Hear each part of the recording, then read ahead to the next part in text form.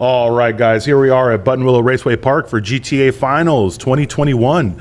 It's been a really exciting year. We've had a lot of great events, and here we are to cap off our year. As you can tell by the stream, it's a little foggy outside.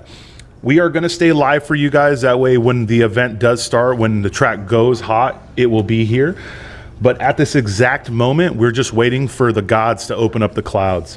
It's going to be an exciting year. We have a little bit over 60 cars signed up, some new cars we haven't seen, some old cars with some good setups. I think we're going to see a lot of records fall. Hopefully, with any luck, we might even see an overall drop. But every class is stacked. We're seeing a lot of great cars, a few builds that are pretty fresh. As the day goes on, we'll go over some of these builds. We have a lot of great information on these cars. So at this moment, we're just waiting for the fog to lift. We're going to pull up the schedule. Now, guys, obviously, this schedule is going to be fixed through the day. We're going to do everything we can to get these drivers as much time as possible. We should be live at this moment, so the 8:30 session is kind of scuffed right now. We'll keep pushing forward. Hopefully, by the 8:55 session, the clouds have opened up. If you followed us last year, you're going to remember that we had this exact same issue. But luckily, once the clouds start to open and the sun breaks through, usually it's within 20 or 30 minutes, we can go hot on track. These guys did have a full practice day yesterday. We did have some issues. I know we may have lost one or two drivers, but some people have already overcome. Ravi Tomerlin in the We Don't Lift NSX actually lost both front tires, but got a new set delivered today. It does look like we did lose our favorite Viper, though. Cable Rosenberg in the 9-liter NA Performance Viper. That will not be running, so we wish him luck for next year.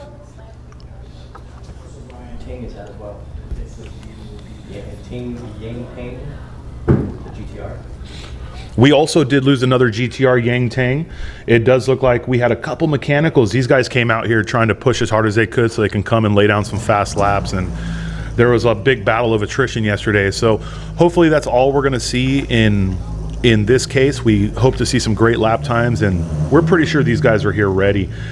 All cars have been teched. Everyone in the drivers meeting was excited. You could really feel it in the air. So biggest thing we're hoping for is these clouds to open up and we can get a strong day going.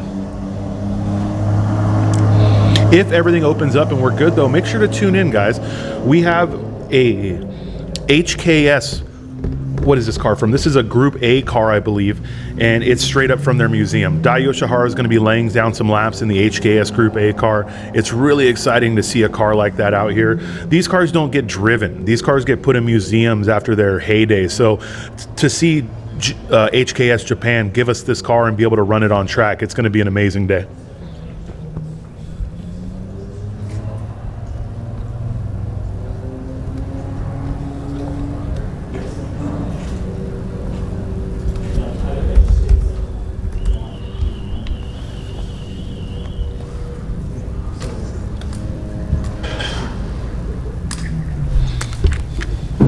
Perfect.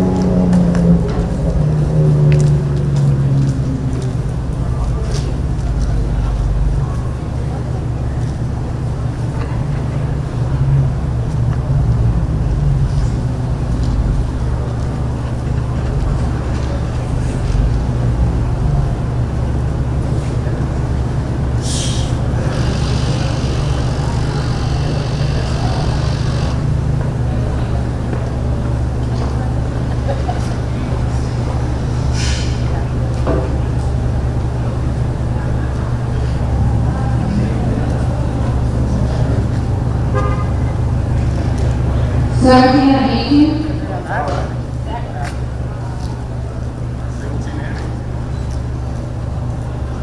I was in the 70s.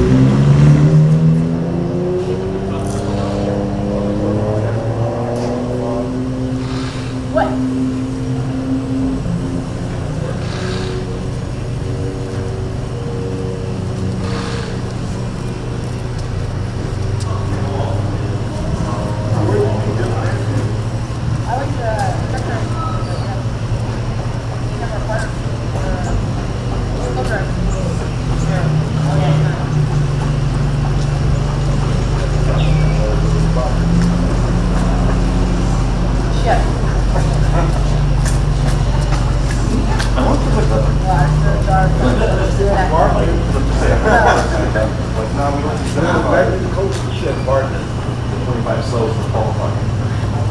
Anticipate them.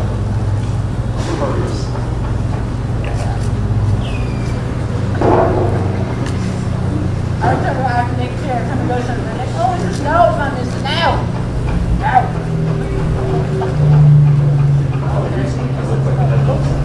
Other time it's the whole side of Friday.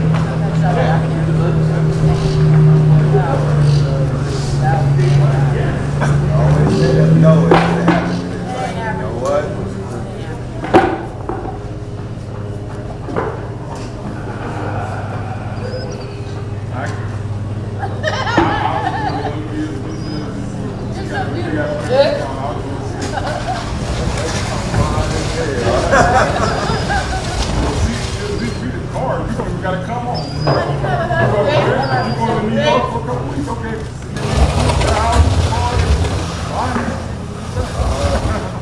I make sure the house clean every day, bro. Pay somebody $150 to come clean the house.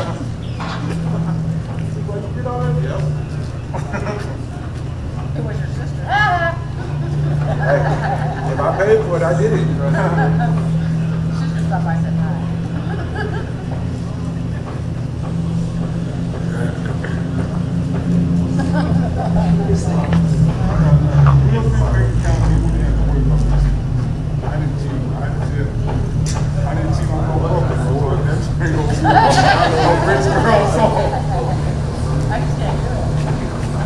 It's too simple to be like, put up together no more.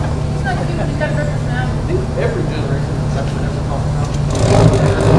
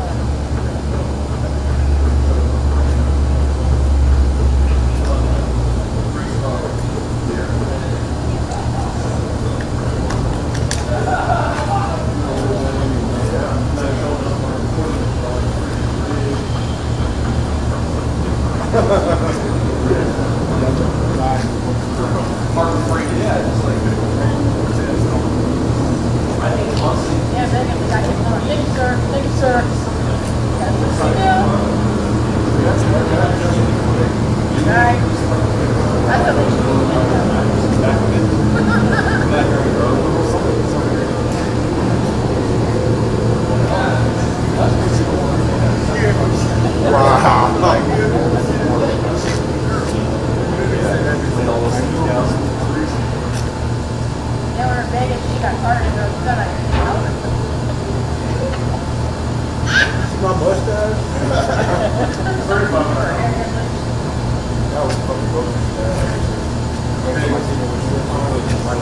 And I worked the leg and I'm like, oh crap, I'm sick. It's looking at her.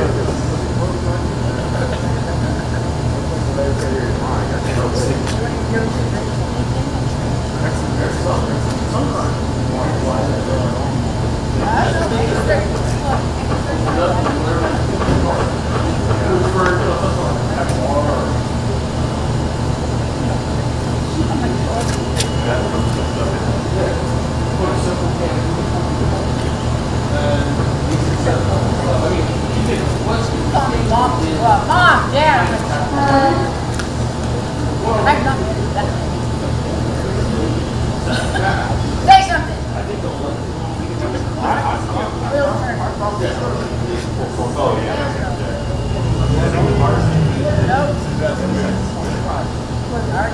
I've seen that with people like that.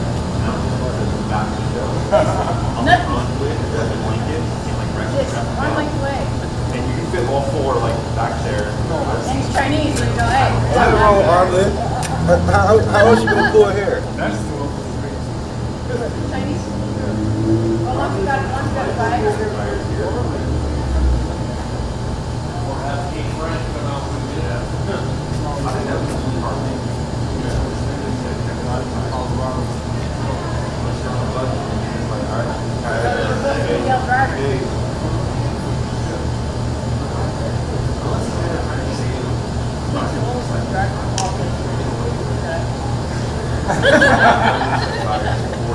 That was like a softball pitch. She was like, hold on, I'm trying to hold on. Wait a minute. Like a curve.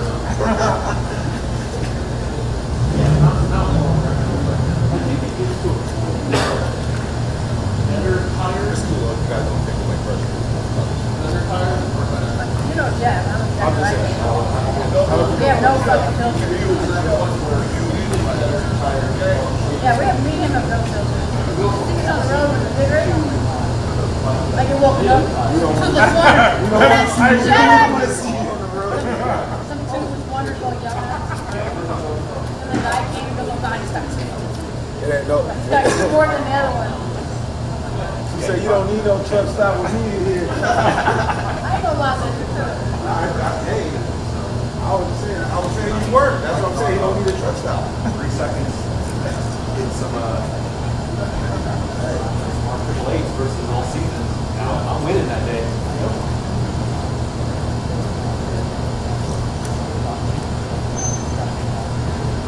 Yeah. Now they're on Facebook.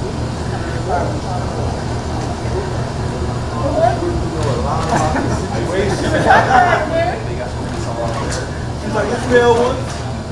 There is, actually. All in like that. Don't come up.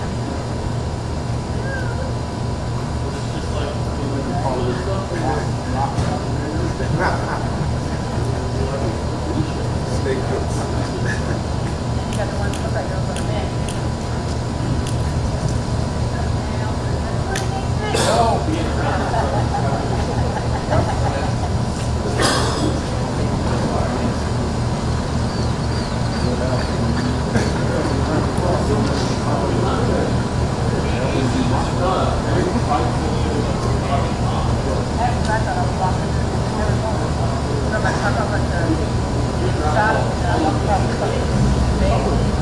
How much? What? He goes, how much? Mom, oh, I will cut your throat. I was like, I will cut your throat. She went to her. You have to ask. I always go there like, how much space do you have?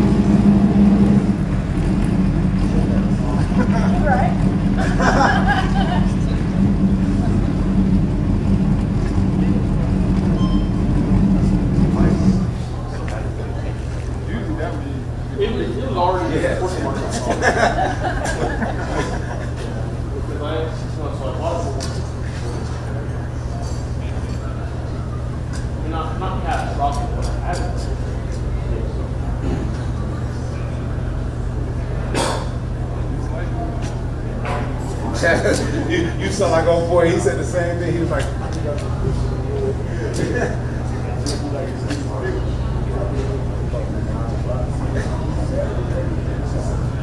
Me, he started me at 10 o'clock.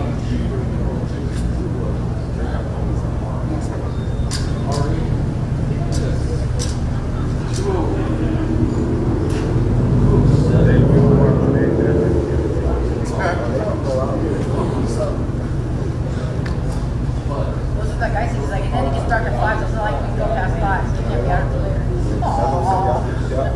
that's what I said. It's short today. Shucks. I'm gonna pull though. Yeah, it's short today.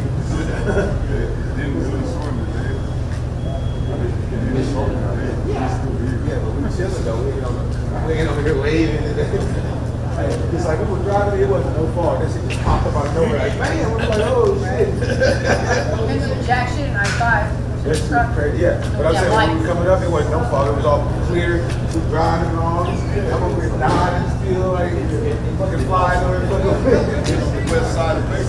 Like, man, I'm like, I was like, oh shit, what the fuck is going on? Had to hurry up and get on my phone. Like, it's fog advisory till 11 a.m.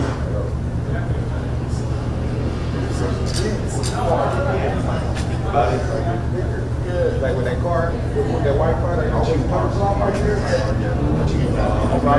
I thought you should let him go in front. We know we need to stop. That motherfucker was going 5 miles an hour though. He didn't have nowhere to go. Like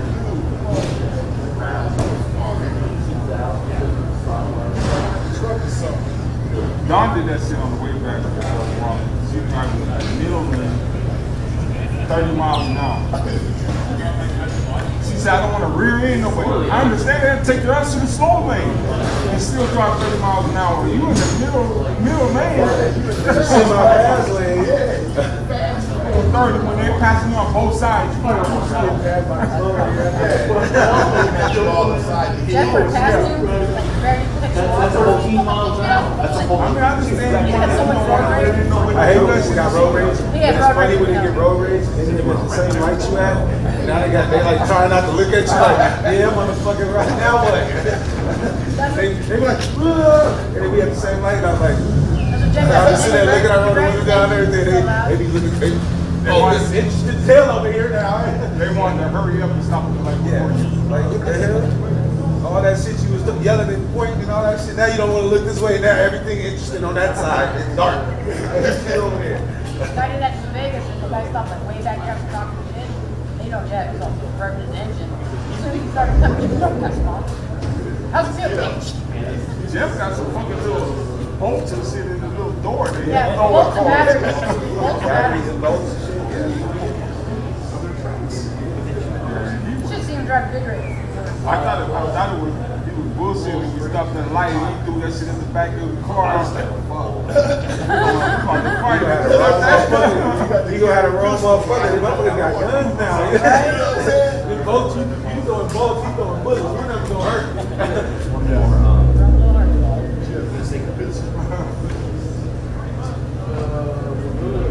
Like I got my taser. Yeah, it's a taser on the door, yeah. You better tase that motherfucker. Yeah. Boom, boom, boom. Tase yourself. I guarantee you he's not going to be close enough for you to Yeah. tase him. Yeah, I'm not gonna run until you come right here. That motherfucker travel. I'm gonna pop, pop, pop, pop, pop, pop. Yeah, roll right by the side. And There's a taser on the door, so I'm half the size. I'm like, we're coming right to the side. Because we're in Vegas and you're here, there's no direction outside the door. Come near my truck. Come behind my truck. I'm like, what talking? Got right in front of me. Come. We have multiple of this thing. what's happening? When his taser was still in his hand. Turn the wrong way. So, green.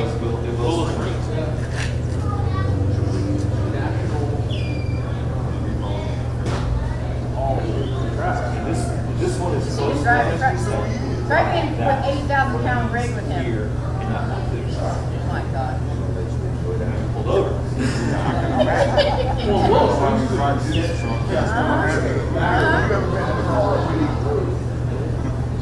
got a new Jeep now. Now four-wheel and everything. But the thing only goes like 70 miles an hour. So he's hating it. Yeah, that's Oh, yeah. 70 miles an hour slow. Yes, it is.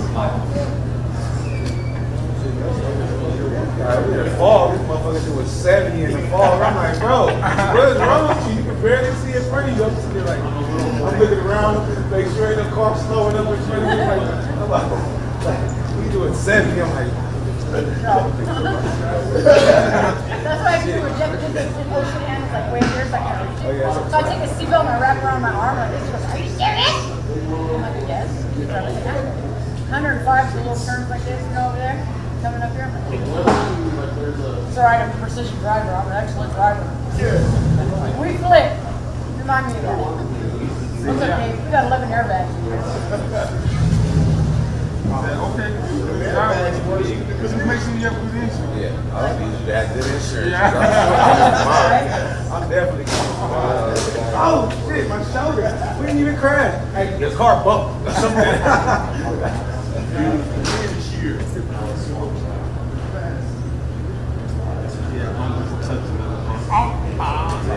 You get your whiplash in the traffic.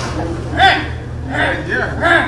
I'm like, that's like $5 gas every time you touch it. And then you wonder why his motor mouth is fucked up. Because you slamming all that way back and forth. Shit. This is exhausting. But he's $4,000 over the warranty, so they said you gotta pay for another warranty. First, you gotta fix the part, then pay for another warranty. But that'll make no damn sense. Sure, past your warranty. We don't have to fix your shit anymore. So, because if you go buy the warranty, then we gotta fix your shit. I mean, But they said you can extend a warranty, you have to fix. But now they're saying you gotta have it fixed before you can extend the warranty. it's already. But they don't want to pay for it. He should have went and got the warranty first, and then came and said that shit was fucked up. Second part. Now he's getting rid of it. Saying that. No, he had to fly about the cheap thing, like $1,200, $800, $900 a month for a truck. And I was, like, And it's a brand new fucking truck. No, the credit was good until Angie lost the truck. They got Tell him to take that something off the forehead. right? I never would have paid that. He still owes $31,000 on that truck. And he's already paid 2 years and $900 in the month. Yeah. When I had my Silverado was due. My payment was $563 a month. Yeah, that's why he bought the Jeep I'm like, straight shit, out, no payments. that shit was brand new. Like, $563. certified. It was like the first Jeep I found. I'm like, look around. But he wants to turn it into a truck. That's what I told him. My watch out and all down with that shit.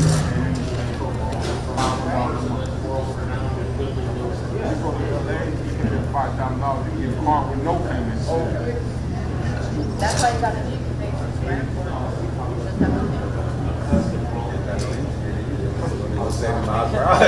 Shit.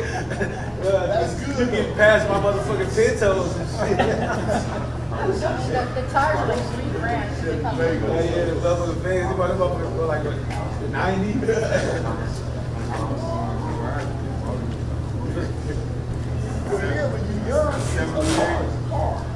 And then my homeboy came over with his Volkswagen. Was like, no, it was a 78. I know what you're talking about. That's what I said, that was the year I had it. Then my homeboy come over with his Buzz with like 5,000 watts of sound system in there. Now I gotta step a game up. I don't like, I just like the sound system. Oh no, that's the new thing now. The more it sounds right. Like back in our days, you had to beat. But now with the that's like the new thing now. Louder. Back in the days, he used to come through and the little awnings in the apartment building would shake when his ass come through. That was 20 years ago.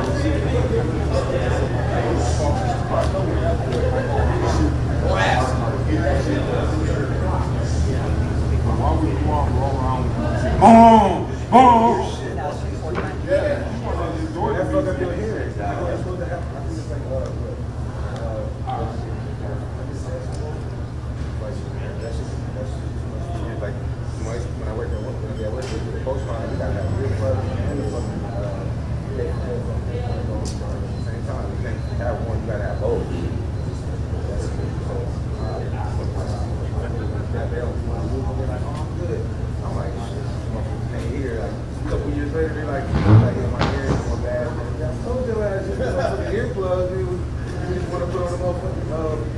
Yeah, that's it. I'll use both of them motherfuckers. I used to take whole boxes. Work like shit. I gotta make sure I got earplugs. Oh, we got earplugs. Work out whole boxes.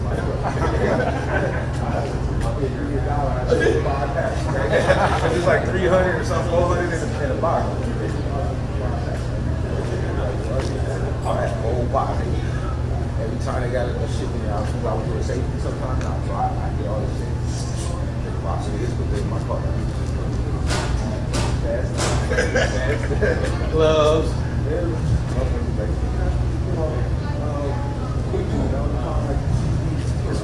are you gonna do with it? I just do a glove here. You're supposed to get the old one. For what? What the fuck are you gonna do with the old one? Just want to make sure they're everybody's always going to do that.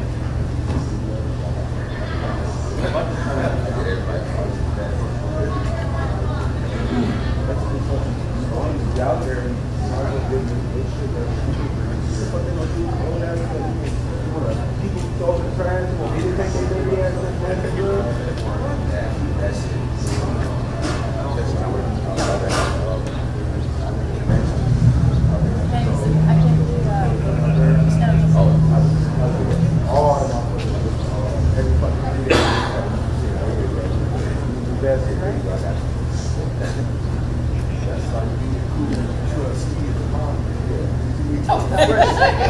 fresh set of motherfuckers. You know what I'm saying? They creased up and shit. I'm going to jail. Oh, man.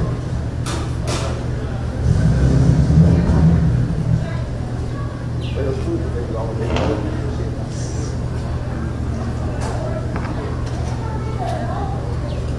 9 o'clock, it looks about the same as it did an hour ago. I mean, I'm like 30 minutes. It's not clear. I got no issue coming back tomorrow, but I am my part of it. Is that Joker? 21. We got steak. Right?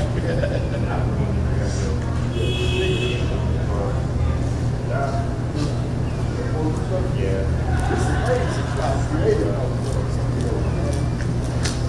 Is it like? Okay.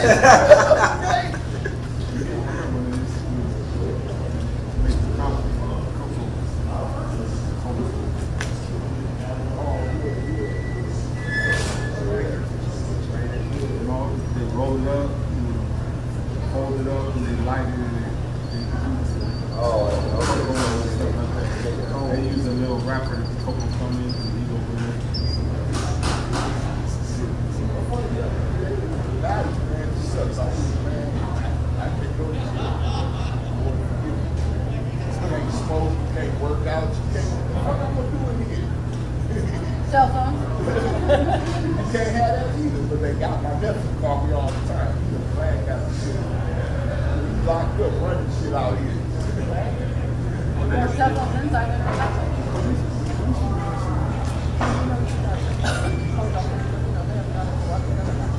Oh yeah. Are they on YouTube and TikTok?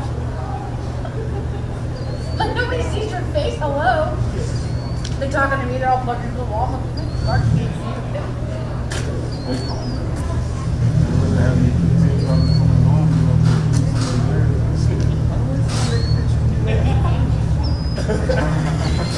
Show me nigga selfie.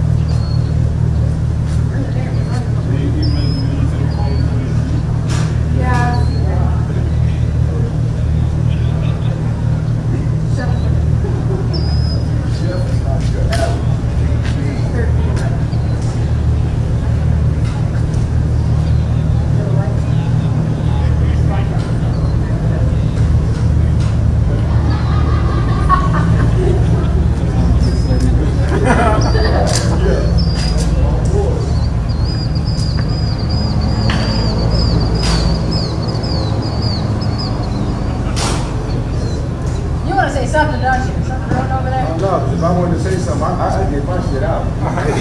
You'll learn.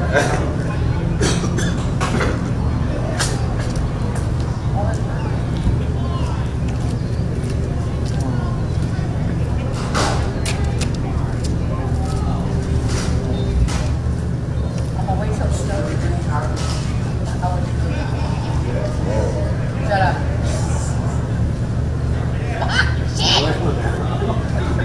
It's gonna rain because you're the one. Hey, she had to run around the shower for an hour. Stupid.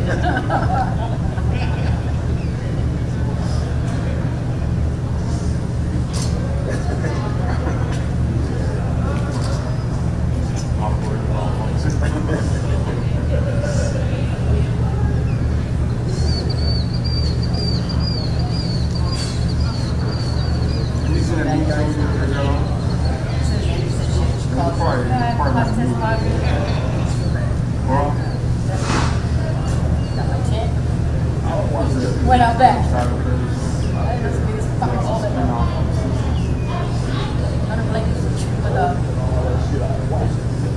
This one is like your brother's. And then it started going. Brand new air mattress is open.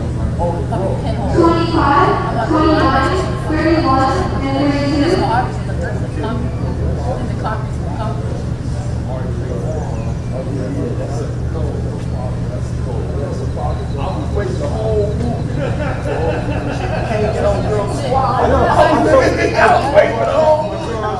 I'm not trying to figure out. I was like, cause he got a fraud, he got a fraud. I'm like, they gonna squat, they gonna squat. He's like, nah, I'm like, why? They gonna get drilled. You gotta check that out. The harder they fall, the better it is. Boy, just out living. Making a burger, turning it in.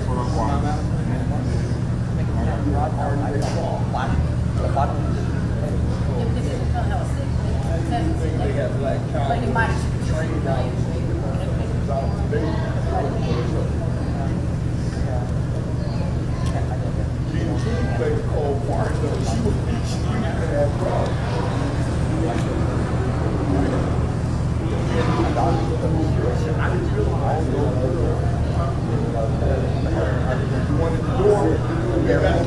Knock that fool out, dog.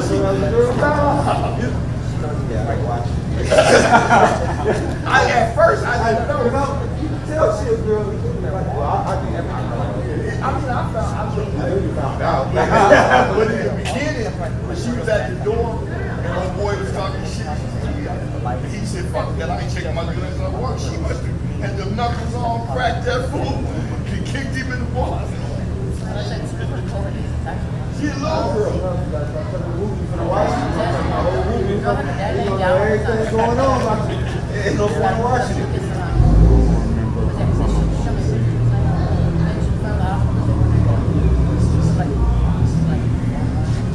I don't know if it's better than Magnificent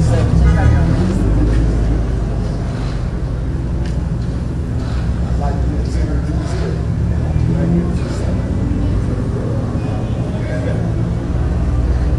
didn't see Magnificent Seven? You said, why? Lighting up right there. Like Samuel L. Jackson. Hey, what that say on your name? I think I was asking. What you say? The B word is the Chinese or something? What you say, lady? Six.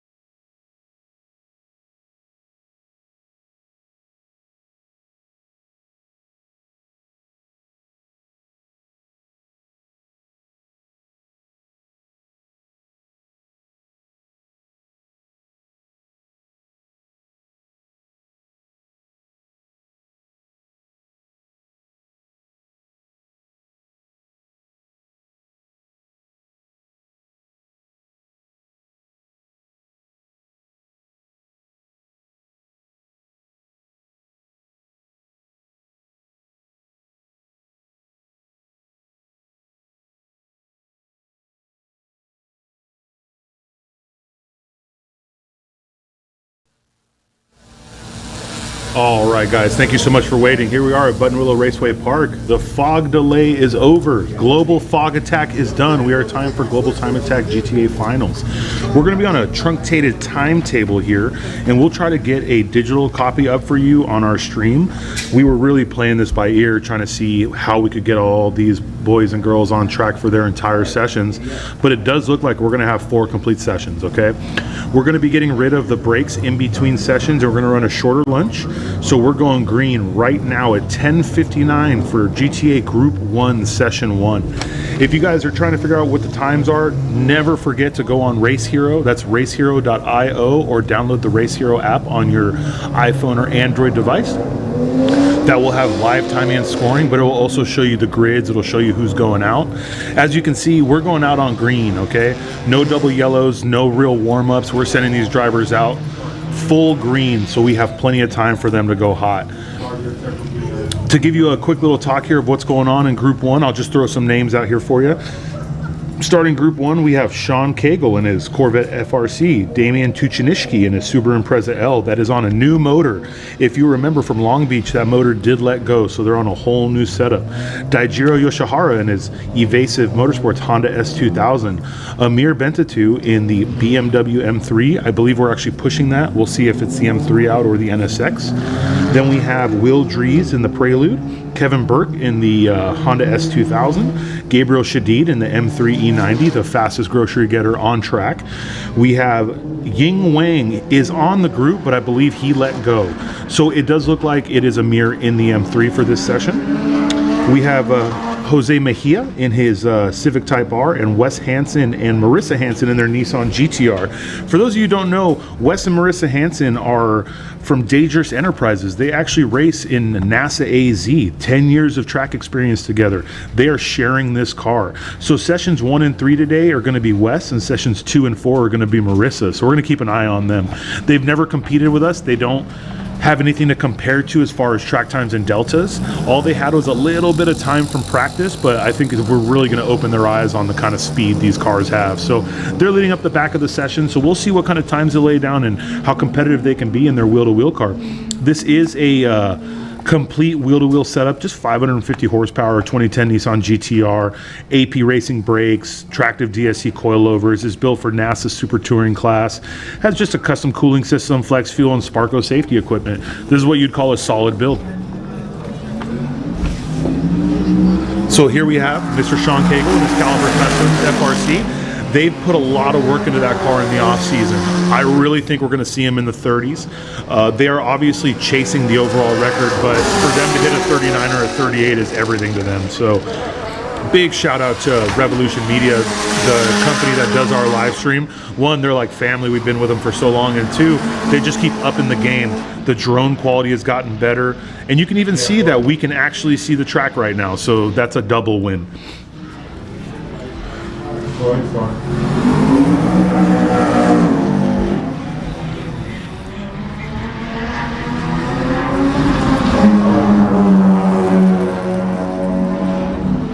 Looks like transponders are ticking.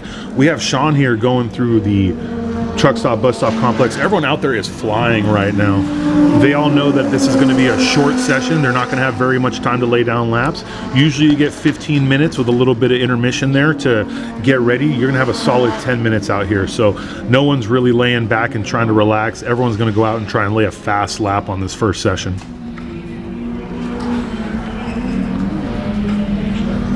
I'm trying to get mine out of focus. I'm trying to get mine out of focus right now.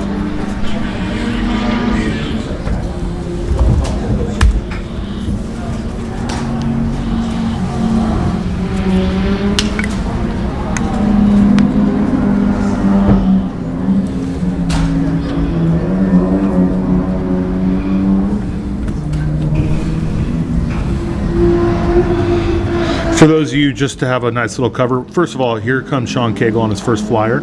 Let's see what kind of lap time he lays with that new setup. 145.278, pretty solid lap to lay down, followed by Damien in a 146.897. For a point of reference, the limited all-wheel drive record is a 42.6 that he's chasing. Amir with a 146.6 in his LSM3, followed by Will Dries at a 146.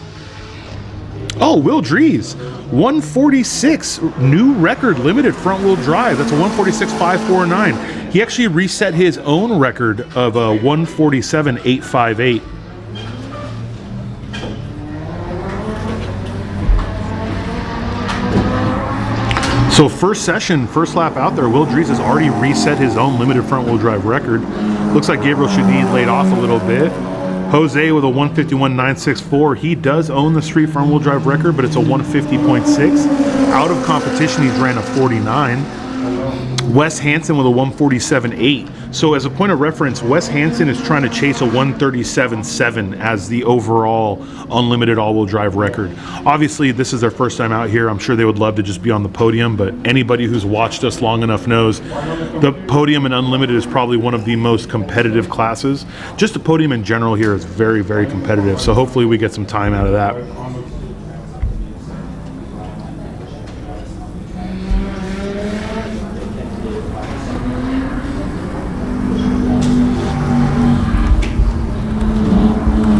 And for those of you at home trying to keep up, 10:59 was the first session, 11:11 will be the second session, or the second group, 11:23 will be the third group, and 11:35 will be the fourth group, and we'll jump right back into group one. We're gonna run back-to-back sessions here and then see what we can go from there. It looks like the day is clearing up, the track is good. We're getting some sunlight out, so that's really gonna bring some temperature into the track. These guys and gals out here really are pushing hard, but there is very little track temp out here, so they're trying to get as much as they can out of it. Will Drees on his second lap, about 2 seconds off the lap he just ran. Same with Amir, just a 2 flat. He was probably on a cool down, trying to get some temperature out of those tires so he could go for another flyer. Kevin Burke, 151.8. That's his fastest lap of the event so far on his second lap. Kevin Burke's chasing a 144.2 as the record, but again, realistically, he's just trying to lay down some impressive laps. That car was just rebuilt by Rockstar Garage, so it's really good to see them out here. Gabe Shadid at a 51, took 9 seconds off his last lap. Looks like Wes Hansen pulled a couple tenths out of his last lap. Still in the 47s, but they got plenty of time to get accustomed to Button Willow. Anyone who comes here knows there's so many places you can pick up time. You've seen a driver show up and run X lap and by the end of the event be 5-6 seconds faster. So we're pretty sure we're going to see them pushing it down into the mid 40s, 45s, maybe even 44s.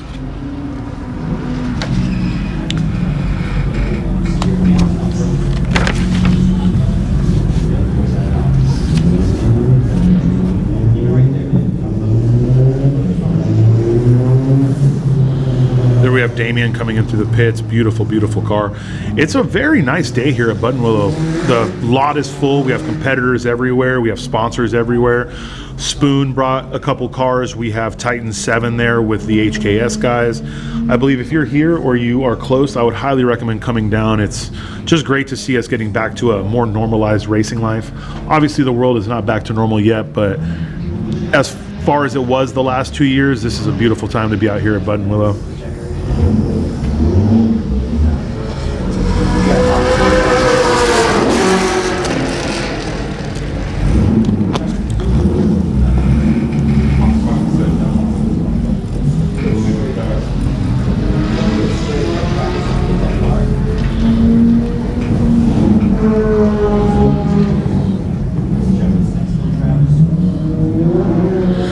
For those who are wondering, this is actually sunset. This is the final corner on the track.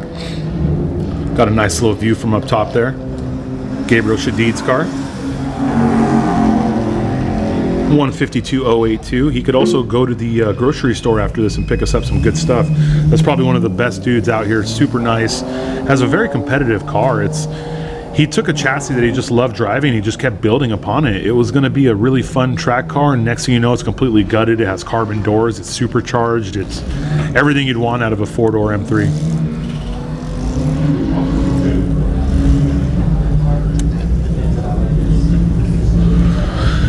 For those of you that were watching last year, I think you remember the difference between the hot pit and cold pit. There were very few people over here. Nobody was really out there unless they were working on other people's cars. But as you can tell, more and more people are coming out. The world's becoming normalized, and it just feels good to be racing again.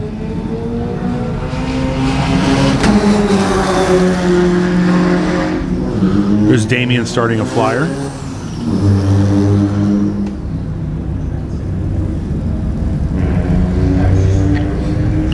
A beautiful yellow S2000 there. That's Kevin Burke and his Rockstar Garage S2000. That's the Rockstar man himself, Justin Taylor, just working on the car for him, checking tire pressures, checking temps. Anyone who's been here at Button Willow, it's not common to get a view like this from up top, so it's really cool to see this track from an aerial view. There's Damen. It does look like he's pushing. That was a really clean through cotton right there. Let's watch him carry some speed here through the truck stop, bus stop complex. His aero package is really dialed in. This is a RS Future front end aero package. And Damen himself, he's been pushing and pushing. He has the ability to break the limited all-wheel drive record. Last, I believe in April, he was here and he was within a second or so or two on a low boost setup. So he sent the car at Long Beach. He ended up grenading that motor. They got a whole new setup done and in and tested yesterday here. So we do believe we're going to see some pretty fast lap times out of these guys.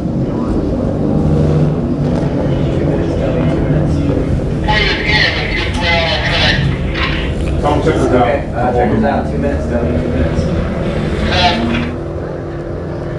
There's out for something.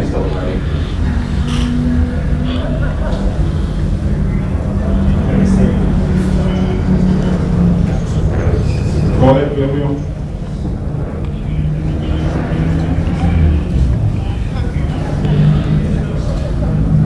Drones are okay today. Drones are okay. They got social media.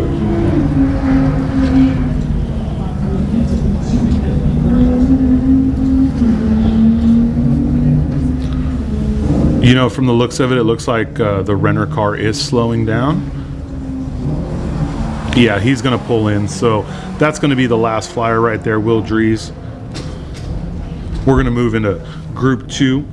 So while they're getting all out, here's the breakdown for Group 2.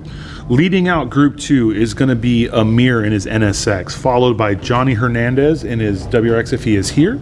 Johnny Hernandez. Christopher Mayfield in his BMW M3. He does fly in that car. We have Jarek Javier, followed by Mike Kang, Ray Guerrero and Zach Sober in the Viper, Nick Hayes in the M4, Leaf Storer in the GTR, Kyle Robinson in the Supra, Tim Kuo in the Civic Type R, John Vo and Tom Tang in the Lotus Exige, Ivan Hung in his S2000, Jason Chin in his 911 GT3 RS, Robert Robles in his BMW M3, Daniel Giraldo in his Honda S2000, and Cameron Parsons in his Honda Civic Type R. This is Group 2 we have going out.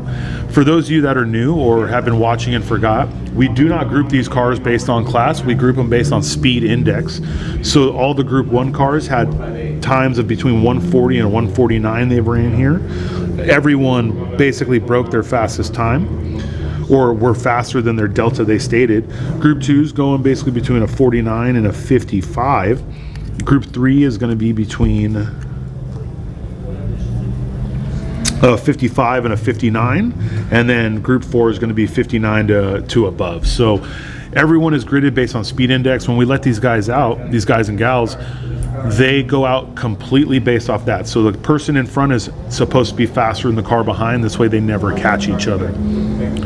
Now that the other cars are basically finishing their cooldown laps, we're going to send out the next session. We're going to be doing this quick back to back because of the fog delay. So we'll be back to a normal schedule after or tomorrow, but today this is what we have going.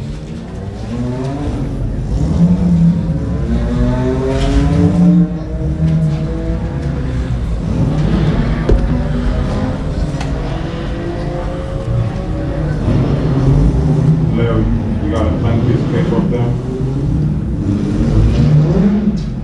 They want a hard copy of the electronics. So if you take it for the order and so we can get it into the kitchen.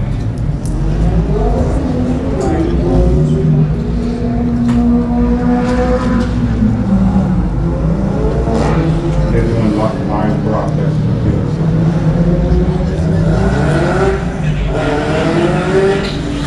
That Lotus you see going out being driven by Tom Tang and I cannot remember the name.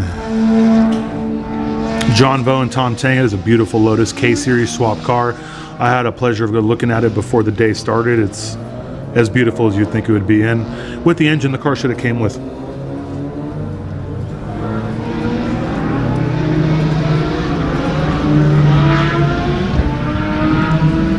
Yeah, for me, I want to do this.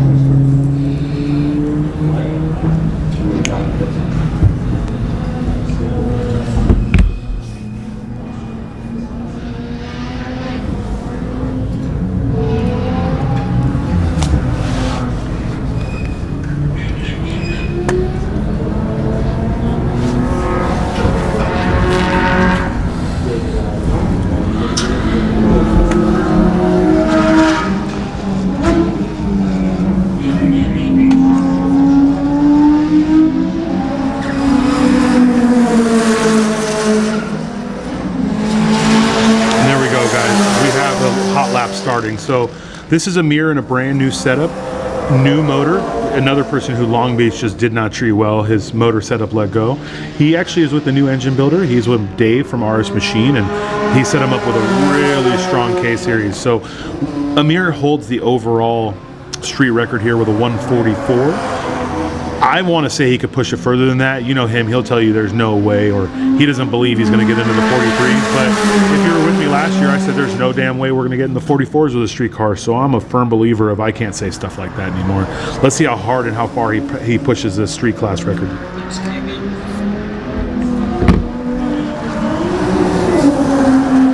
He also has a complete NA2 front end now.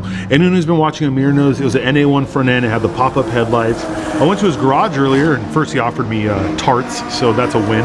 But also, I took a whole new look at the car. It's a complete NA2 front end, NA2 headlights, his RS Future Aero package. The whole car is just incredible right now.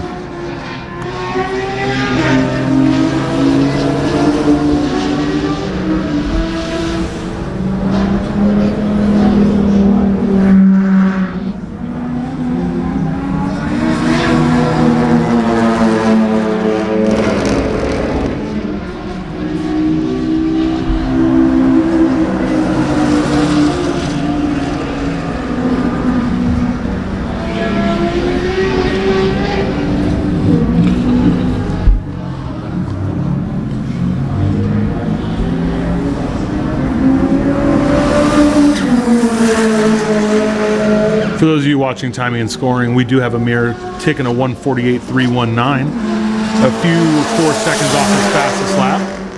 Johnny with a 52. These times are really indicative to say that the track temp is probably a little too cold. Every single one of these folks has gone faster than this stated track time, so we do believe that they have more in it.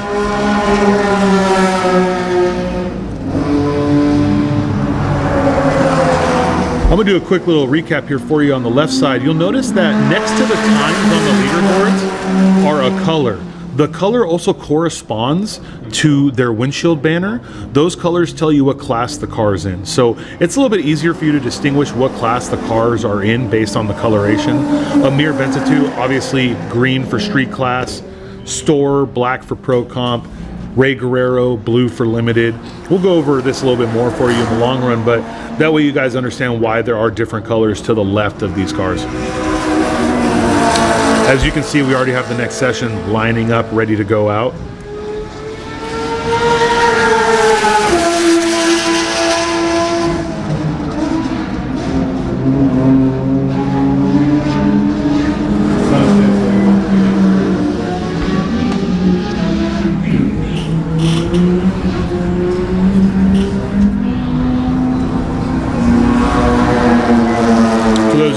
That is the same M4 that was at SEMA. Full RS Future Aero package being built by Art of Attack. Do not know much about the power level of the car, but I can tell you it is a gorgeous build. It's really hard to say how you feel about these new BMWs with the big grills in the front, but when you see this car in person, it's very aggressive. It looks fantastic. Amir took 2 seconds off his first lap. He did a 46.378. That is definitely fast enough to make him the fastest car in street class right now.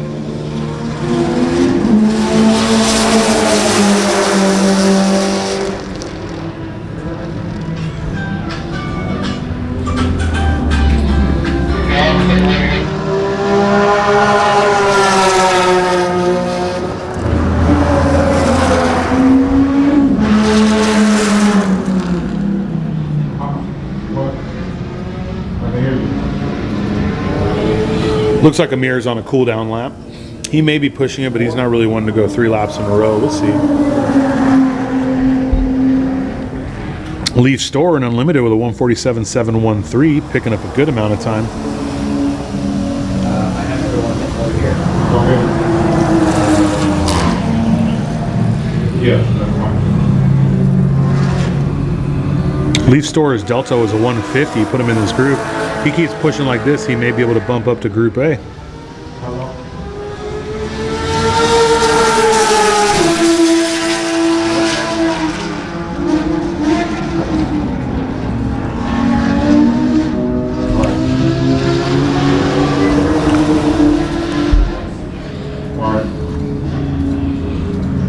That is a Viper on track. For those of you wondering, the 9-liter Viper, Mr. Cable Rosenberg himself, he had a little engine issue during practice, so we won't be seeing him out here on track. We will see him back out again, of course, probably at our next event, but we won't see him out here. Yeah, 21, 23.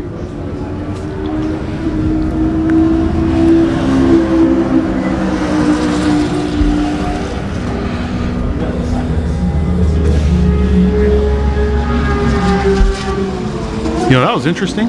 Amir's not usually one to cut off a track like that, but there had to be some kind of serious issue for him to pull over. I bet you he couldn't have made another lap, didn't want to cause an issue, knowing that we're on a short timetable.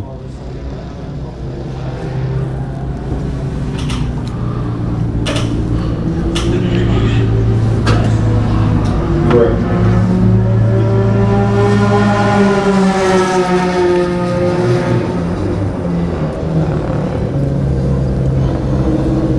If he gets in your way, just tell him to move aside.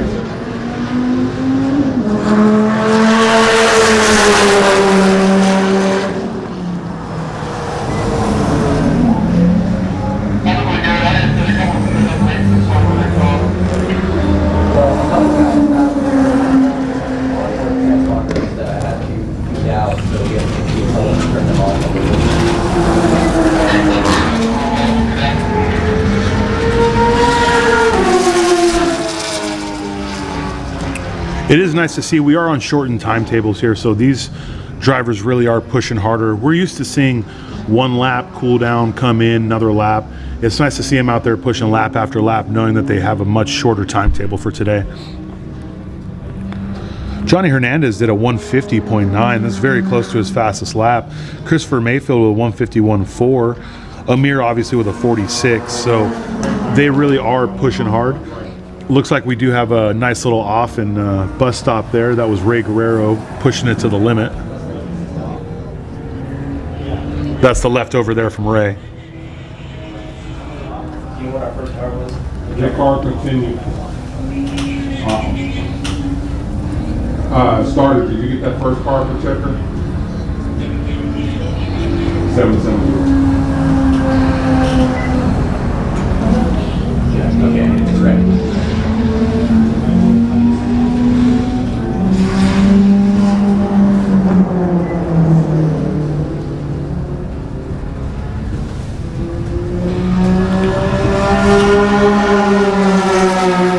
We have like 2 minutes before the next one goes hot. Can you pull up class descriptions?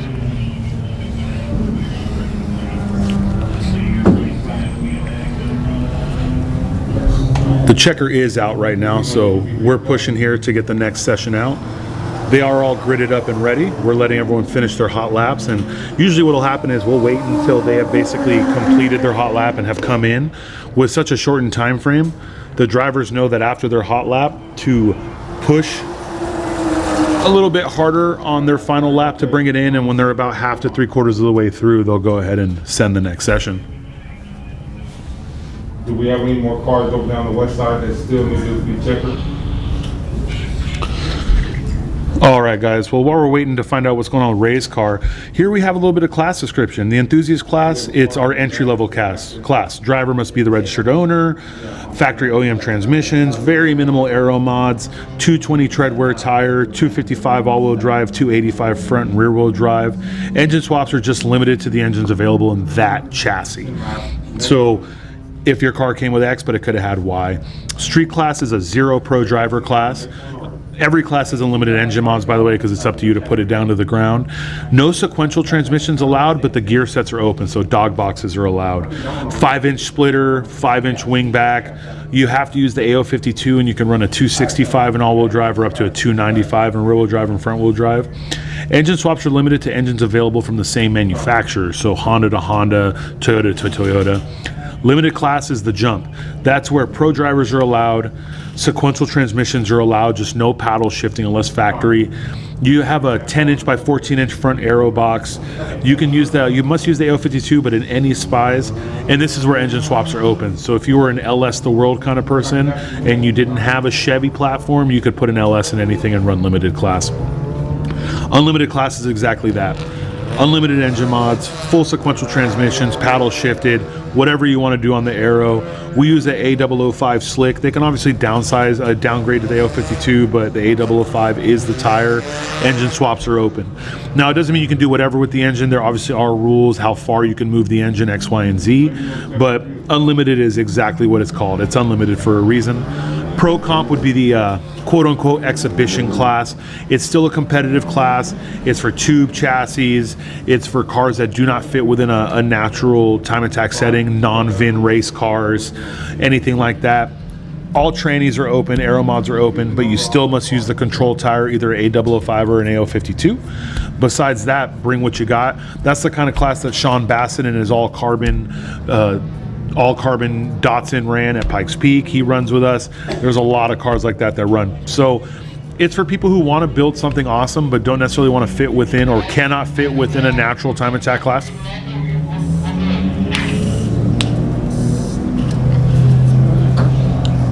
Hey, is this drone capable of tracking cars, or is he just flying to get an overhead shot?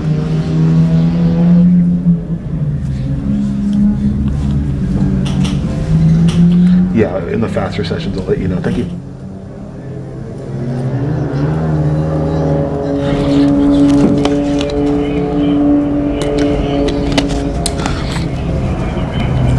There it is. Okay, that is definitely Phil Hill right there. You know, I'm getting a little lost myself. I've been watching this track from the side and from inside cars my whole life. And when you're seeing it from the very top, it is a little difficult to know where you are to get your bearings. There right there is Ravi in the We Don't Lift NSX starting his first flyer. He had a really interesting day yesterday. A car's motor let go in front of him. He spun out going into Phil Hill backwards at 120 and toasted his front tires. Lucky for him, someone came and saved the day, and he has some new front tires. So we hope he can lay down some fast laps. Quick little record on that car. That is a K20 C1 car. That has a Civic Type R engine. Very first Civic Type R engine put in an NSX. Obviously, K-Series and NSX are not new, but if you know anything about the Civic Type R K-Series, it's nothing like a K-Series. It's a completely different orientation. Mounts are different. It's a DI car. The electronics are crazy amounts of good. So the amount of things you have to do to just make it work. This is a test car in function. He ran at Long Beach with us, and it was an amazing time. So I know they're going to spend time developing this car. It will get faster, but it's good to see it just consistently running laps.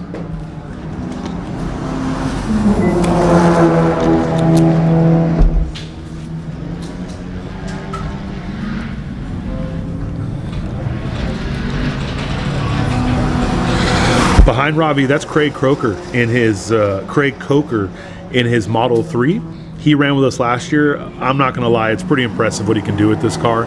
It is rough, though, because between sessions, he had to go drive back to the hotel off-ramp to find a speed charger to get more charge in it. That really is the limiting factor in the downfall. You only get 1 or 2 laps at full power, and after that, it's very diminished. Not necessarily a problem when you're just tracking the car, but when you're here for competition, for time attack, it's very difficult to have limited power. So he runs 1 or 2 laps very quickly. In his personal setup, with the wider tires and everything that wouldn't make him fit in this class, he's run 56s and 55s. I believe last year within the limited class setup, so limited tires, no double wing, all of that, he was still sub 2 minutes in a full weight Model 3, so that's great.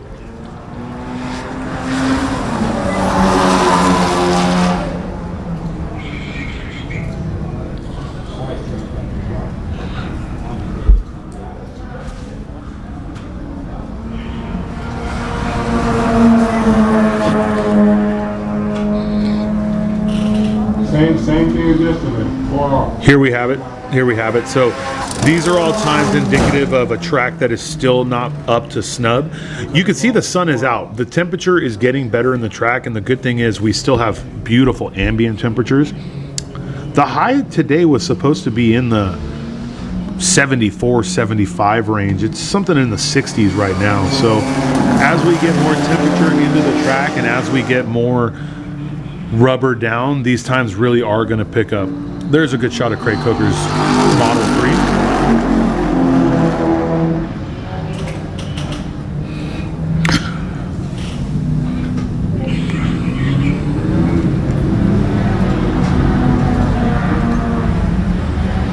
I can maybe try to stand over there close to the field here and see if we can get it.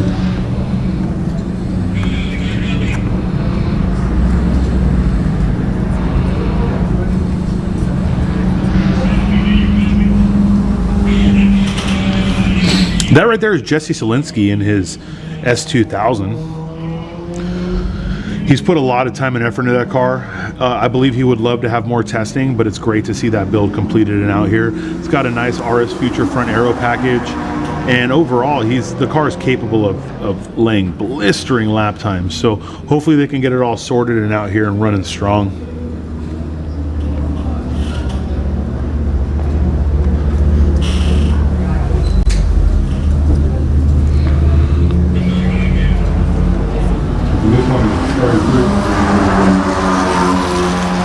Remember, guys, this is Group 3, Session 1. We are pushing this hard, Group 3, Session 1. We're going to get 2 full sessions before we go to lunch. So Group 1, 2, 3, and 4 will go out again for an entire session.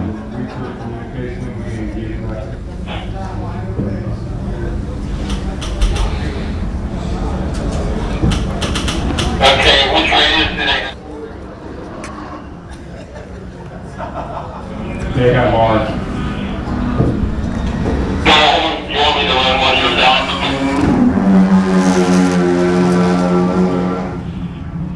And some of that is there down.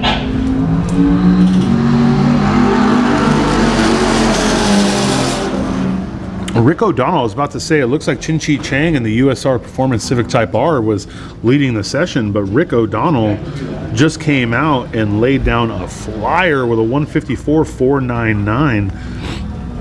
He is in the Opel Manta A. That is that beautiful blue car. That's the car that Mark Yeager actually borrowed after he blew his motor in his Subaru the last time he ran here with us in his Subaru. Sadly, that car is gone. Mark Yeager has moved on to his Mustang and his Miata, which nothing wrong with that. He's been out there doing great things. But it's great to see this Opel, this beautiful car right here. It's an Opel, I believe, LS swap, and he's out here laying down 54 fours.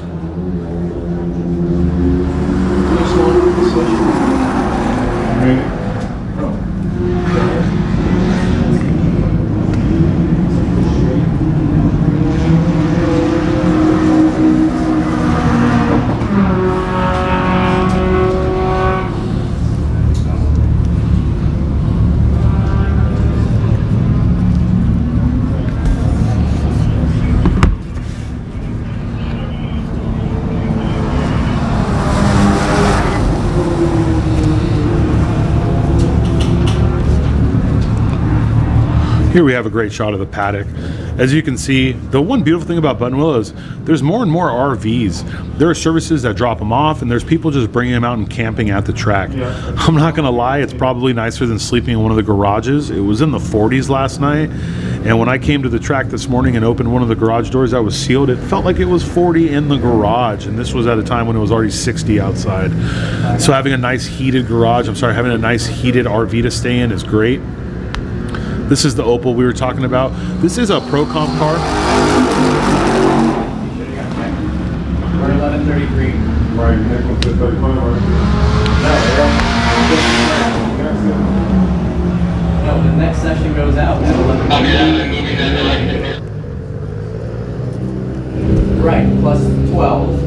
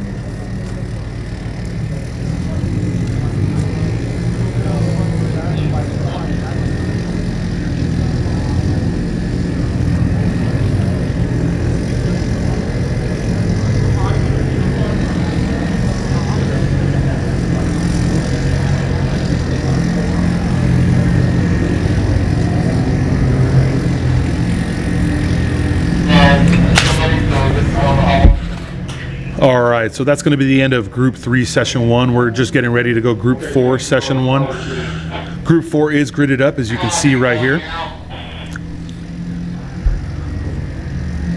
Let me know in last 2 that we'll get ready. We do have Button Willow safety going out. I'm not sure if they're going to have to yank someone out. Maybe our drone will be able to catch a shot up top of a car on track. No, they're not picking up the car.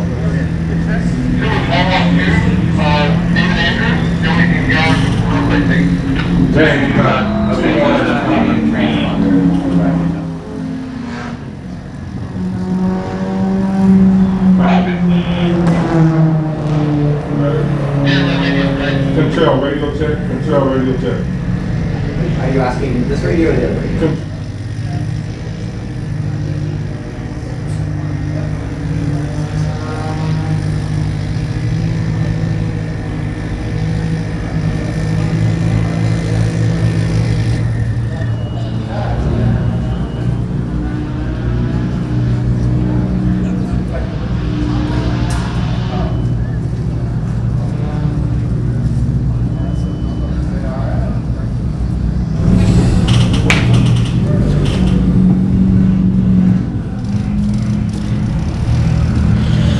All right, we have Group 4 Session 1 going out right now. Group 4 Session 1.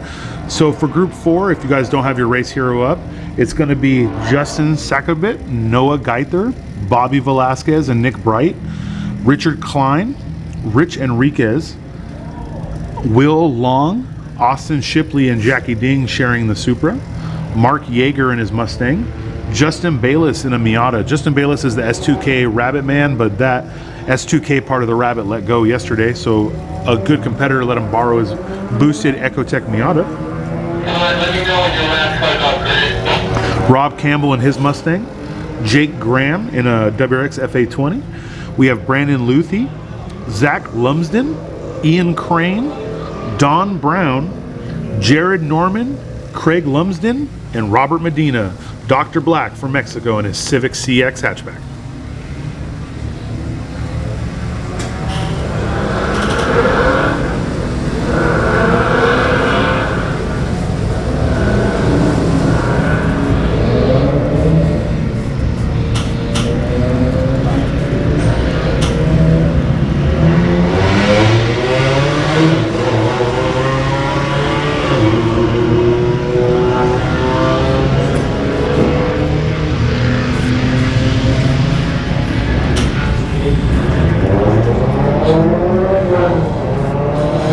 Crazy part is we're about to go right back to Group 1. Anyone that's been following us or watching this knows they usually have a good amount of time between sessions. So if they have a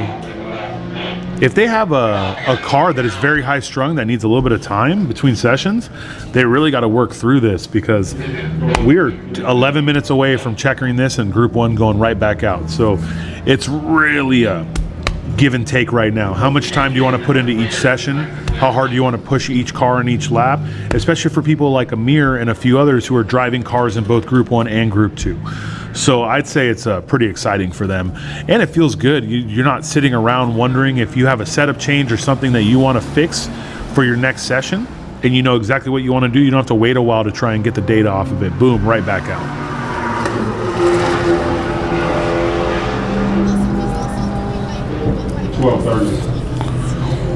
It's Noah Geither in his Civic Type R.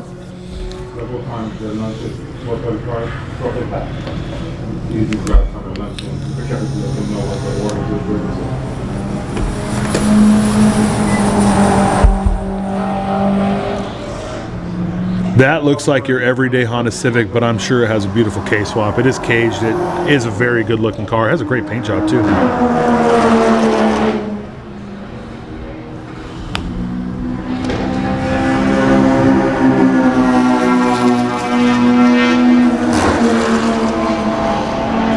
That is the Supra PhD Racing. That is the car that Austin Shipley and Jackie Ding are sharing. Austin Shipley has competed with us in the past with his Civic Type R. He has teamed up Team California PhD Racing with Jackie Ding and his crew. That Supra is actually one of Jackie Ding's cars. It's the white one that was damaged. They fixed it up. Austin picked it up after his Civic Type R was rear-ended, sadly, before COTA, and he actually raced that at COTA. So it's a really cool story. These guys have been pushing hard.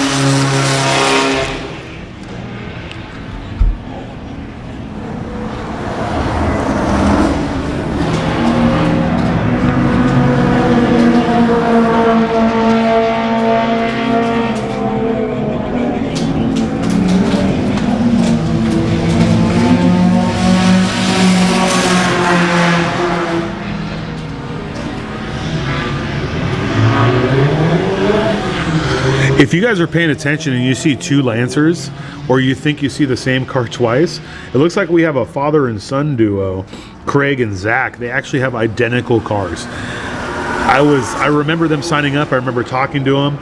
It was just the weirdest thing. I felt like I was in the Matrix for a second. I saw one of them go across start finish. I look over to see another car, and then I see the same car go across start finish. So if you're catching two cars that look identical to each other and you think they shouldn't be at that part of the track that fast, it's because they are two different cars.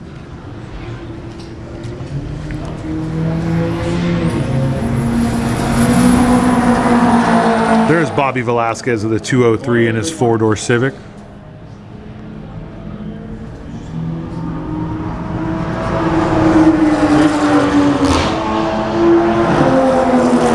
That is the car I'm talking about. There's going to be another car that looks identical to that. Father-son duo in their Lancers. It is not an Evo. They are Rally Arts. Nothing wrong with that. They're both booking. Got Mark Yeager laying down his first lap at 2:01.887. This is a man who's actually won GTA finals in the past.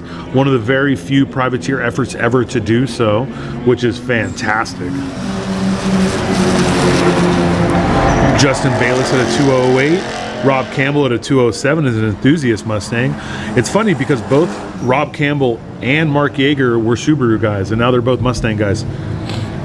Seems like that platform's doing them well too.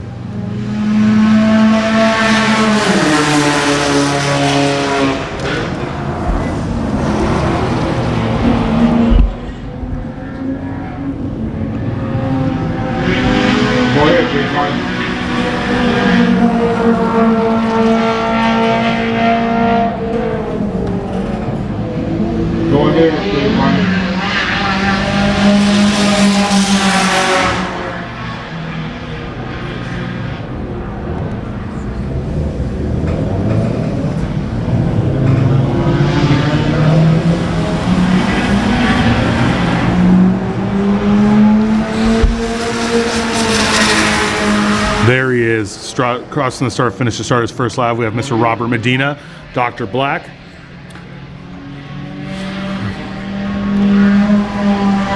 Here you have a sky view of Bus Stop, one of the most difficult corners here at Button Willow. Leads into one of the fastest right-handers. Ooh, Bobby Velasquez with a quick little off. He's deep too, he pushed it hard. That looks like the final corner. That is Sunset. So you come into that a little too hot, it's smarter to just go off. We've had incidents in the past, even in recent age, where people try really to recover after sunset and end up putting the car straight into the wall right there on the front straight. It is absolutely possible to stay in it if you put 2 off. It is absolutely possible to stay in it if you put 4 off, but it's all about risk versus reward, and he chose the reward of being able to lay another lap. Yeah, go ahead. He's good. He's good. Yeah.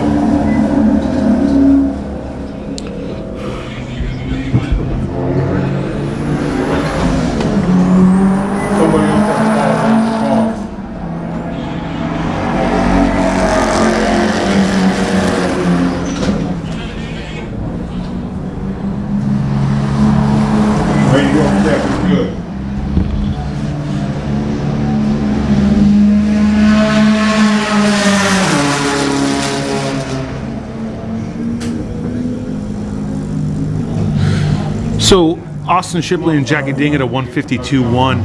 I in no way am questioning Austin Shipley's ability, but I have a feeling this is Jackie Ding in the car. Austin is still learning this car, and he is very quick in it, but to go out there and do a 52.1, that screams Jackie Ding to me. Go, come on.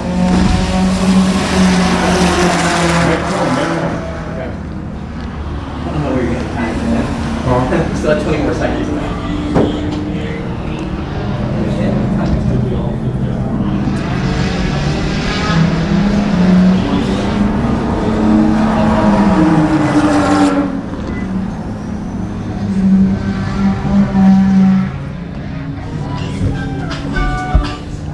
2 minutes, Tony, 2 minutes.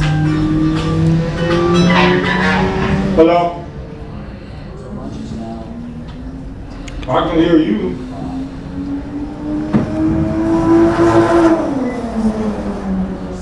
Okay, let me see. All right.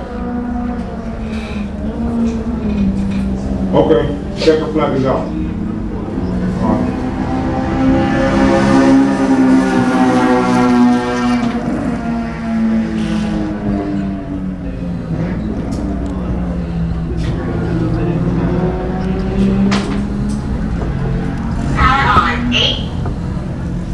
Radio check, grapevine.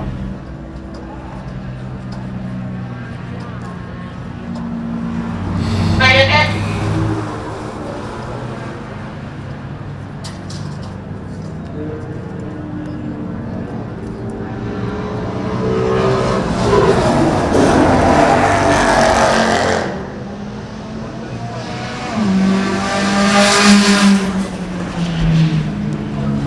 I mean, I'll be real with you. You give me a regular mic, I'll just stand behind you and I can do this.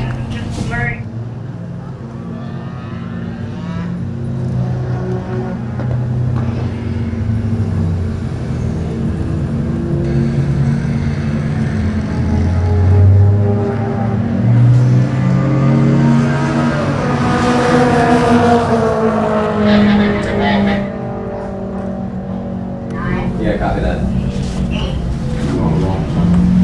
Radio check.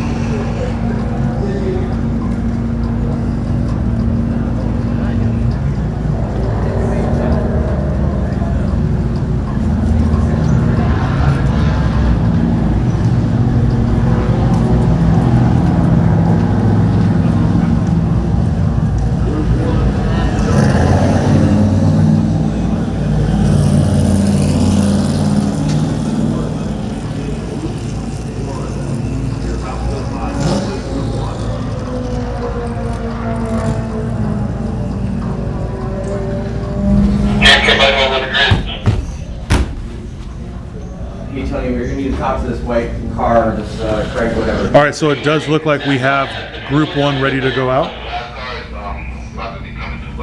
Group 1 ready to go out. You got Sean Cagle there. He tends to come as late as possible. Okay. Feel radio check. That's 610. Feel Craig. radio check. All right, Tony, if you think he's clear, go ahead and send him. Control radio check. Okay, I'm just checking sunset radio check.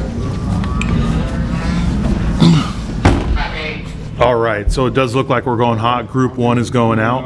Communication. Like we were talking about, these groups are so close and so fast. I'm sorry, so fast back to back and so close to each other that these drivers are really going to have to push hard to make these sessions, especially people who drive multiple cars. So this is really going to be the test for them. Sean Cagle is already out there on his warm-up. Yeah, copy. You guys gotta come around the barrel. Don't stand behind the barrel and try to communicate. Come around the barrel.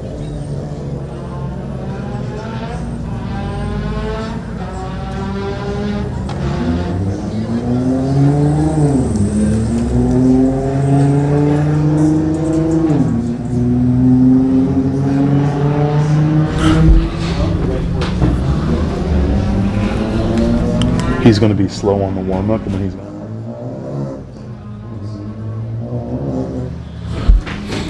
So while they're out there getting their warm-ups going, our goal is to try and get you a full view of a Sean Cagle lap, okay? So while he's doing a warm-up, this is what we got going. Leading enthusiast class right now is going to be Noah Geither at a 58.1, Benjamin Sue at a 58.4, then Justin, I want to say Satchbit, I cannot pronounce that last name, I'll get back to it, at a 208. Amir, leading street class with a 46, followed by Kyle Robinson at a 50 and Johnny Hernandez at a 50. Mike Kang at a 51, Chris Mayfield at a 51, Jose Mejia at a 51. This is some very, very close competition in street. Amir, guess what? Leading limited.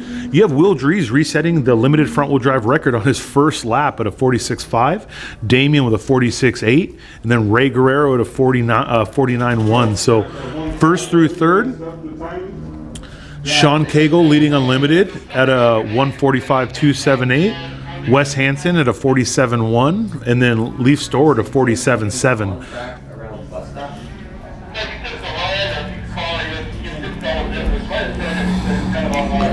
Pro Comp, Rick O'Donnell to 54, and then Nick Bright at a 204. So here we have the start of Sean Cagle's lap. Beginning the bus stop, just look and see if there's anything on track. Someone said that there's something on track. Not sure if it's a piece of slitter or something like that. This is the best part about this drone shot. We actually get to see him around the corners. This is going to be turn 2, going around truck stop area. I'm sorry, going around the button hook. Here's a nice little small straight. He's going to be wide open. Get on the binders early because this whole corner is all about getting good exit. It's not about being supremely fast through cotton corners. It's about how much speed you can carry from this exact point to Riverside. People will tell you that your entire lap is made here to Riverside, or basically here to Phil Hill.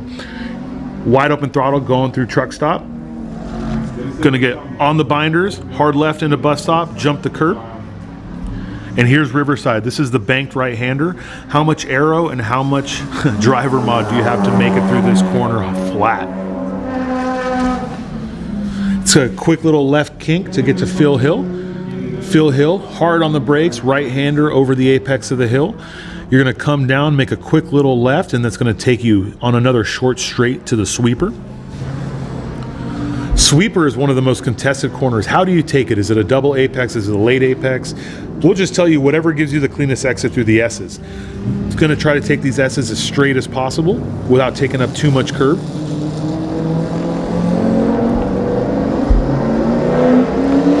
Boom, there he is on the back straight. The back straight is going to be the fastest section of the entire track.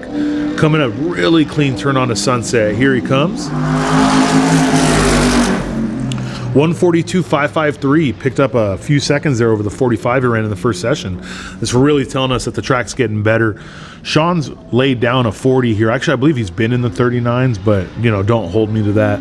Sean knows what it's like to get down in those low lap times, and you know, 1 second doesn't sound like much, but every second under a 45 here is astronomical. So Kevin Burke with a 150.5 in his limited class. Got Daijiro Yoshihara with a 147.0 in his unlimited class S2000.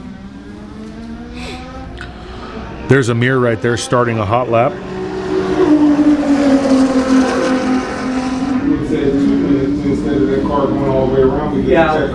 Yeah, the one that we missed, we had to wait for that one to catch that one again. So right now, this right here, this is Daijiro Yoshihara, guys, in the Evasive Motorsports S2000. We saw them show this car for the first time at Long Beach, and they were still testing it and trying to get it right. Dai is really comfortable here at Button Willow. You can really see him throwing it around. I got a quick call from our camera crew saying we got to take a look at this car because he's really laying it out.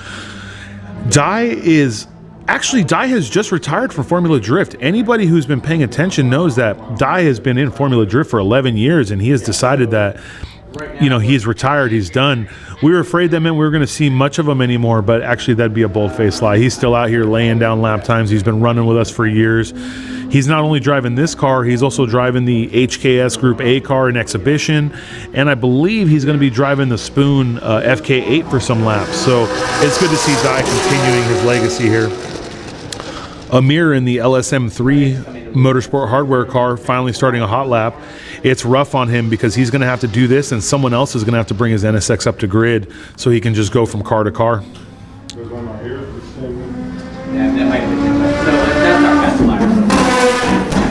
Dai with a 146.870. There we go. Pulled another second out of it. Hit one, they must have pulled off, so. We're good.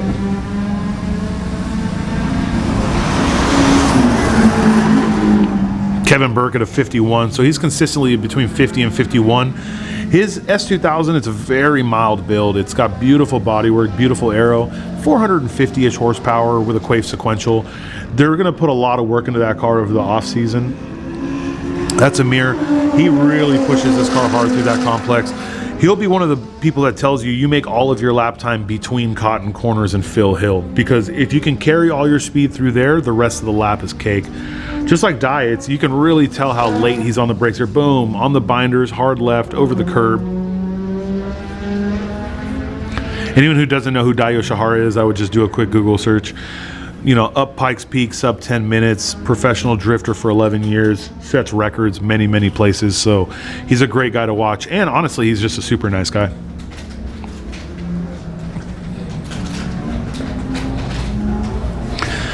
Last time we saw Kevin Burke compete at a GTA Finals was actually in his Corvette. He ran this car in our April event, and he had a freak incident where a rotor just exploded on him, went straight through the fender and the body panel. So it's good to see that car back out here. This is going to be Marissa Hansen in the Dangerous Enterprises GTR. Wes Hansen laid down the first session and third session. Marissa's going to be on session 2 and 4. She's laid down so far a 153.5. Dai going faster again. Next one started. Started. Check the next one.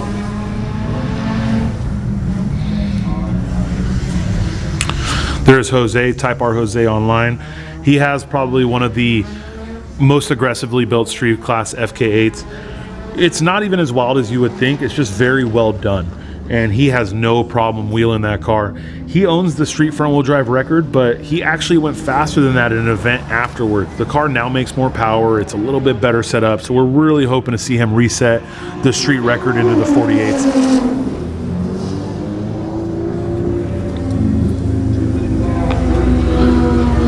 Evasive really built a mean S2000 here, by the way. We've just watched Dai go back to back to back on laps, not even cooling it down. He's done 3 flyers. If he goes past start finish again, that is 4 flyers right there. Each one faster than the last.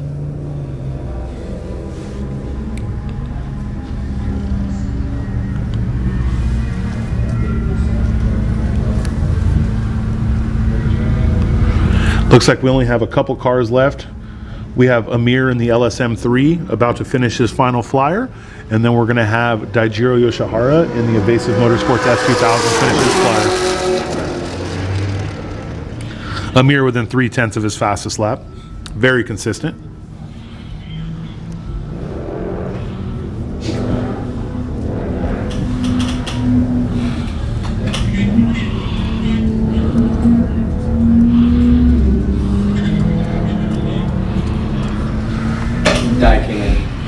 Looks like Dai did not finish that lap. He really was flying, but I'm sure he knew the session was over. Team got over the radio, and he felt there was no reason to push that hard any longer. They're going to get some data from this.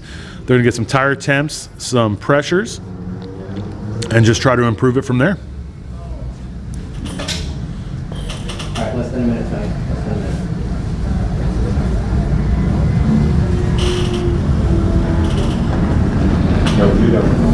Yeah.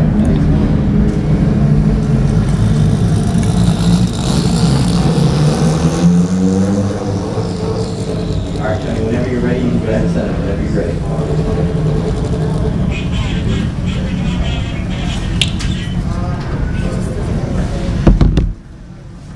Repeat that again.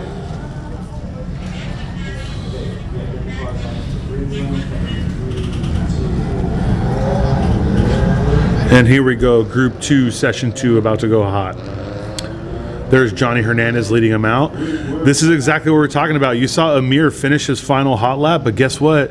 Amir should be leading this session out in his NSX, but he's not. So he's going to actually end up being behind the curve on this. This is what happens when you choose to run multiple cars. It's on you as the driver to go out there and find your time. We do not make any you know, there's no concessions for you. Just because you decided to drive 2 cars doesn't mean we're going to hold people up so you can get your other cars. So much respect to people that do it, but this is probably one of the downfalls. Amir's going to have to haul ass in with the M3 safely through the pits, of course. If we see him doing anything dangerous, we'll stop him. And then he's going to have to get in the NSX and come out here and try to lay another flyer.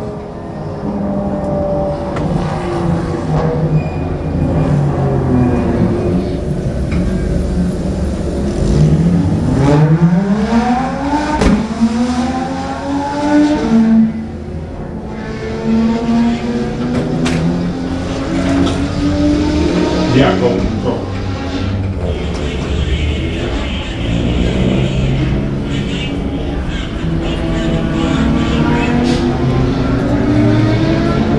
Copy that. Just keep it neutral where it is, and when you get the brake and lunch out, things take a look for it.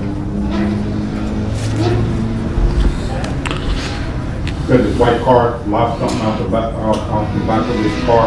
Okay. In our front. Keep an eye on, make sure it's not on track or anything. Just want to roll off the side.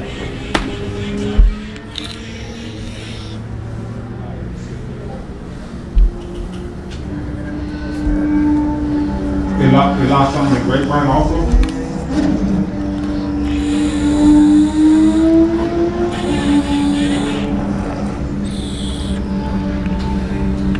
Okay, as long as it's off track, we'll get it out during our break and lunch.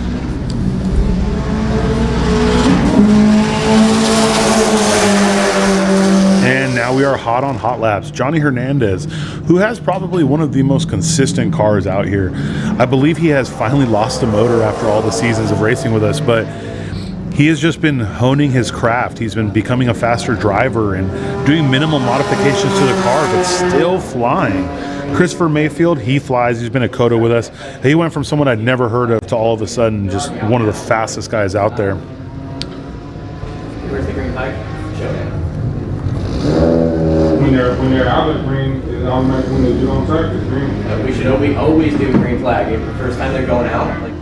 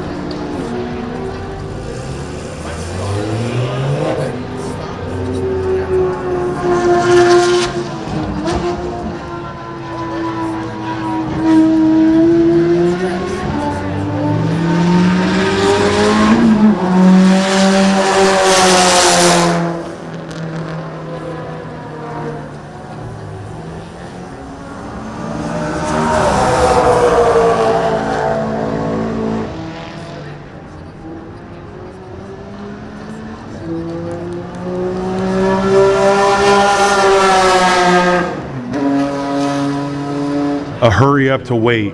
Drivers meeting, made sure everyone knew what was going on, and we sat around till 10:35 before we found out we were going to go hot. So it is nice for these drivers. They're out here. I don't think we've even seen Amir come with the NSX, so I think he's going to miss this session because of having to come back in with the M3. And then the second session, yeah, and then the second session on, it's just green.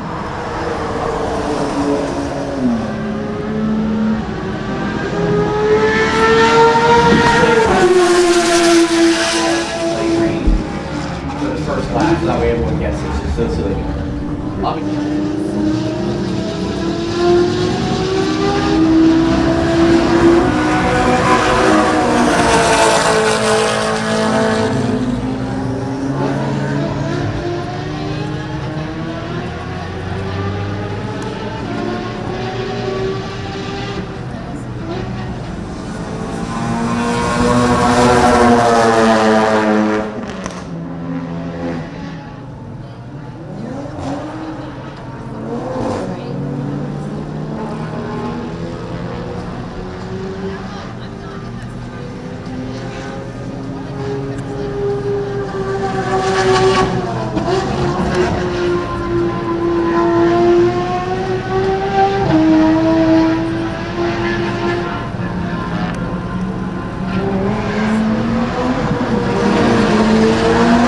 Tom Tang is driving. Another K-Series swap Lotus. Very, very clean setup. Let's see what kind of lap times he's laying down. He's out there on his first warm-up. Fastest lap so far out here is going to be Leaf Store with a 148.5 in his GTR. Jarek Javier in that BMW with a 152.947.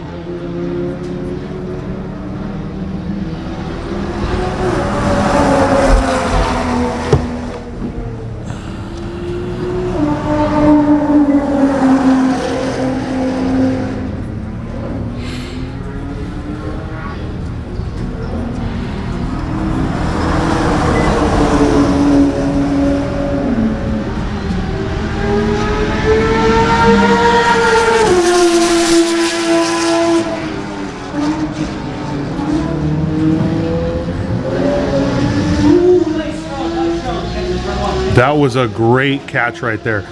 So he's going to keep backing up. He's going to make sure he's offline. That was a great catch right there.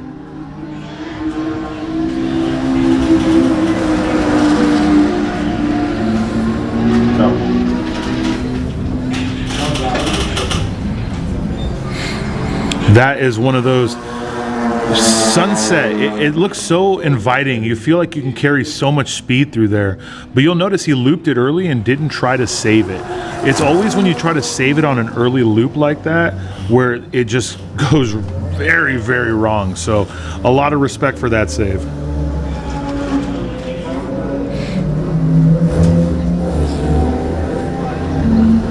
What was that you said, Carl?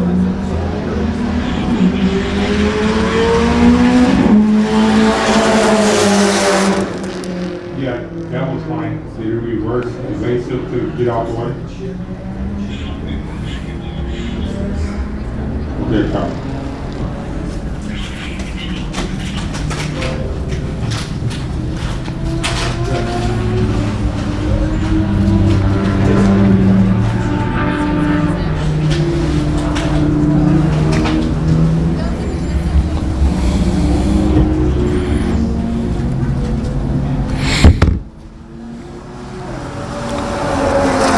This is Group 2 Session 2, guys. Group 2 Session 2. For those of you wanting to check all timing and scoring, because we are going back-to-back with all of these groups, make sure to download the Race Hero app on your iPhone or Android device, and then or go to racehero.io. Hang on, we're going to tell you, Larry. We'll tell you. I don't know where he's getting his time, man. That's not even broken at the right time. Just leave it out. Let's check them all. Let's bring him in. Go ahead, check her.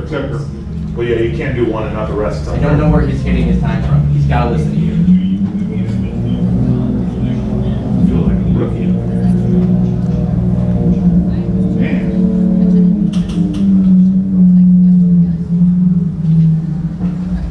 What car was that that took checker?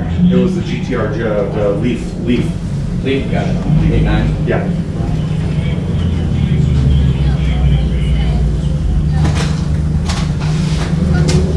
Copy. 842. So did he even get a hot lap? I'm hoping so. No, he didn't. No, See, he didn't. he didn't.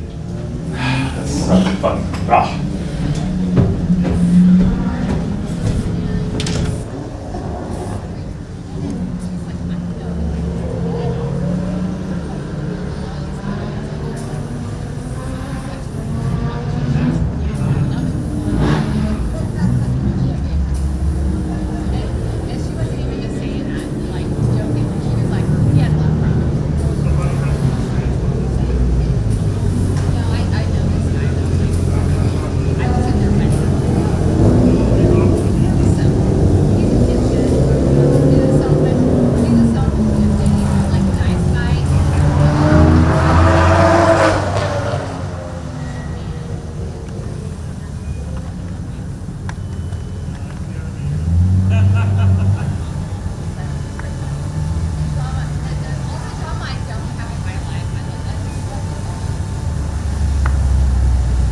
The Amir and his NSX, he was coming through truck stop, and it was almost as if this car just wouldn't turn. He went completely straight. I mean, he almost clipped the curbs on that.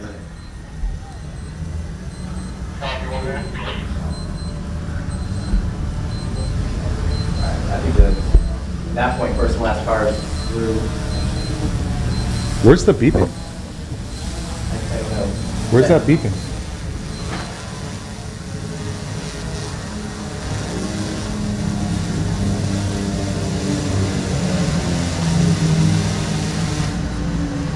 Alright, last car's through.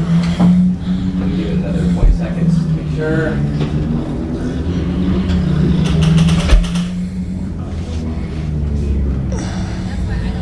Alright, Tony, whenever you're good, go ahead and release it. Here it is. We're going to have Group 3 Session 2. Group 3 Session 2 going out. Leaf Store with the fastest lap of Group 2 with a 1:48.521. Remember, if you want to try and keep up with this timing and scoring on this really fast-paced setup, make sure to get on racehero.io or download the Race Hero app.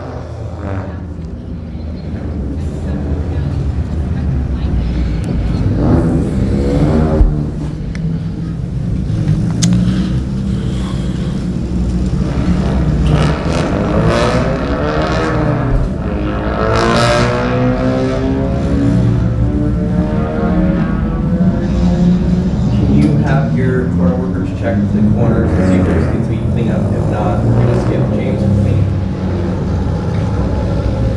Anybody out there need cleaning at lunchtime on your turn?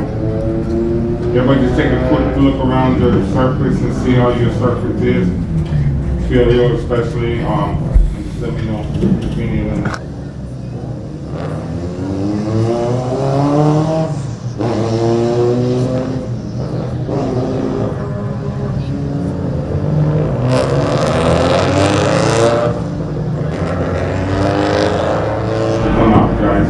That's what we need to know.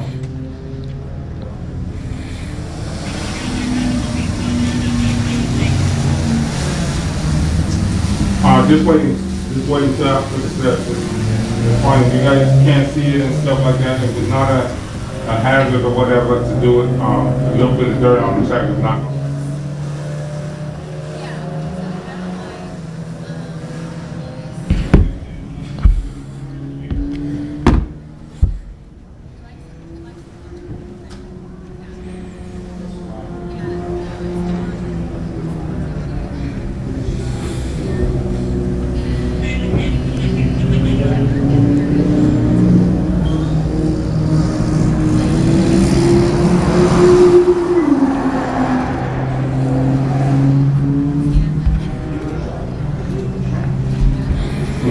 Here we have Group 3 Session 2 going hot. We're going to have one more group go out, and then it's going to be lunch. We'll be back at... Lunch is going to be from 12:35 to 1. At 1:05, we'll go hot again with Group 1 Session 3. That's going to be a full re-rack. It's going to be a full re-rack for Group 1, okay? So after lunch, if you're wanting to follow a specific driver or specific team, make sure you check the Race Hero app at about 1 o'clock. We'll have everything re-racked where they belong.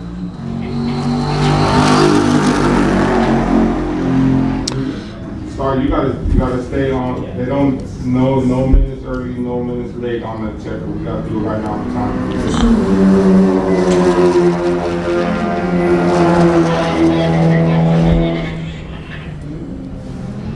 I'm sorry, who? We'll let you know.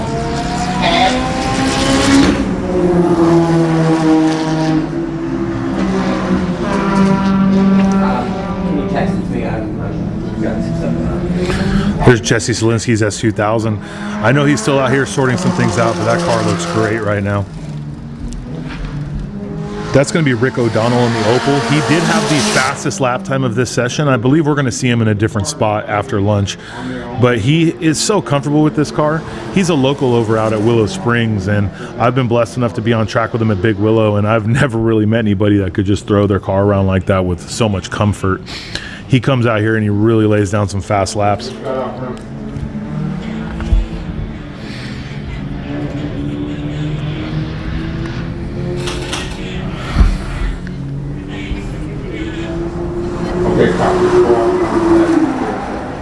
Got David Andrews with a 154.226 in his limited class Nissan GTR.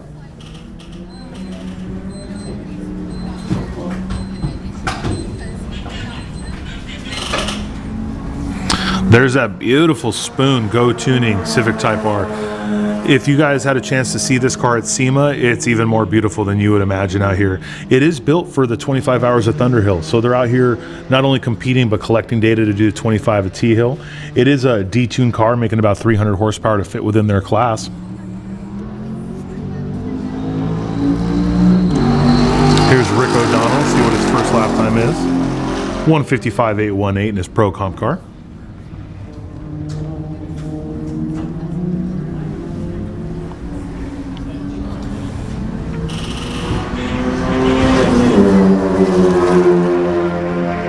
Jeffrey Ting with his first lap I've seen timed at a 158.899.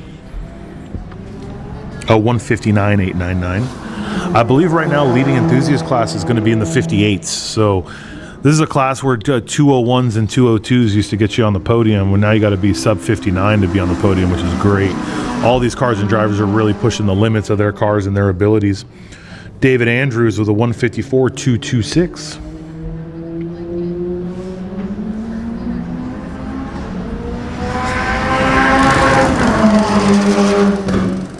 And Jesse Selinsky at 211.533. A lot of time left on the table for that car. They're going to sort that thing out. Daijiro Yoshihara in the Spoon Civic Type R with a 205. It looks like he did get held up a little bit, so hopefully he gets a cleaner lap. Dai obviously knows the track, and he gets to drive everything out there under the sun.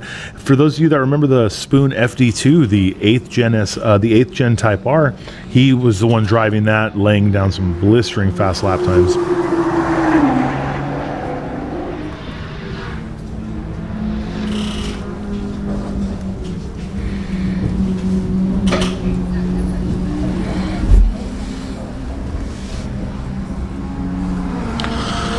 That looked like a sigh right there. Oh, we got some smoke coming out of old girl. I have a feeling that we probably are going to have a catastrophic failure.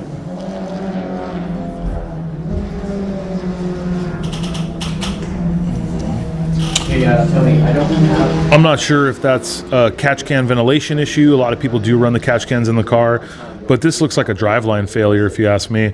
That much smoke coming in from underneath the car into the cabin, possibly driveline failure. No fire, so this has to be something that was smoked out.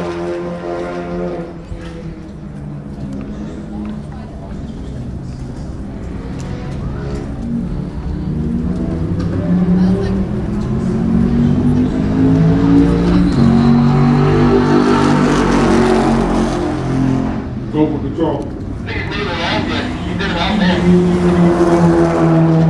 Yeah, but he didn't even hit when he came through on the first time around. All right, break flag off.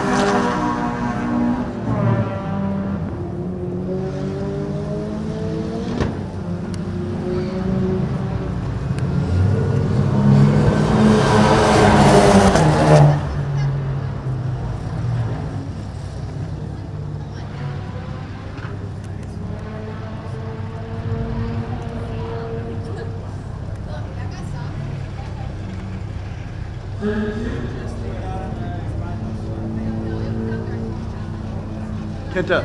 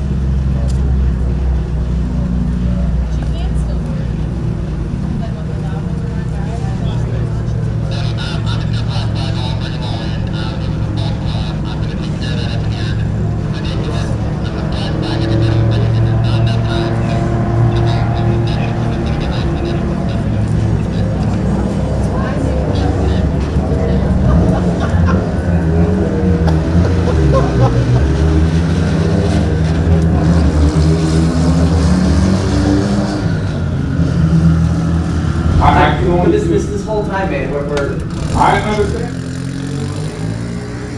All right now.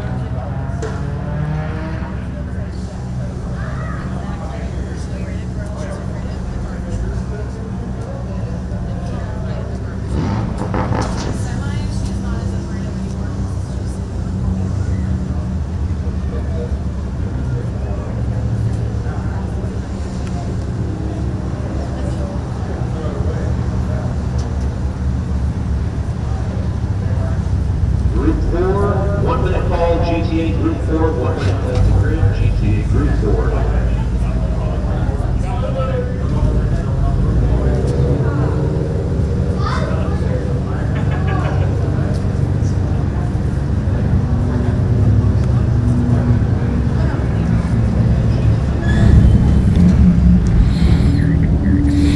All right, guys, so we did have a red flag situation. Corner worker caught a glimpse of flames in a car. Luckily, everything is fine. We're going to go ahead and black flag these cars off and move on to the next session.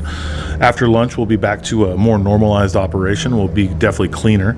So that's going to be the end of Group 3, Session 4. I'm sorry, Group 3, Session 2. Group 3, Session 2. We got Group 4, Session 2 gridded up, ready to go out. This is going to be the final session before lunch.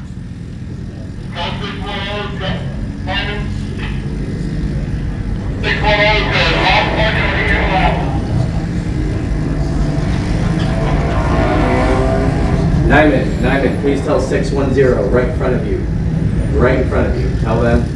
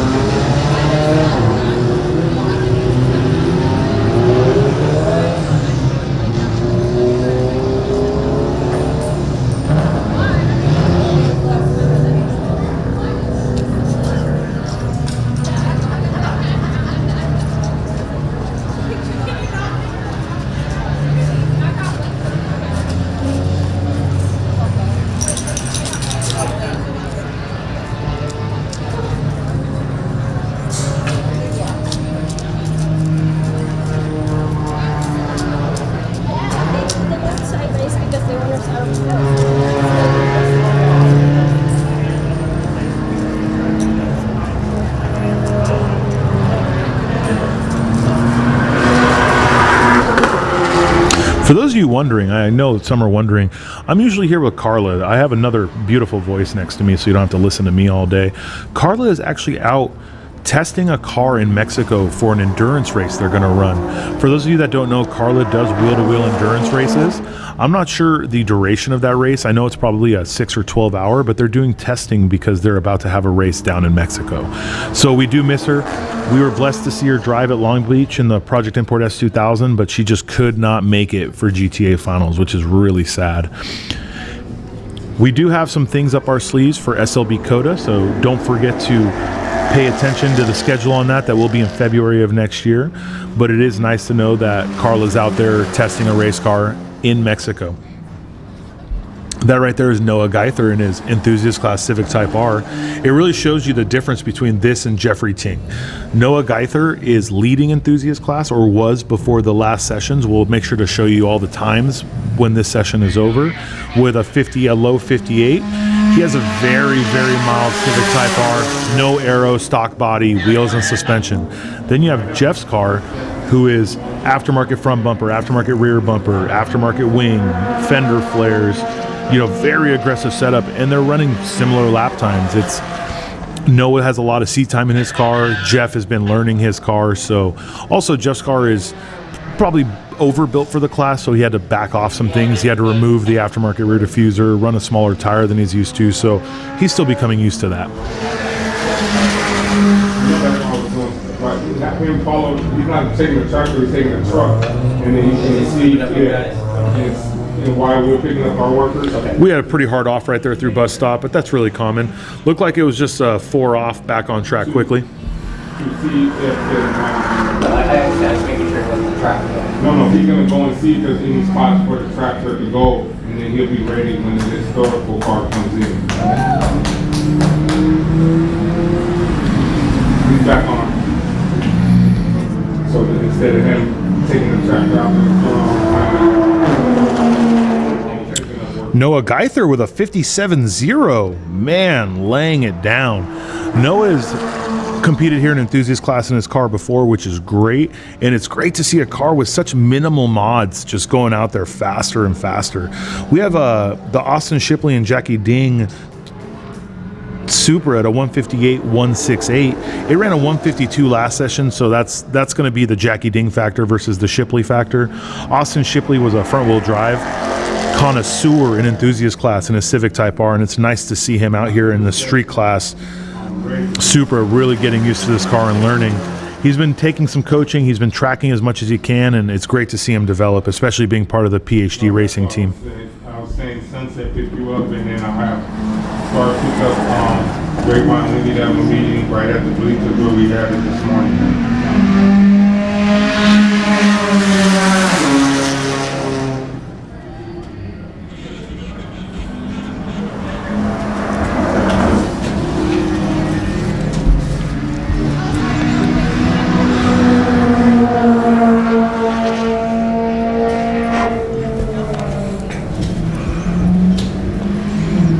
Got some nice times going on here, guys.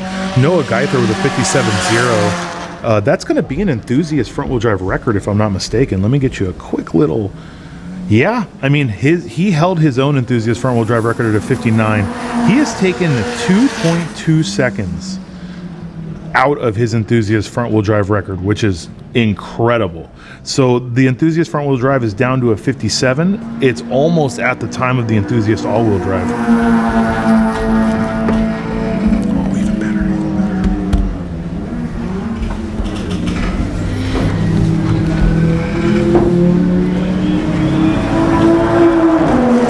Also, guys, don't forget, we are going to break for lunch at 12:35, but stay tuned for the first 10 minutes when we break for lunch.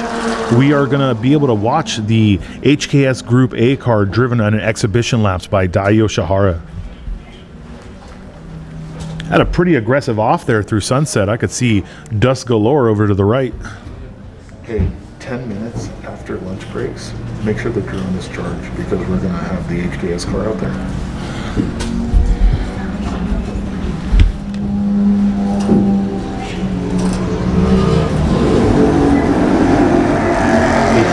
They already advertised it on their social media, so people will for sure be tuning in.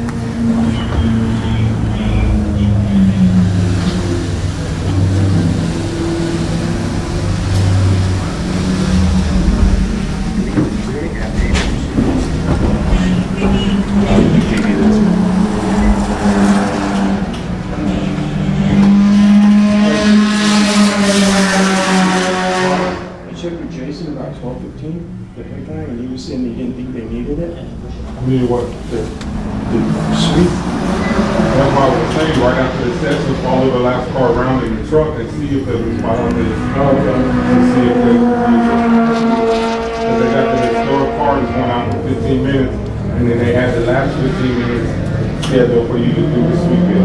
Yeah, the track doesn't look like it needs a sweep. We're not worried about it. Yeah, it's gonna go out for And video. 10 minutes for the demo and then video on top of that. So if we don't need to clean, you want to take more of that 30 minutes. That's beautiful. So Yeah, so that's I'm relying on the corner workers.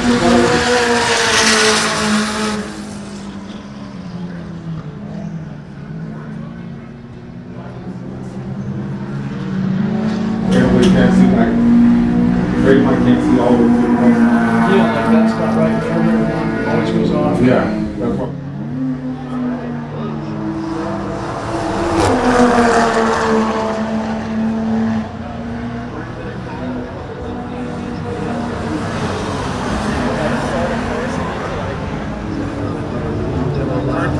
Where I can be like,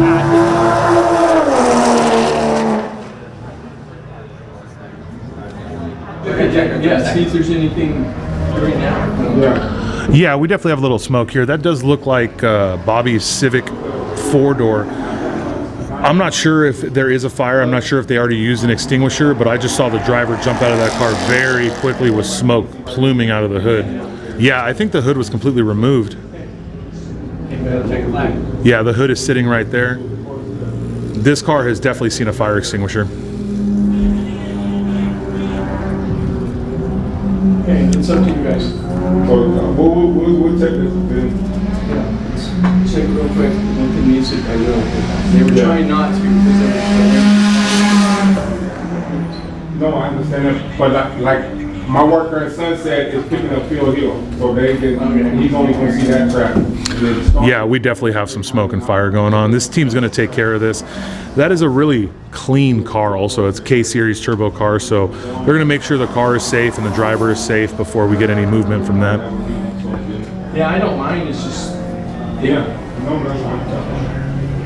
If they don't want you to do it, then that's fine. Cool. That's what it seemed like. We got a car smoking down here on the down there. Yeah, go ahead, Sunset.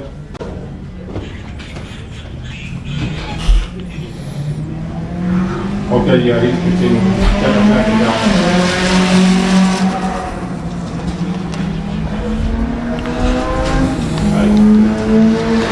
This is going to be a checker flag of our session. This is going to be the end of Group 4, Session 2. Make sure to stay tuned so you can watch the HKS Group A car driven by Daijiro Yoshihara. We're going to have these guys come around. We're going to make sure the track is clean so they can get some fresh laps out. And now you're going to see the HKS Group A car.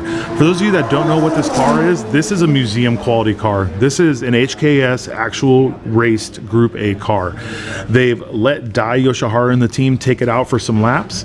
This is something that you don't really get to see very often. If you're out here, make sure to check it out. But if you're watching, make sure to stay tuned for at least the next 10 minutes.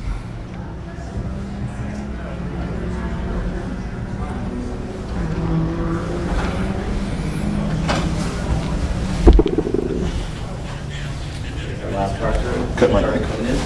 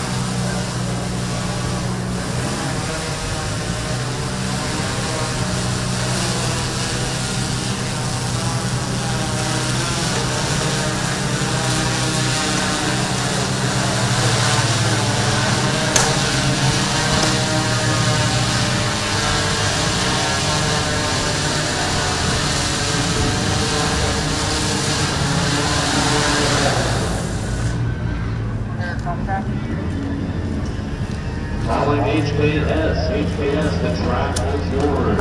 HKS, where are you at?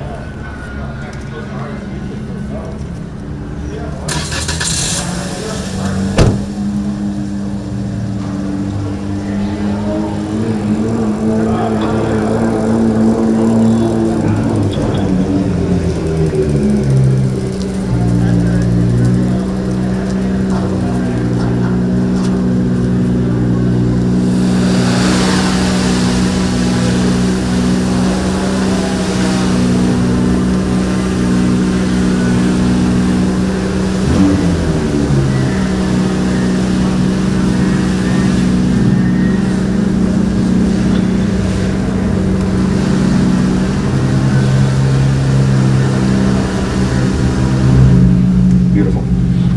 Make me hot.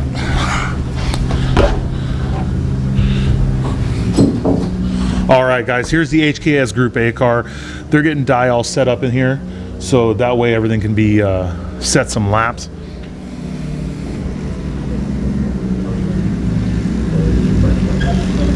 Yeah, so that way for the one.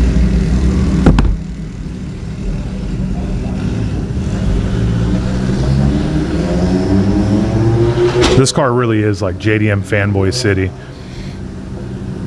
It's on the same wheels it raced on, has the original HKS livery on it. For anyone who's been a fan of this sport or just a fan of Japanese racing in general, this is the kind of car you want to take a photo of, you want to be around, you want to hear. We've all seen R32s, we've all seen them at the track, we've all seen a million videos, but this car has history.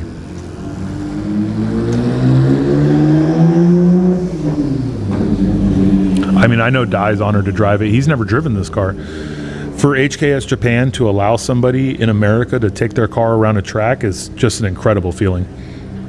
And Daijiro Yoshihara is just not anybody, obviously. 11-year professional drifter, has held records in time attack, has been grip racing for ages. This is not just anybody, but it's a great feat to see this thing out here. So we know he's probably not going to go 10/10ths. I'm sure HKS wants this car back in one piece, but just to see it go around this track is going to be great, especially because this is the track that built US Time Attack.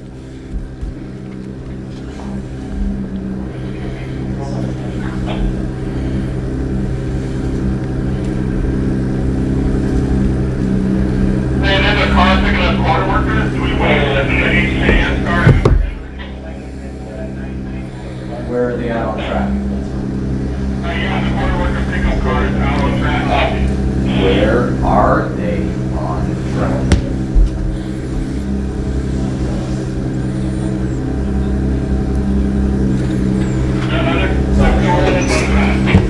I understand that. I am asking where is it on track currently?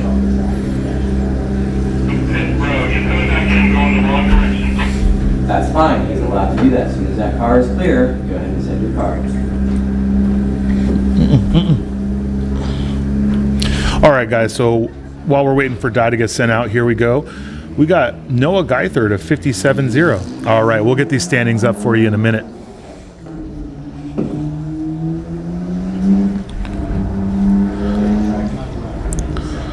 Amir still leading street class with a 46.3. We got Kyle Robinson at a 52, and then Johnny Hernandez at a 59. 1 through 6, 1 through 7, super competitive.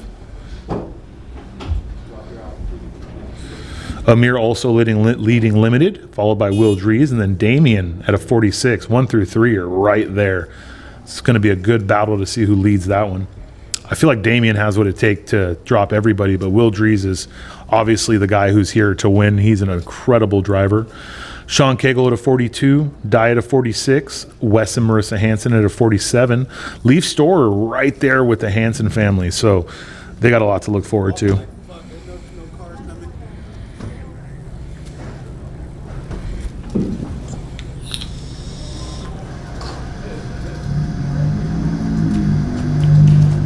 You got Dai feeling this car out. This car is from the 90s. You get so used to driving newer cars and their steering feel and all the assists that they have. This is a straight Group A race car from 93, 94, 95 era. So it's going to have the same steering feel. It's going to have the same tire size. It's going to have the same setup. This is what it was like to drive back then. So you're going to have Di feeling it out before he tries to send it on a flyer. But I think this is probably a great feeling for him to be able to say, you know, hey, I've driven all the Spoon cars. That's incredible. Hey, I've gone up Pikes Peak. That's incredible. I've done all this. Now he gets to say, hey, I drove an HKS R32 Group A car around Button Willow CW13. And that's something nobody else can say.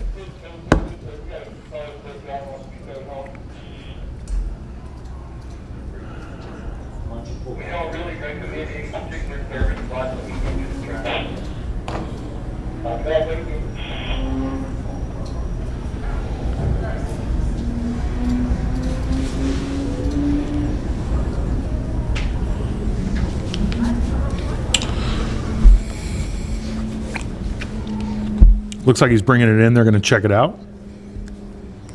Cut my mic.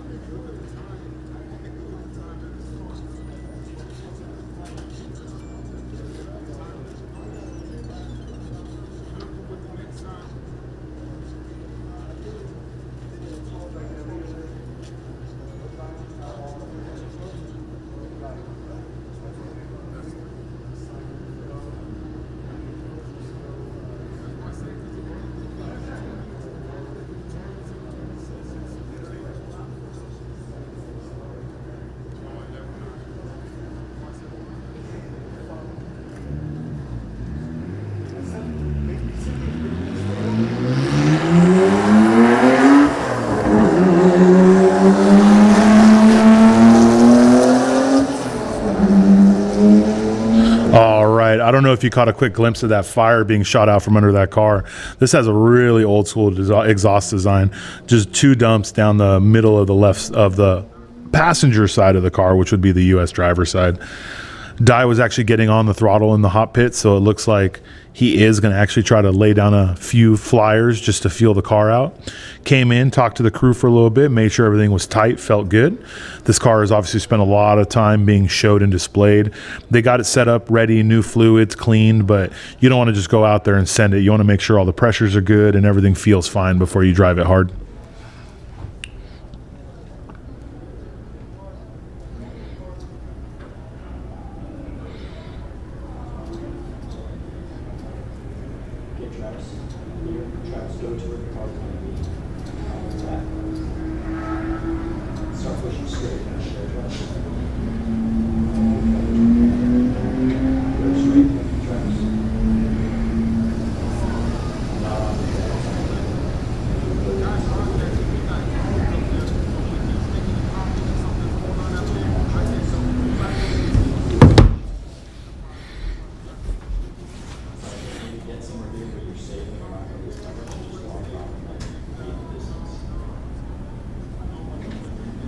Hey Tony, I don't really have much time for you to check over this grid. Do you want me to just send it up to Race Hero and print it for you?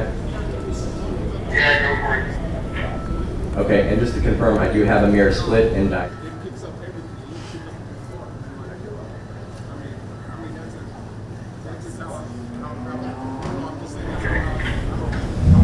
Copy that. Yeah, I have 33 amps.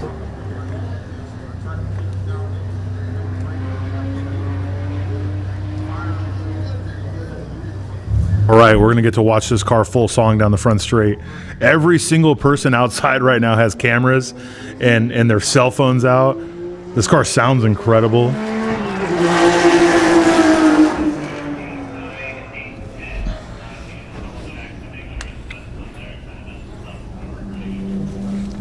Yeah. We're going to leave you here with this car. Guys, we're going to be back at 105, hot at 105, okay?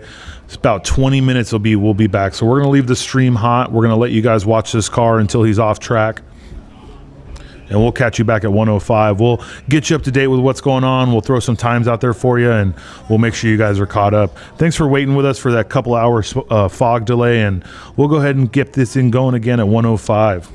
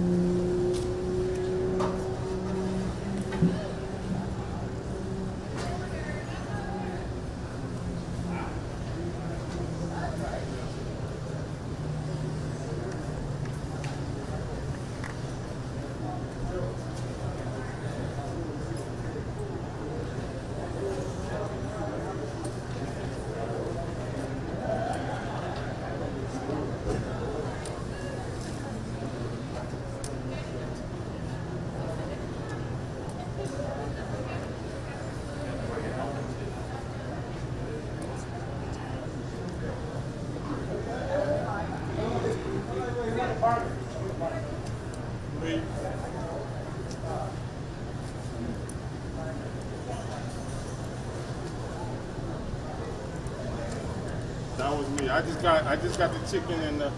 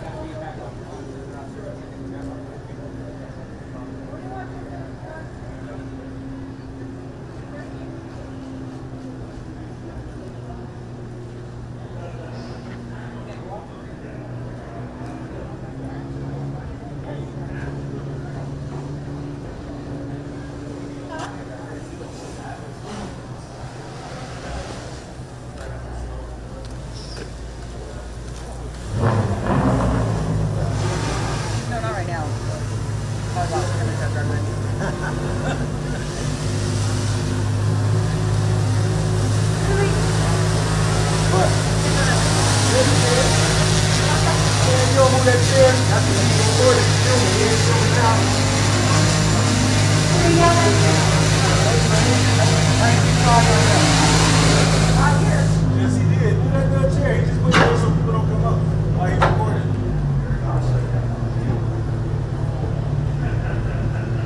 What are you gonna do? I'm gonna try to get ready to see what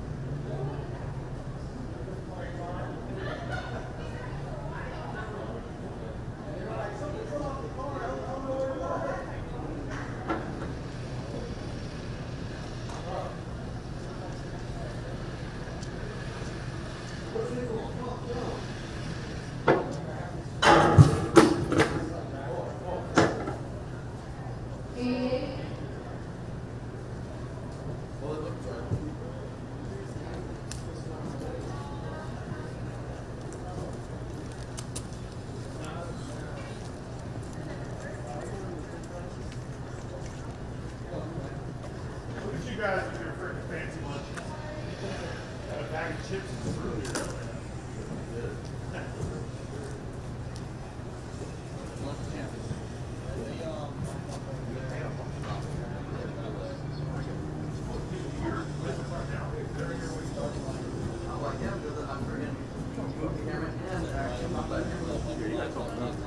This is, if we gotta get some tape and block it off. Yeah.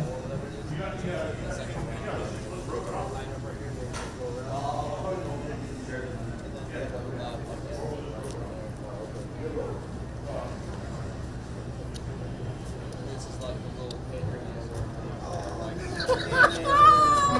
Whoa, they're right there. Cool. Just get them.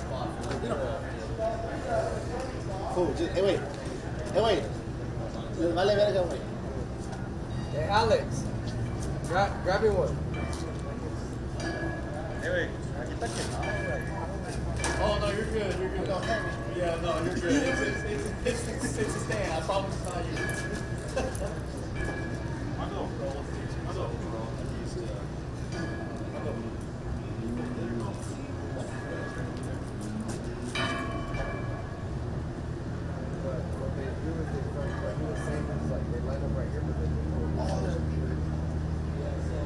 GTA Group 1, GTA Group 1, you go hot at 105. GTA Group 1, you go hot at 105. Also, remember, we changed the run groups. Please check race 0 right now. We changed the run groups. We also have just enough time to come up here and check the paperwork at the GTA 10. The run groups have changed.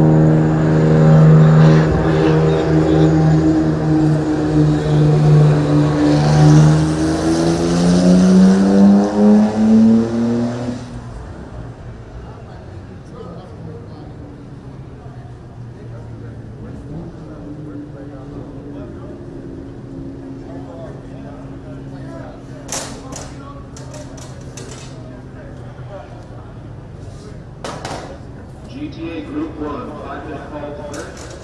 GTA Group 1, 5-minute call to remember. Check race 0. Check the paperwork up there at GTA 10. We changed the run group for the second half of day 1. If you missed what run group you're in, slide to the next one. You guys need to check race 0. Check the GTA 10.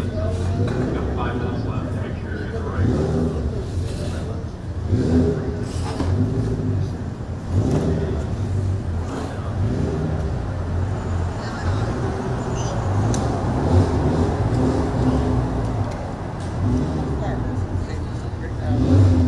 Channel 9 earlier. I swear.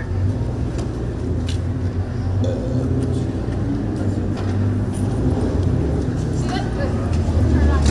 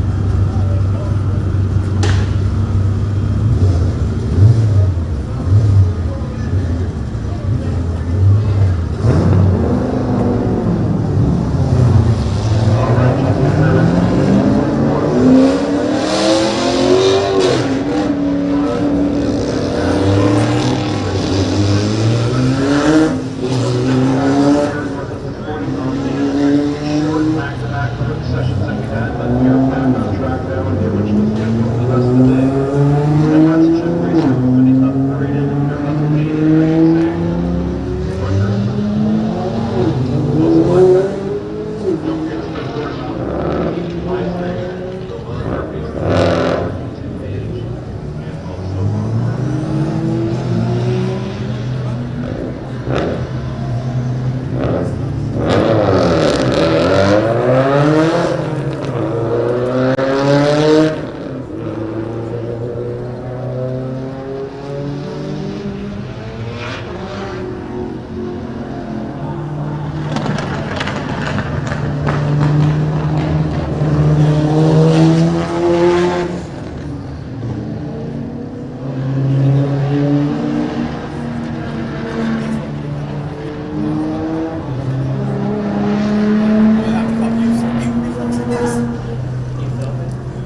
Well, I mean, not that you feel it, but if you choke one side this much and you open it this much, oh yeah.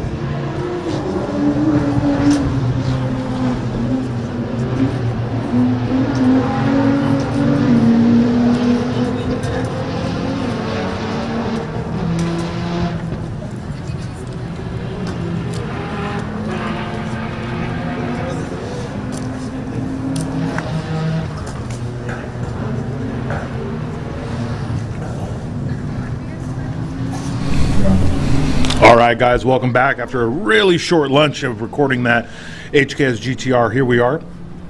Group 1 Session 3 is out live. Group 1 Session 3. It does look like Amir's out there in the LSM3. He's going to try and lay down some quick laps and come back in and get the NSX ready to go.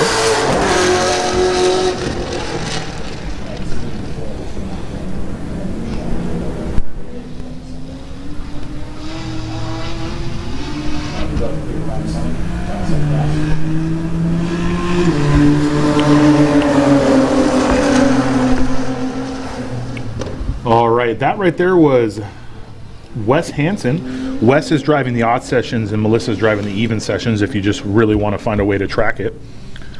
They're out there doing a 48.8. Leaf Store with a 48.7. Now they're very close to each other in actual standings. This is the Hansen's family's first time out here. They're a couple of NASA AZ Willow racers, so it's really great to see them out here competing.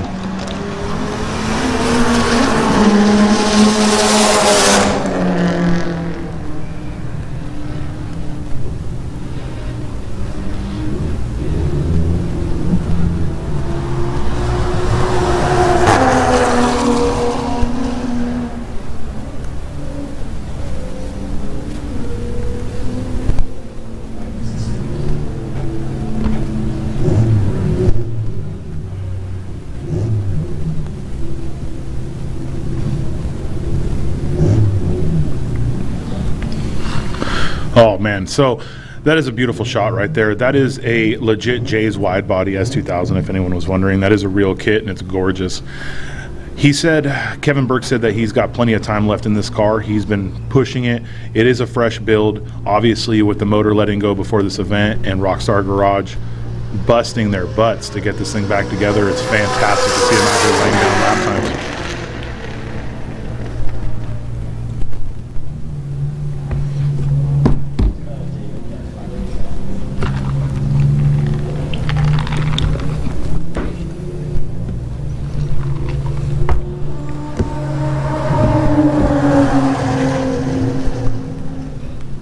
There's Leaf Store with a 147.449.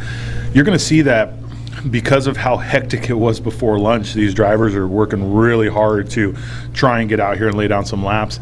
It does look like we're back to a more normalized schedule. We caught up as quickly as we could after missing a couple hours. It'll still probably be a little tight, but it's going to be a lot easier for these drivers to get their time in. And for those driving multiple cars like the Daiyo Yoshihara or like the Amir Bentatu, it's going to be easier for them to go back-to-back, car-to-car.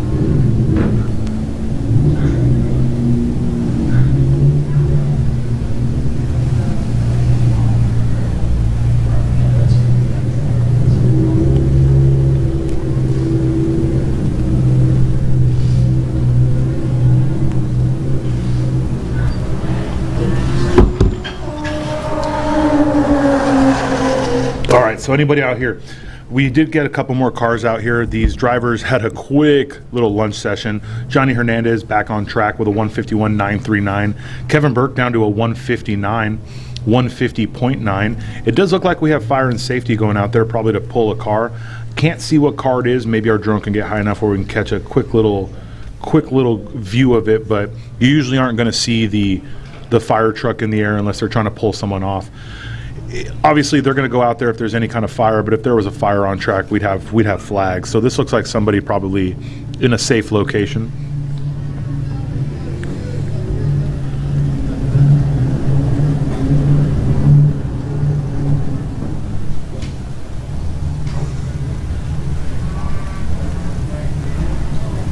Test.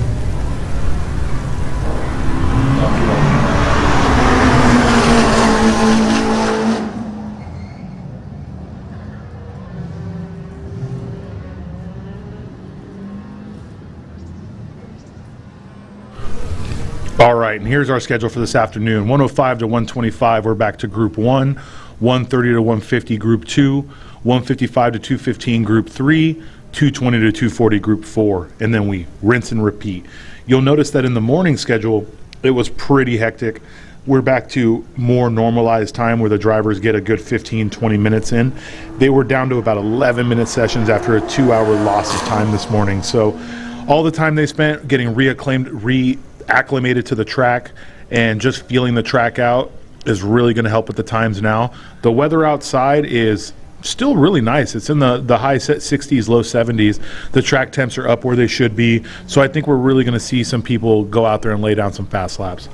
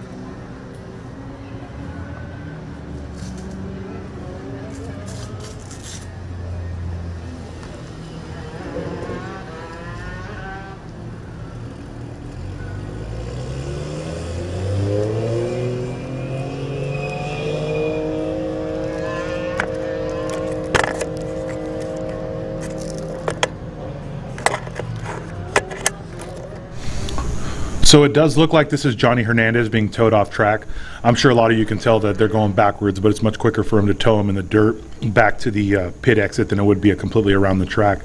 Johnny's not really one to have very many mechanical issues, so hopefully it's nothing too serious. He did just lay down a flyer before that happened with a 151.9.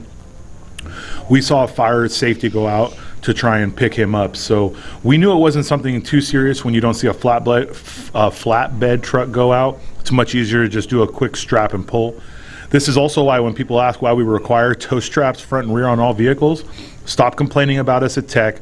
Stop saying it's not a big deal, because if he didn't have the straps on the car, we would have to flag the session, put him on a tow truck, and it would be your fault that no one is out there driving. So it's great to see the fire crew here at Button Willow, and anyone who's been here before knows these guys are as professional as it gets.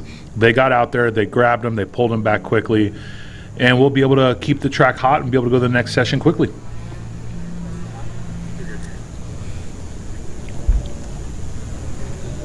Hey, Jeff, do you want me to test this knife?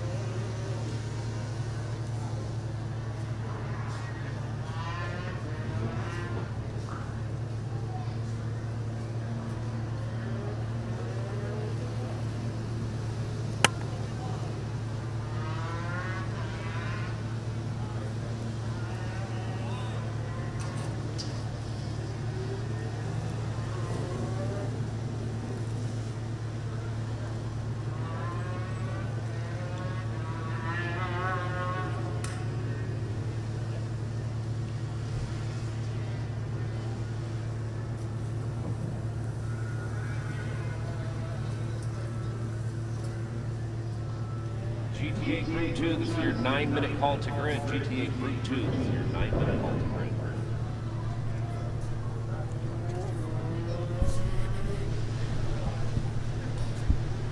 Testing 1 2 3. Testing 1 2 3. I'm standing.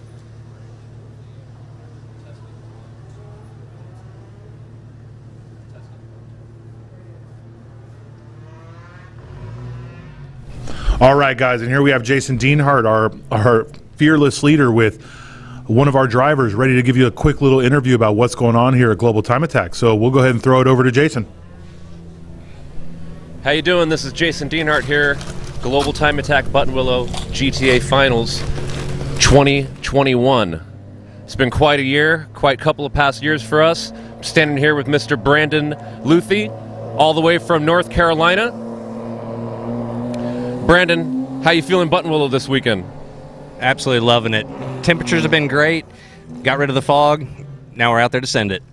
If you guys have been watching all day, you notice that we got a late start. We had a major fog attack here at Button Willow this morning, but luckily it burnt off. We were able to get back on track by lunchtime. We cut lunch a little bit short. Testament to the drivers and the staff and the crew and everybody worked tirelessly to get back on track. Now we're back on the regular schedule for the rest of the day. Hopefully we won't have any fog tomorrow and we could be on the regular schedule tomorrow. I wanted to ask Brandon here. He's been to almost all of the competitions that we ran this year. Tell us a little bit about the Ridge Motorsports Park. The Ridge is absolutely fantastic. Let alone the views, the track is awesome. They just, I understand, just built some garages since I was there last, so the facilities are incredible, top-notch. Shelton, Washington, great little area. Like I said, the views are incredible. You got the mountains up behind you.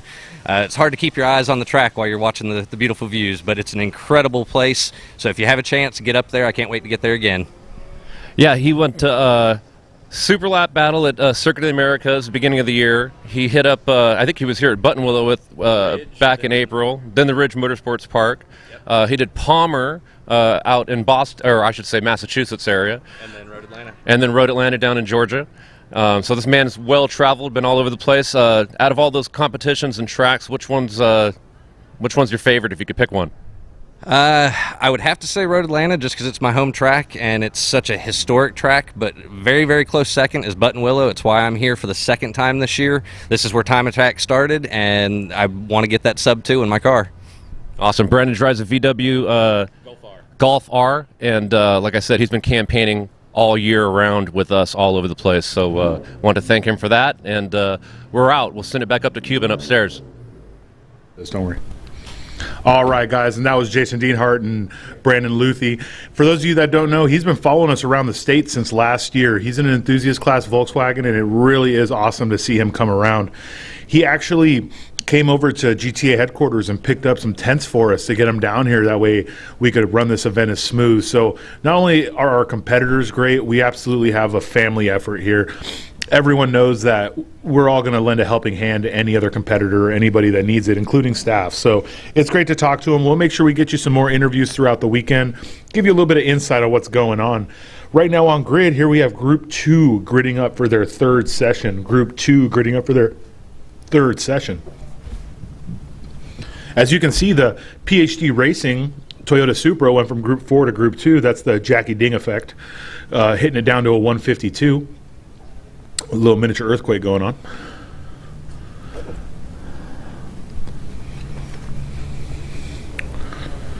Quick shot of our grid from the sky cam. You know, Button Willow's been looking better and better every year. They've been adding more garages. There's a lot more space for drivers and crew and pits. 10, 12 years ago, 14 years ago, the very first event, there was just a few main garages. A lot of these trees weren't even up. I mean, obviously, we're out in the middle of Button Willow, California, which is just next to Bakersfield. But this place is a home for U.S. Time Attack here on the West Coast. The very first Time Attack event in North America happened here. And it's really nice to see the facility continue to grow and people continue to eviscerate lap times. We see a lot of places get some hype and people run it for a while, but then the times become really stagnant. We have seen lap times get pushed over and over here year by year. So this is definitely a home to us, but more than that, it's just great to see this event continue to go.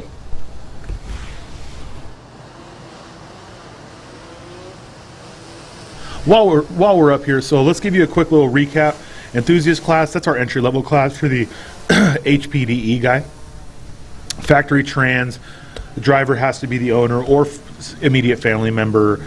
Basically minimal aero mods, 220 or higher tread wear tire with the widths of 255 in all-wheel drive and 285 in rear and front. And engine swaps have to come from that chassis. So let's say it's an EM1 Civic, it could have been a D16 or a B16. In street class, still no pro drivers, but you do not have to be the owner of the car. No sequential trannies, but dog boxes are allowed. Obviously, anything OEM is allowed if sequential, but odds are if it's a factory sequential, it's not in this class. 5-inch splitters allowed. The wing can be out past 5 inches the rear of the car. Must use the control tire, the Advan AO52, with widths of 265 in all-wheel drive and 295 in rear and front. Limited is where it really starts to get to that time attack vibe where people go, wow, that is a crazy build. You got a 14 by 10 inch aero box in the front of the car. It could be 14 inches out, 10 inches forward. Sequential transmissions are allowed, but not paddle shifted unless factory. The AO52 in any tire size. Engine swaps are open. If you're an LS the world kind of guy, this is the class you're going to sit in. And unlimited is basically what's in the name. Pro drivers allowed, unlimited engine mods, sequential transmissions are allowed, paddle shifted. I mean, if you can shift by osmosis, that would be allowed. Aero is completely open. You are allowed to use the Advan A005, which is a slick. That's actually one of the things that really separates US time attack from Japanese time attack or Australian time attack. They don't have slicks out there. They still use a control treaded tire. In America, we believe in slicks.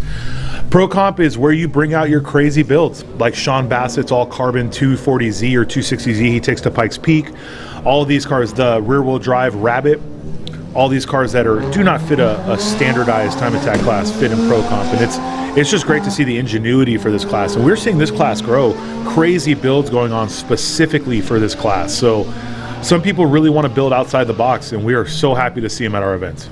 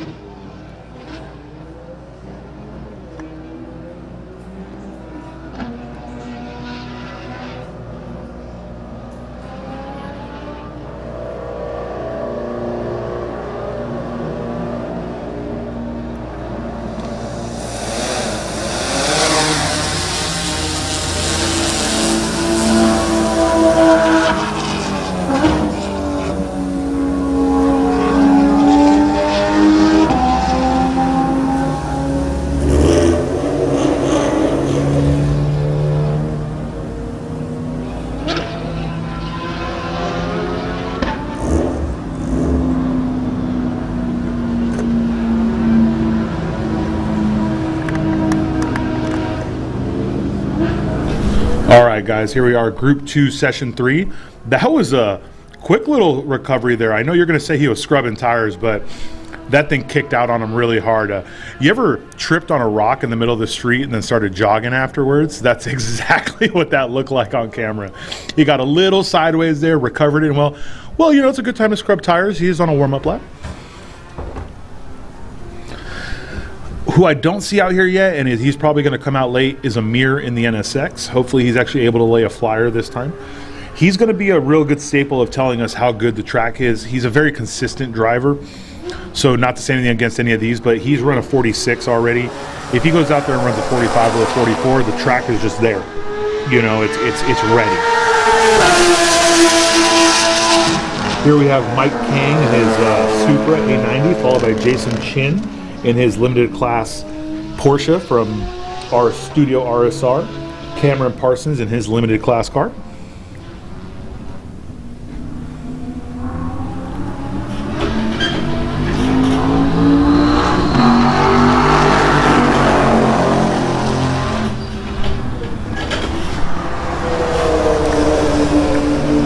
Mike King is really pushing in street class. He's not on the podium at the moment, but he is very close. I do expect everyone in street class to continue to push faster and faster, so it's hard to say where the podium ends up before you get there, but Mike King does have a lot of experience here and a lot of time. That's Nick Hayes in that beautiful Art of Attack and RS Future BMW M4.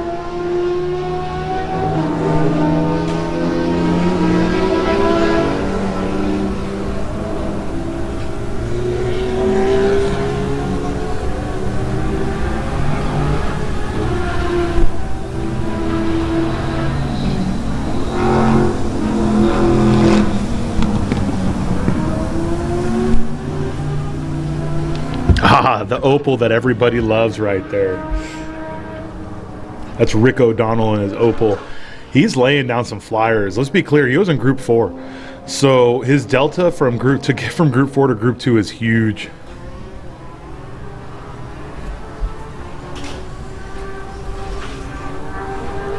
Everybody out here about to set their first lap.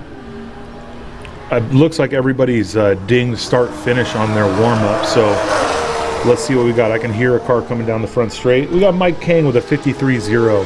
I believe he was closer than that in the last session. Yeah, he did a 51.4 last session, so I don't know if he's just warming up to try to go faster, or if maybe the track is falling away from him.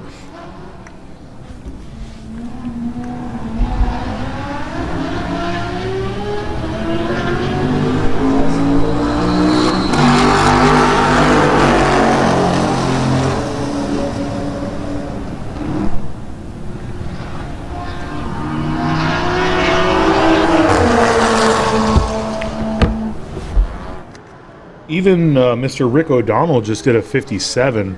I think Rick was running a 54.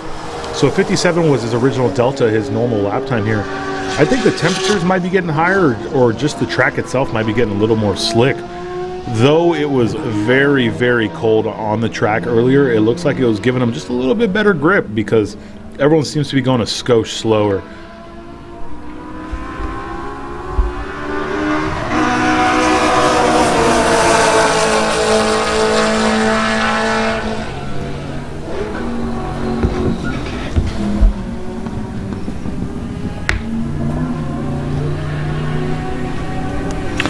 It's crazy to look at this M4 because when you see the side profile, you're like, oh, look, it's like Amir's NSX. And you realize who built the aero on it. Amir. It's got his full RS Future front aero package, RS Future rear wing with carbon stands. I believe last year, or maybe at Coda, he had like 18 or 23 cars, just a third of the field were running his aero package in the front, rear, or the entire car. So as he continues to grow, his business grows, and it's great to see these guys going fast with Amir's cars.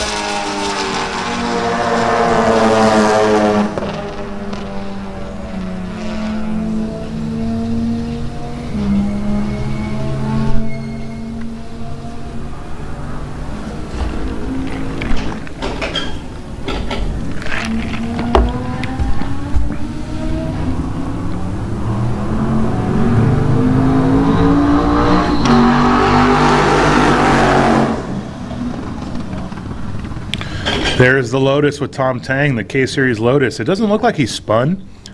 Maybe he's having some kind of mechanical and wanted to pull off just in case he thought something was going to go wrong. Oh, looks like it was a quick reset.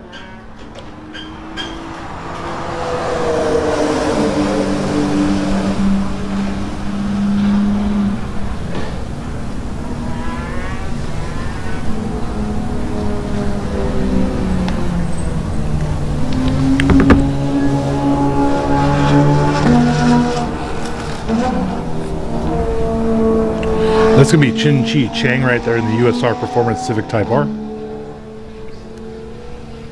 Fastest lap of this session so far is Mr. Nick Hayes. He is in the BMW M4, the RS Future M4, running a 152.733. His fastest time of the event so far is a 152.416. So he's very close to the delta he ran in his last session.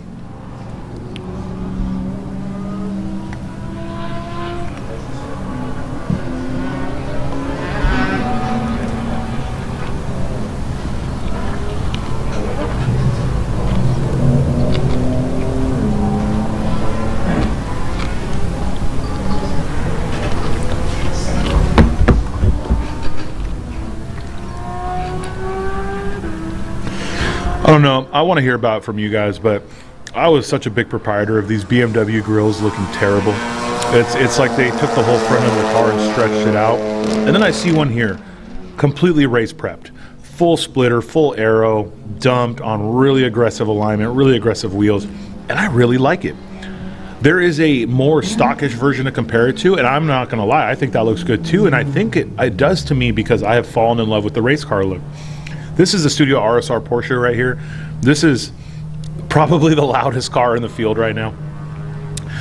mainly because the 9-liter Viper is not running right now, but this is a monster. These guys, they own a shop, Studio RSR. I haven't seen this car run before, but he is out there running some very respectable lap times. See, there's another M4 right there with just the standard front end.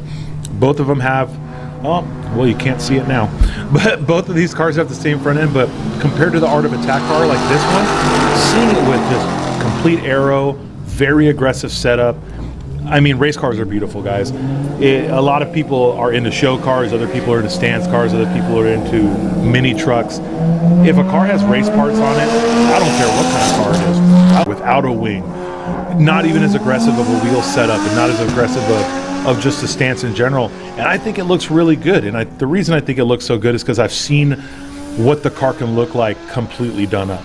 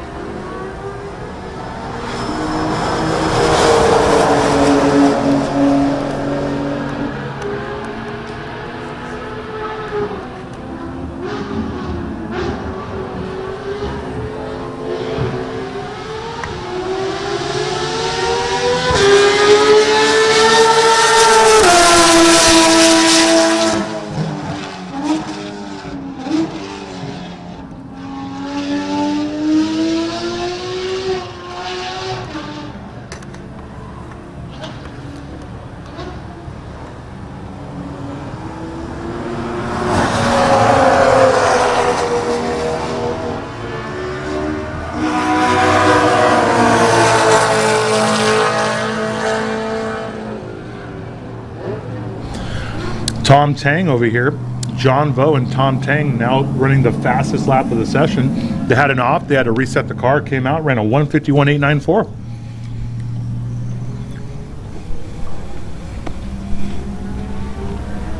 Took the fastest time of the session away from Mr. Nick Hayes in that Art of Attack RS Future BMW M4.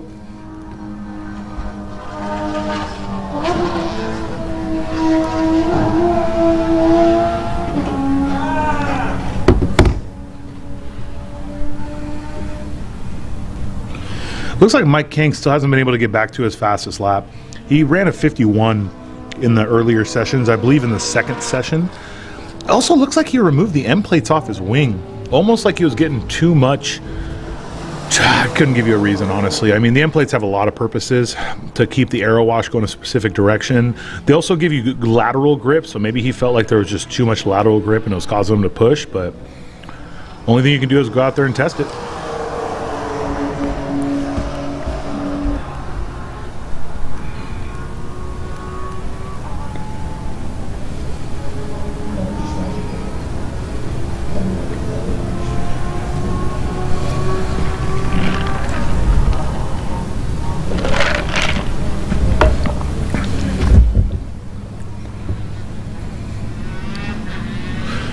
You know, for such a big car, everyone I've talked to says the M4 feels very nimble.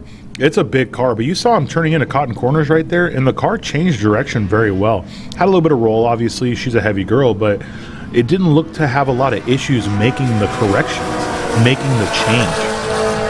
Let's see, he goes very wide, turns in a bus stop. You know, it's really hard to judge the amount of speed he was carrying there. The car does look to be handling very well. This photographer probably had a really good view of the Rick O'Donnell incident right there. I'm sure that's probably not the best place to stand.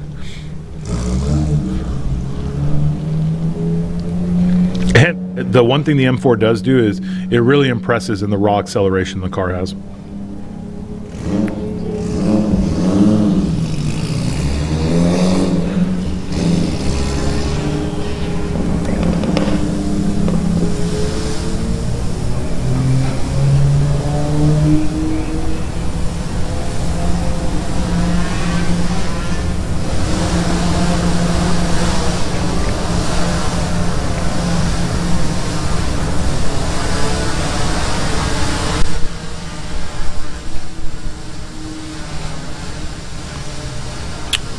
There we have group 3 getting ready for their session.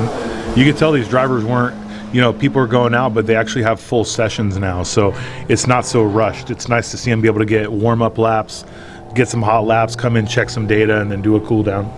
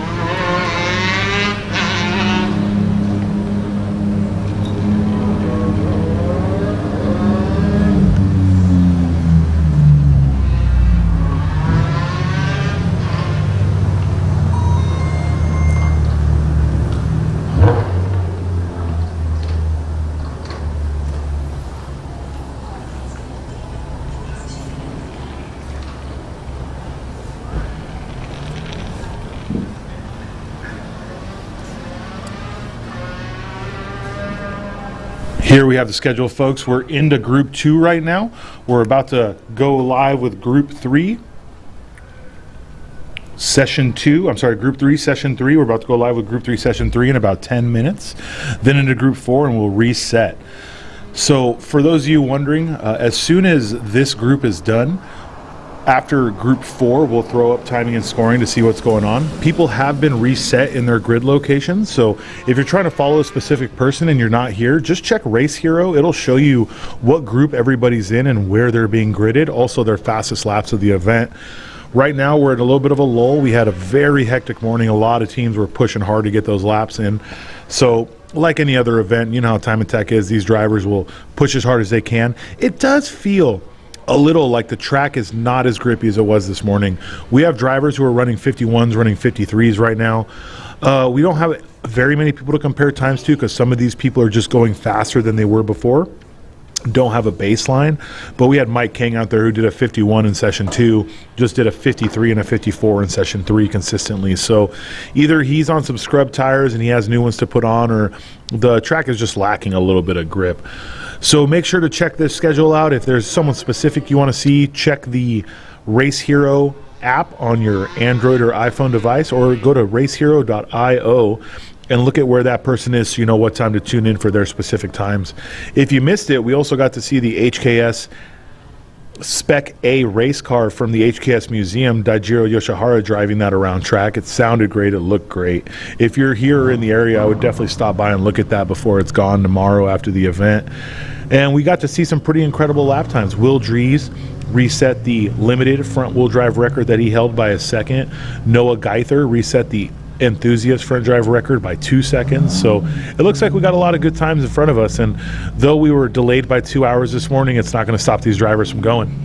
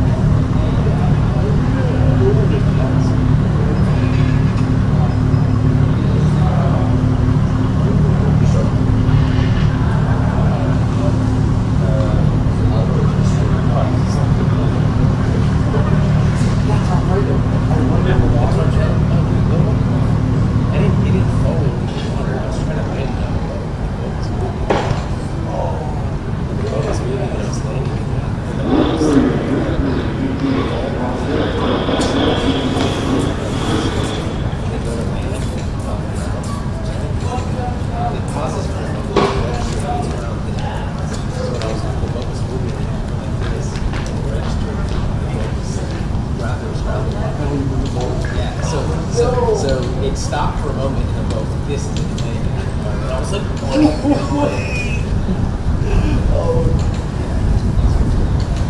it's fun that picture off, but if you turn that off, most of that stuff. No, I thought there was lots of I was the same. I was like, why? I was too nervous to fight. To go shots. That's what I realized. That's why the safest place to fight. You can't run into people. You can't damage people. You can't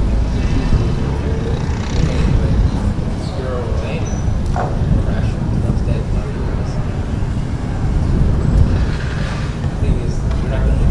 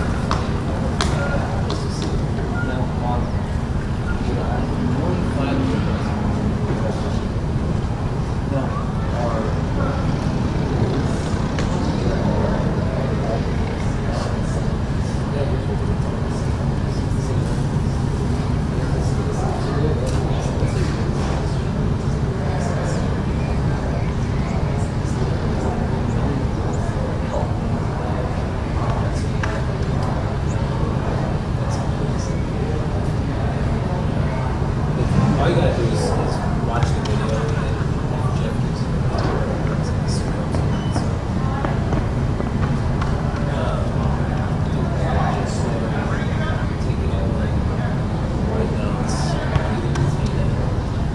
maps, just what you do. It's like 30. Okay, like 35.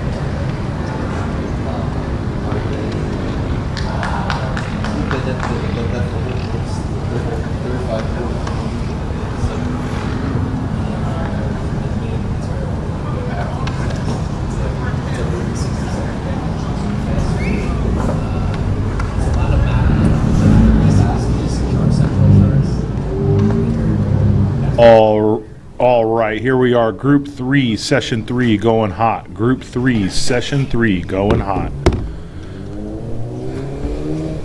They are going to have a complete 20-minute session to themselves. It is nice to see us back at a normal operation.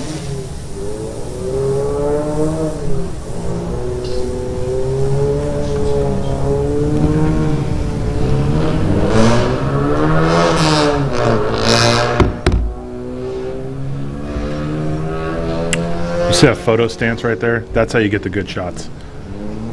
You wonder how these professionals do it? It's called flexibility. Yoga equals great photos. Always remember that. Downward dog will get you on the photo, G. Sorry, I can't go any further than that. Here we have Group 3, Session 3 going out. That is our very own Snap Studio photographer. She really does get some amazing in the paddock and in the pit shots.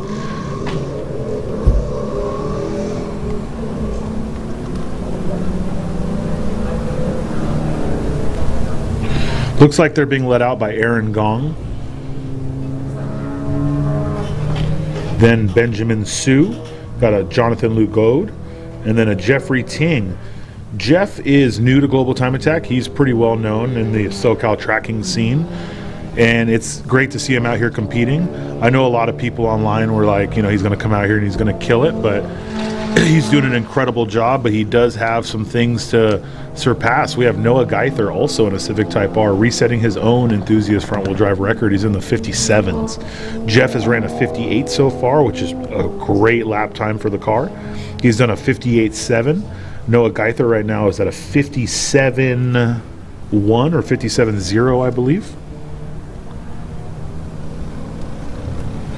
Make sure to stay tuned, by the way, guys, because at 2:15 in 14 minutes, we're going to get an interview with Jason Dienhart and Damen Tuchinishki from Renner Motorsports.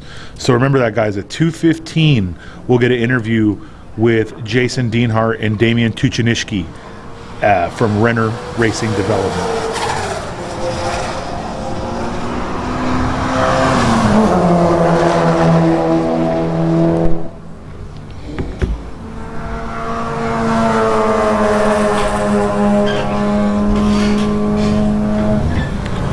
So here we have Aaron Gong starting as flyer, followed by Benjamin Su, Jonathan Lugo, and then Jeffrey Ting in his Honda Civic Type R.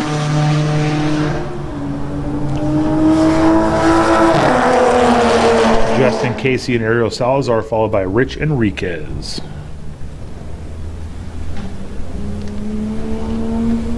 Aaron Gong also been competing with us for quite some time. I want to say this is his third GTA Finals. It may be his second, but I'm almost positive it's his third. He's really been pushing his own driver ability. It is the epitome of what an enthusiast class car should be. It's an HPDE car that he has a lot of fun with. And he's been coming out here, basically very minimal changes to the car, but he's been going faster and faster every time. So it's great to see them just really push it. That top view is a great view to show you how aggressive Bus Stop was. That was an incredible view from our drone pilot. People don't understand how much of that curb you have to cut to be able to take Bus Stop fast. You see him, you see him over there. From this angle, it almost looks like Bus Stop's an easy corner. But from inside the car, you can't see the corner. It's blind. You're jumping over the curb, and you're basically just trying to keep it on track. That direct above view that our drone pilot had was 10 out of 10 to show you that is probably one of the most difficult corners on this track to nail. Sunset, Bus Stop, Cotton corners, though they look simple, people go too fast through them. You really want to use cotton corners to set up the exit. So that's the right turn onto Riverside. Just a little further back if you want to see. Let's see what kind of time Aaron Gong has here. 1:59.875 in his enthusiast class car. Enthusiast class, very aggressive, very close to each other right now. 57s to 59s. It's going to be a really good podium. We had Mr. Su at a 1:58.96 and Mr. Lugo at a 1:58.8. So you got two cars right here within 1 second of each other in enthusiast class. Let's see where Jeff is. Jeff at a 58.0, so he's getting closer. So this is the shot. You're carrying as much speed as possible from cotton corners. So you see these cones. You saw where Amir went off and you saw where Mr. Rick O'Donnell went off. They went off straight through the cones because you're carrying an absolute crazy amount of speed. Most cars outside of cotton corners are wide here. So here's Aaron Gong. He's wide open throttle. He's not lifting here. And then you're basically hard on the brakes, turn in. From the top, you can't even see when he's going to turn in. From outside, when you're viewing it from eye level, it looks like a much easier corner, but I promise you it isn't. There you go. That's pushing it to the limit right there. Let's see how Jeff takes this corner. I believe we're going to see, oh, you know what? I think we're going to see Jeffrey Ting right here.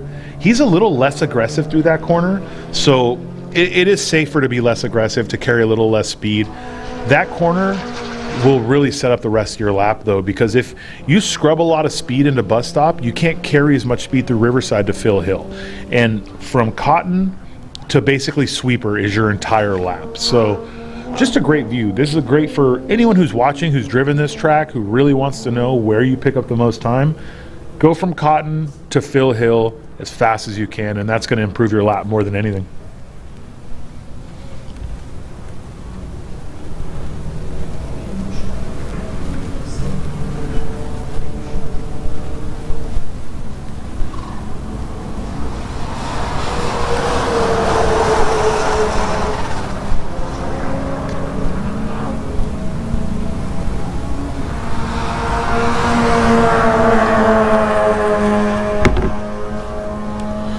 If Mr. Ting can pick up into the 57s, try and compete with Noah.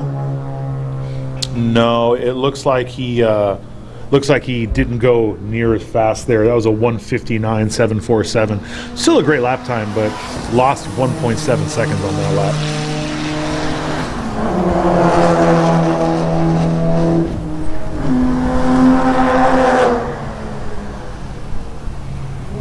Rich Enriquez with a 2 flat.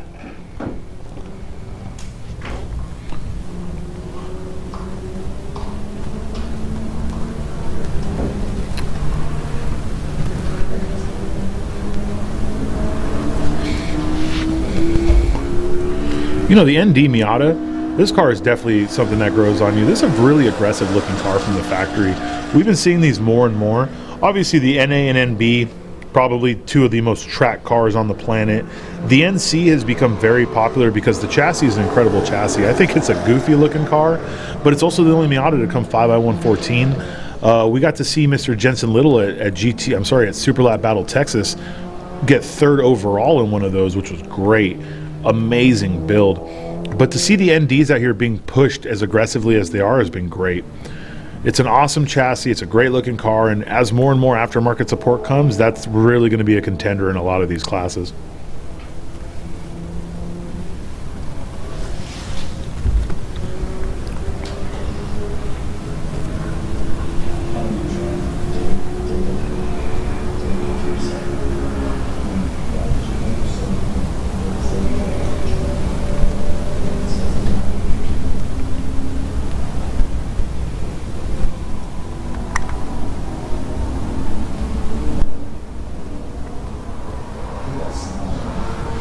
Oh, what a quick recovery there.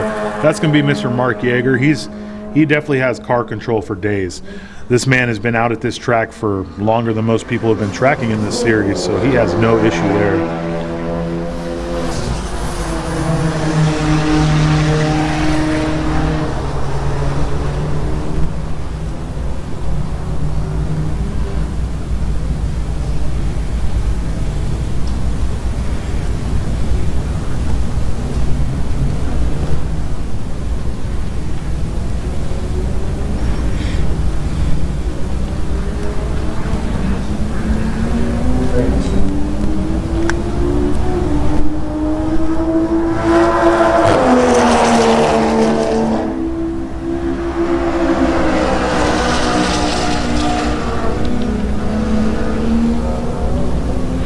Here we have Mr. Ting. Yeah, he's getting out of the way, letting that car pass.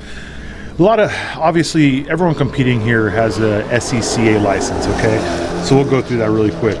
Global Time Attack is an SCCA sanctioned pro time attack event, so you have to have an SCCA pro time attack license.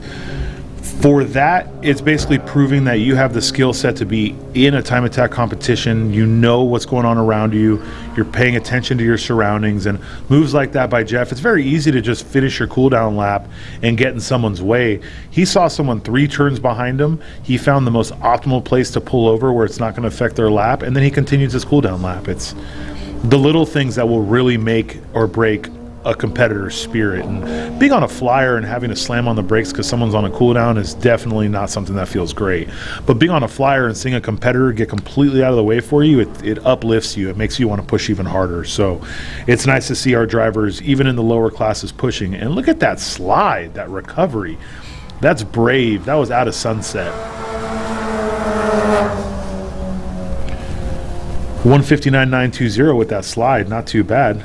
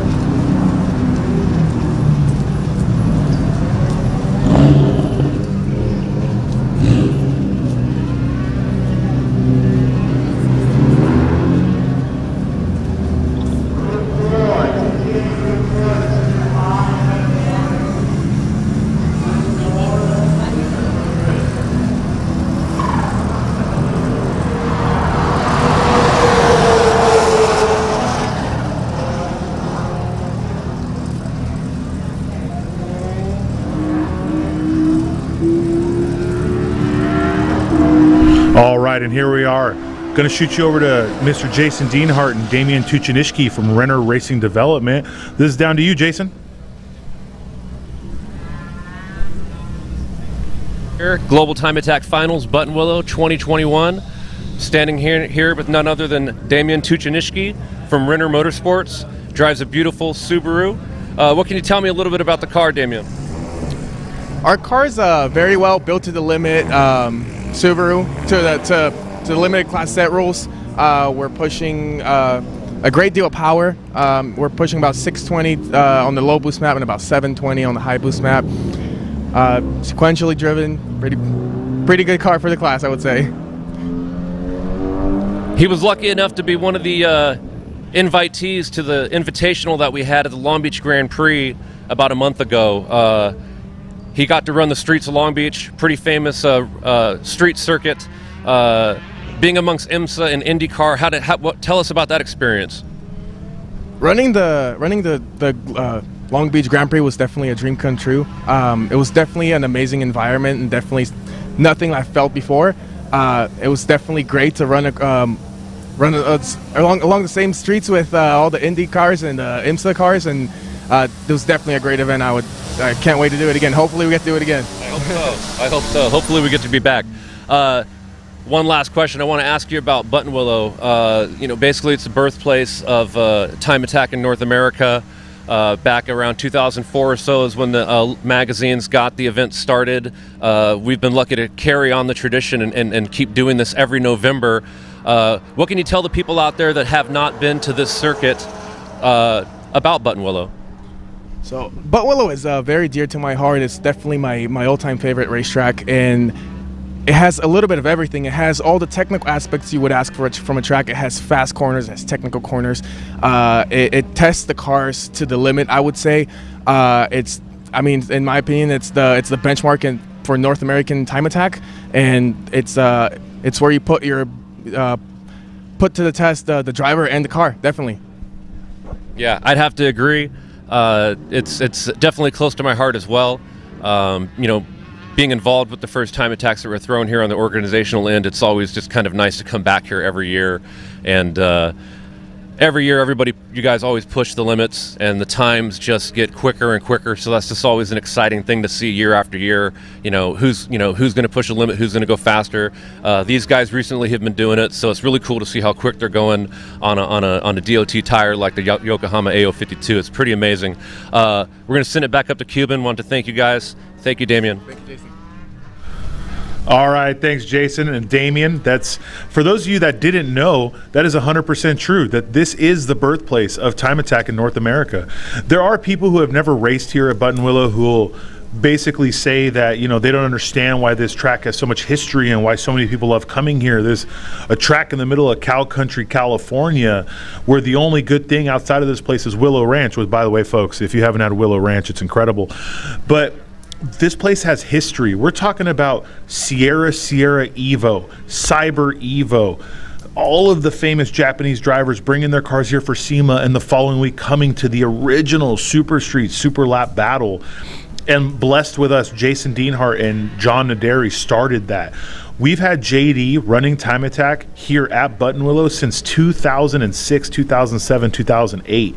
You want to talk about the birth of Time Attack in North America, you can't help but bring up NADS, you can't help but bring up JD, and you certainly cannot help but bring up Button Willow Raceway Park.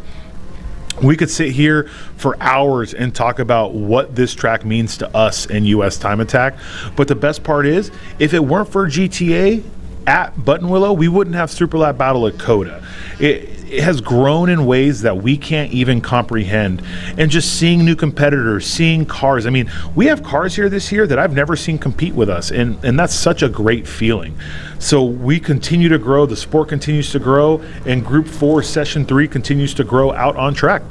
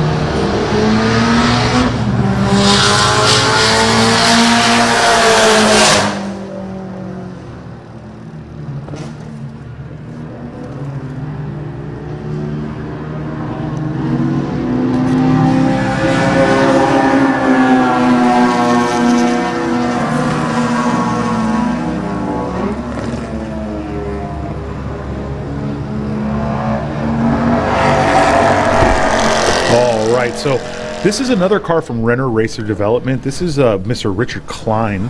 He is in a Subaru WRX STI. Renner has fielded a multitude of cars here over the years, and Damien's car actually started as like a base street class car, and he's pushed it to where it is today. Mr. Klein, same thing. He is actually a very, very good driver. He's in his STI, and funny enough, he's actually a friend of a lot of old friends of mine, and I didn't even know. We came out together and like, oh, you know Mr. Klein? He used to sell me tools. He was my Snap-on guy. So it's great to see him out here pushing his car, pushing the limits. And Renner as a whole, always bringing out new competitors. More than that, though, they really are like what feels to be a family effort. Then you have Mr. Nick Bright right there in the Spoon Accord Euro R. That was a real Spoon BTCC race car. This right here is Dr. Black. That's Robert Medina from Mexico. He towed that car all the way here from Mexico to compete with us. He's always been a part of the GTA family, and it's great to see his car running. He actually towed that car all the way to New Jersey Motorsport Park, competed, proposed to his now wife, and towed it home. So this man has made GTA a part of everything he does. This is actually the vehicle that Justin Bayless is driving, Mr. S2K Rabbit. He was not able to get the Volkswagen fixed in time, so another competitor was kind enough to give him something to drive. This is a Ecotec powered Miata, by the way. That's not just your everyday Miata.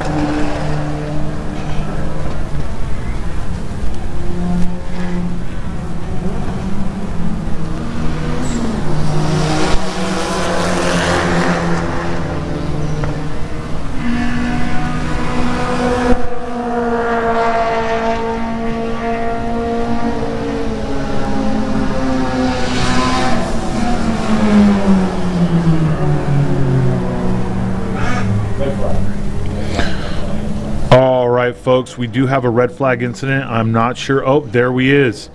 That's Mr. Jesse Selinsky's S2000. There is a fire extinguisher out, so obviously it looks like we did have some sort of issue.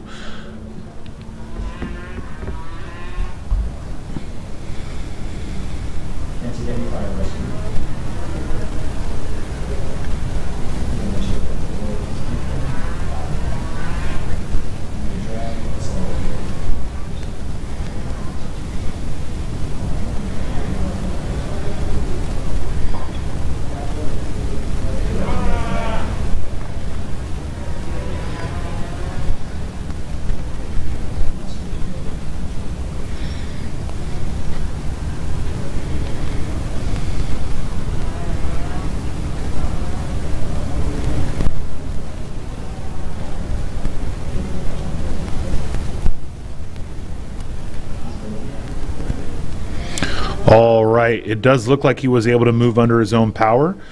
Not sure if there was a small quick fire, not sure what was going on there, but he's going to slowly creep this thing around, and hopefully it's nothing too big. If it's a big issue, yeah, he's just going to, oh, he's actually going to make the turn. I was going to say he could just go straight and make the cut through.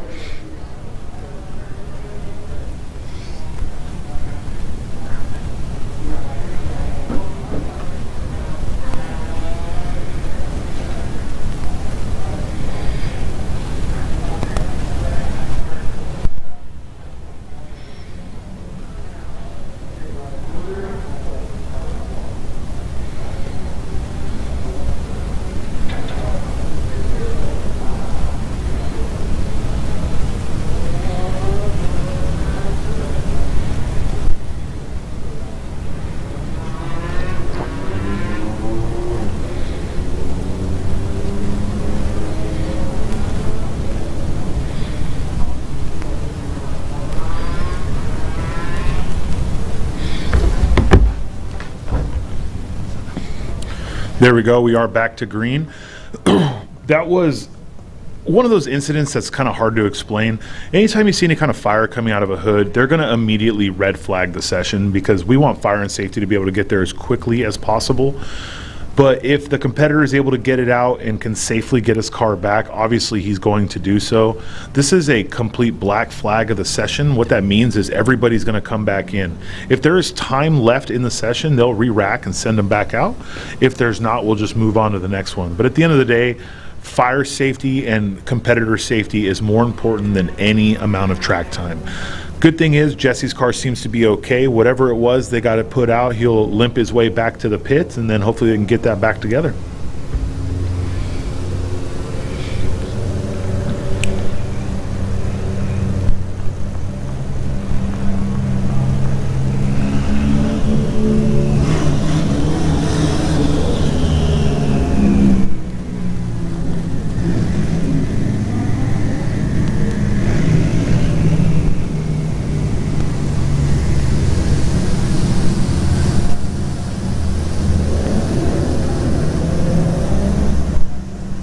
All right, it does look like we do have time. So what Tony's doing is he's giving everyone the gap. This is going out on a hot track, so no one's going to be doing cool down laps. No one's going to be doing warm-ups. It's just going to go out and start a flyer.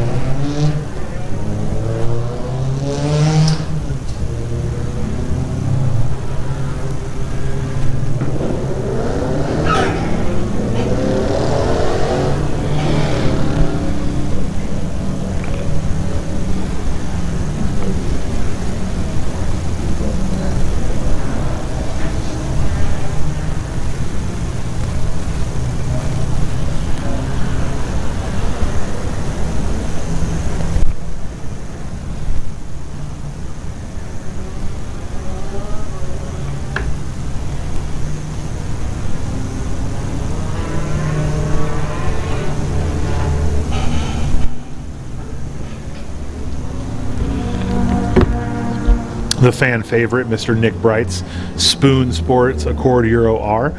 Funny story is this car used to actually belong here in Southern California. This was owned by Mr. Will Dries. Will chased this car down for what feels like 5+ years. When he finally got it, he enjoyed it, he drove it, he loved it. And Nick Bright hit him up long ago because he also has the Accord Euro R street car and said, if you ever sell it, I want it. And Nick Bright, being one of the family of GTA, he wasn't kidding when he said it, and he bought it. Now the car lives here right now. It's being taken care of by Amir at RS Future, but he also has a build going on of his Accord Euro R street car that's going to be in a true time attack class. The Spoon car was a factory built race car, so it has to run Pro Comp. It can't run a normal time attack class. The Accord Euro R that he has as a street car is going to be a limited class monster.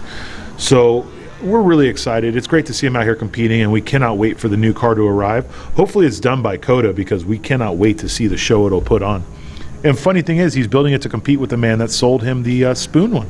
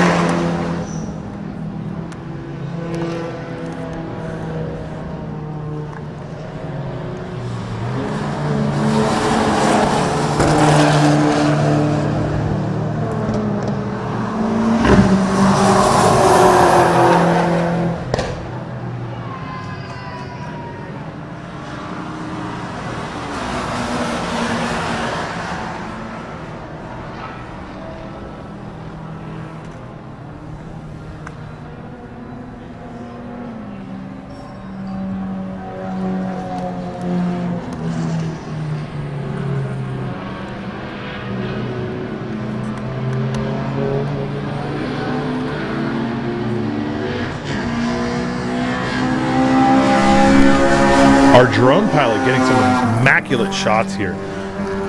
It's so incredible to me that every year we come here, we do these shows and we put on these races, and being able to see these cars in a way that you've never seen them before.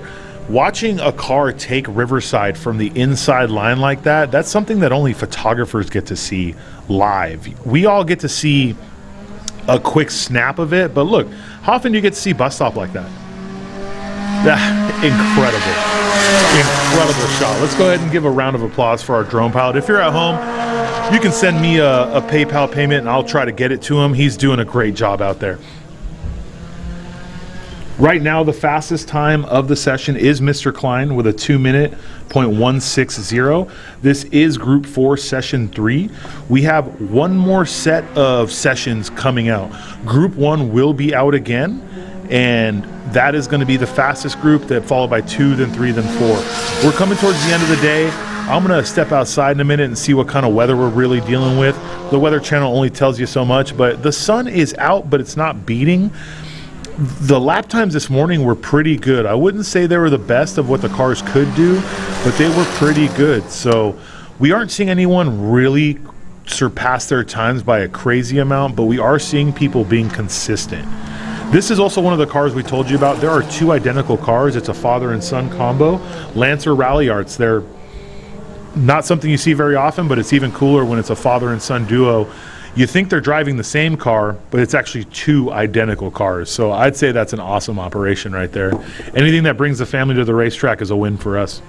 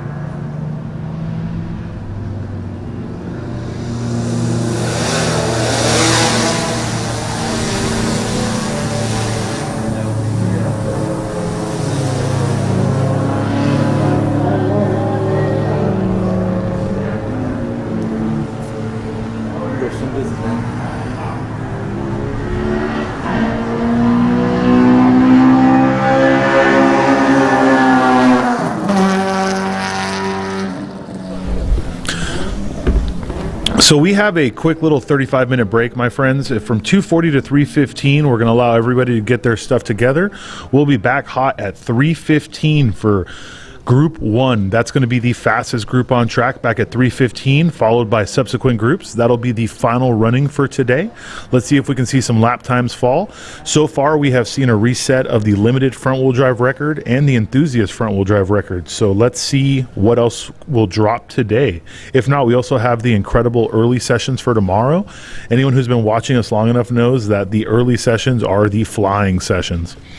We'll keep this up for you. We'll keep the times rolling. We'll let you know exactly where all the times stand for now, and hopefully we get some faster lap times in the final session, and we have all day tomorrow. So we'll catch you back at 3:15. We will keep the stream going. That way you don't have to try and wait for it to come back up.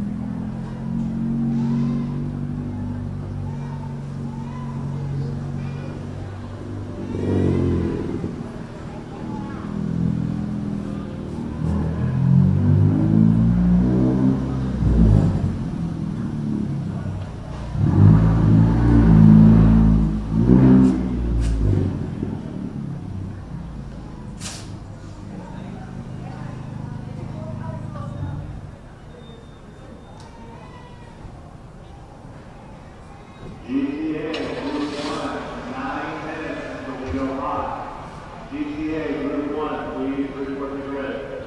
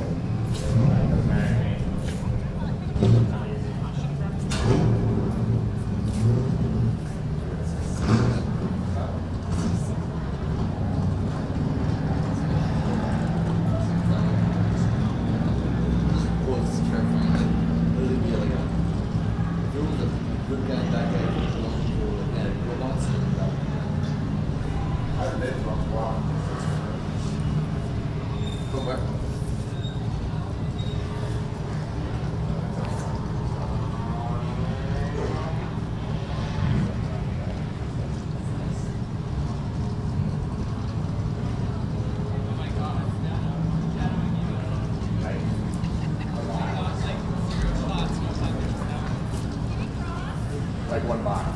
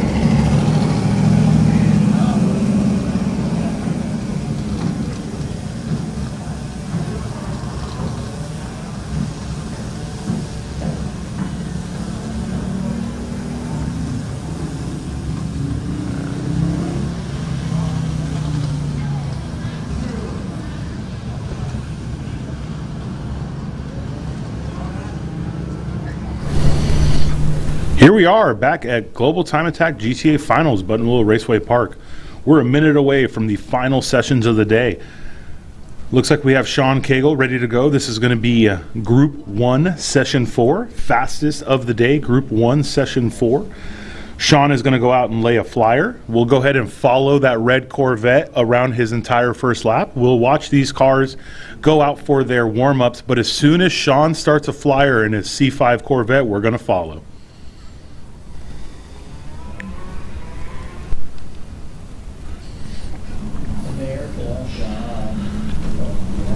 This is the best part about this car. It just screams Merca. It's going to be Sean, followed out by Amir Bentatu in the LSM3. Will Dries in the WRD Racing Prelude. Daijiro Yoshihara in the Evasive Motorsports S2000.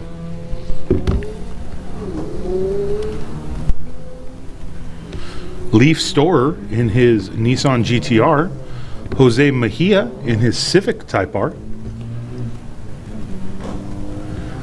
OK Kevin Burke in his Honda S2000, and Kyle Robinson in his Toyota Supra.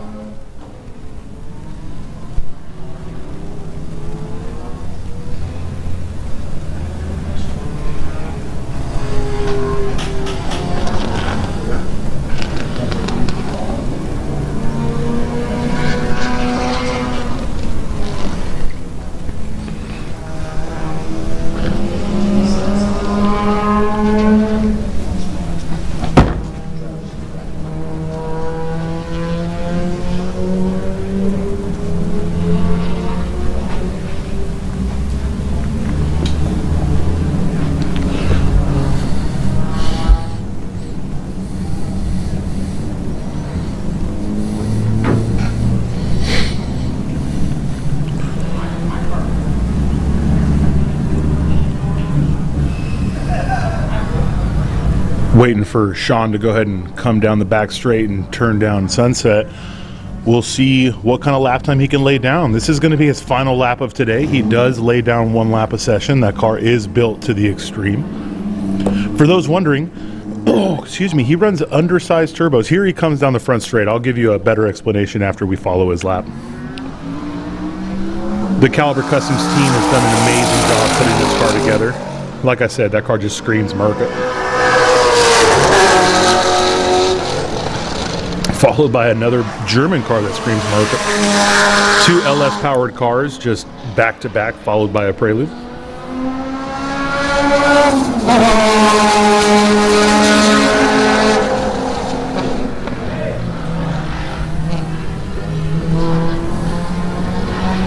have Sean going through Cottons. We'll go ahead and follow him all the way to Riverside with this shot. I'm going to preach it, but this is where you pick up all the time. You're going to see Sean just flying through here. This is all about car control and weight transfer. Quick right, quick left. It's going to be hard on the binders into bus stop.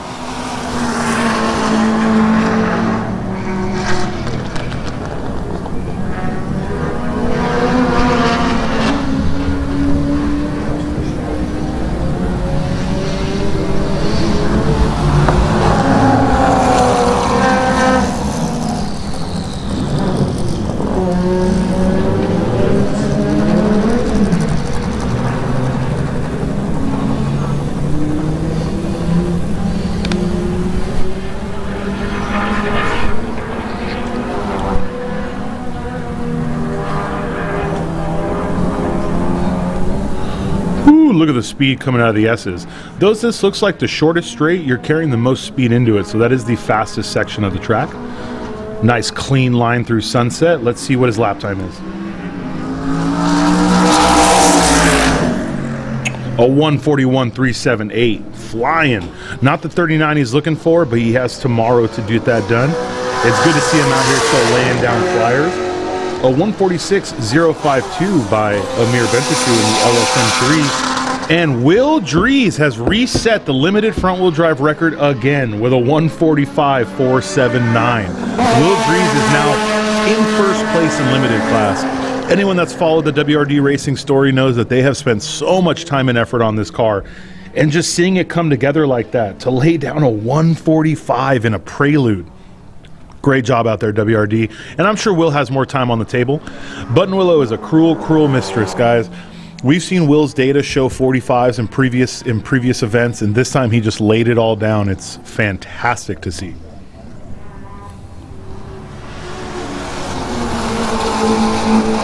Kevin Burke broke sub 50. He's at a 49.564. There's Daijiro Yoshihara in the Evasive Motorsports S2000. True Voltex circuit kit. It's one of the most beautiful kits out there. It's not a kit you're going to see very often either, so just seeing this in person, how wide it is, but how pristine it is something just to be galled at.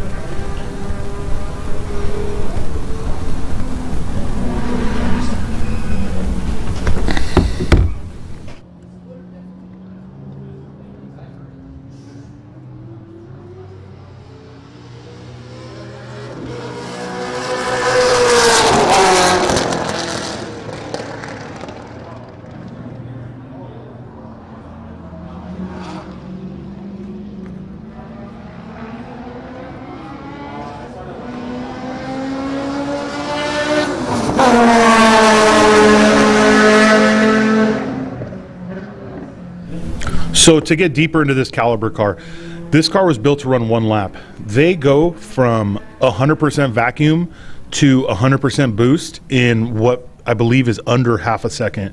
They run undersized turbos to give this car the most perfect response. This is the way it's built around Sean's driving. He loves it like this. Because of that, though, they cannot run back-to-back laps. If they tried to run a second lap at speed, they would melt the turbine housings. So Sean's car is the epitome of, you have one shot, make it worth it, make it happen. And Sean has made it happen more times than not. If you've been following long enough, you'll remember Sean's car burnt down to a crisp over by Cotton Corners. He came back the next year, laid down a flyer, following year laid down a flyer. He's been on the podium every year since his car burnt down, and if that isn't a testament to real skill and just the grit it takes to be at this level of time attack, then I don't know what is. He's going to go ahead and ride around the paddock to keep cooling the car down because he's going the opposite direction of his pit, and I'm super proud of what that team has done. The Caliber Customs team and Sean Cagle and his family, they've been slaying it.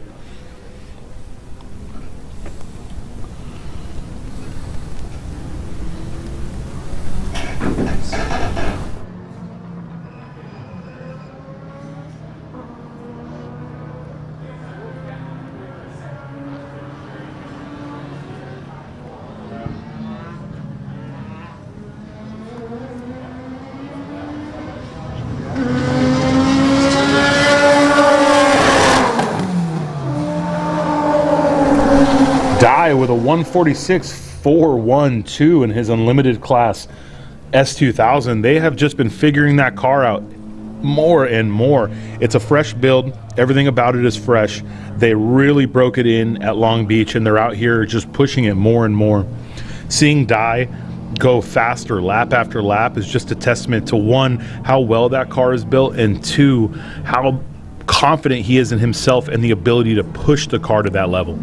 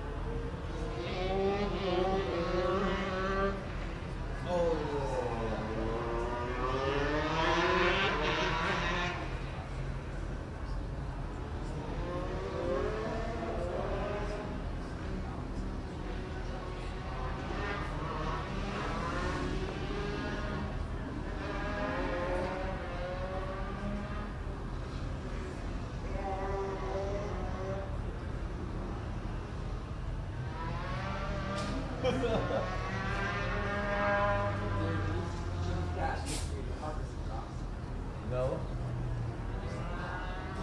But it probably isn't as bad as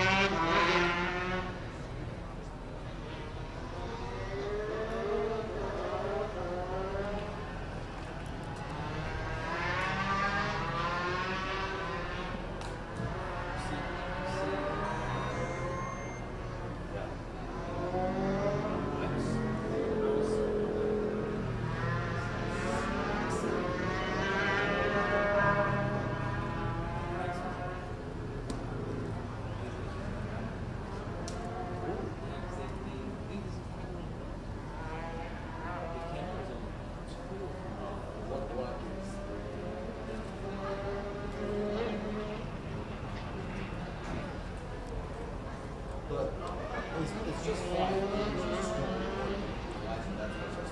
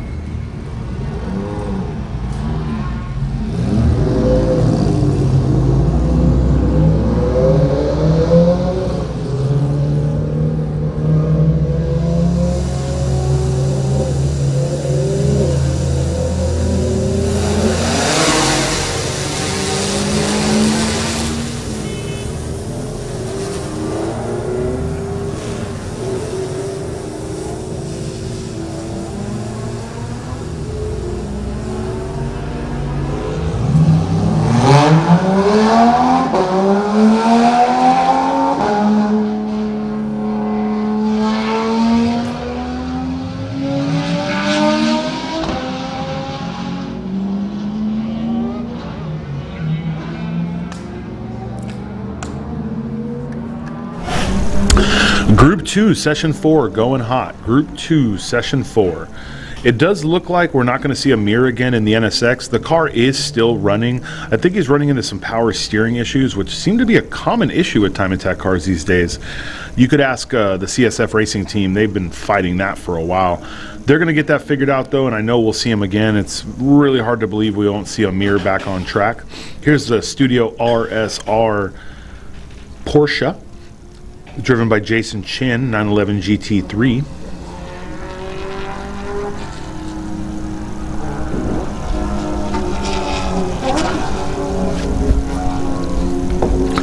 Once again, this is Group 2, Session 4. These are the final sessions for the day. We'll go through this group and then Group 3 and Group 4 and get everything all gridded up for tomorrow.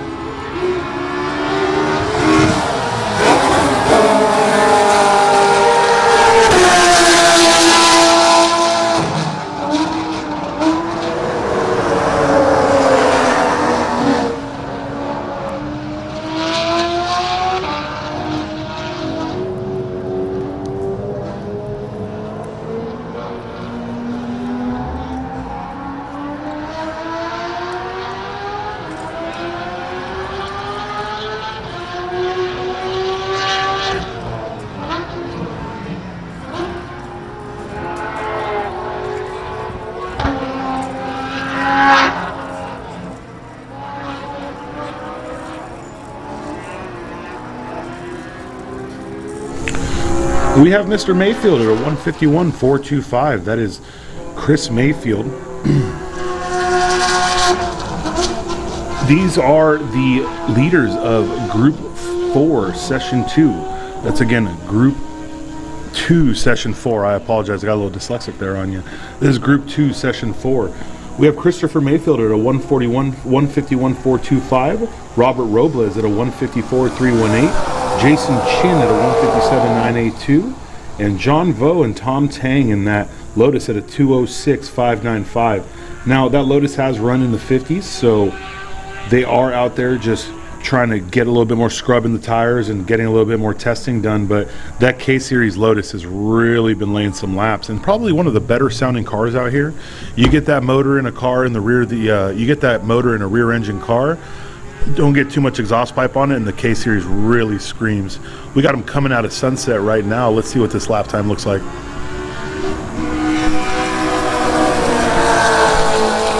There it is, a 150.603, fastest time of this session. They were at 205, looks like they were just warming up the tires. They have a full session to work with, so they don't have to rush like they did this morning. They can get proper heat in the tires and go for a flyer. Both Rick O'Donnell and Mike Kang went out and hit the timing and scoring, but it looks like they both came in. Let's see if we can get some lap times out of them. Mike Kang with a 2:10.560. He was in the mid to low 50s. I believe he did a 51 earlier today. So let's see if he's ramping it up for another lap.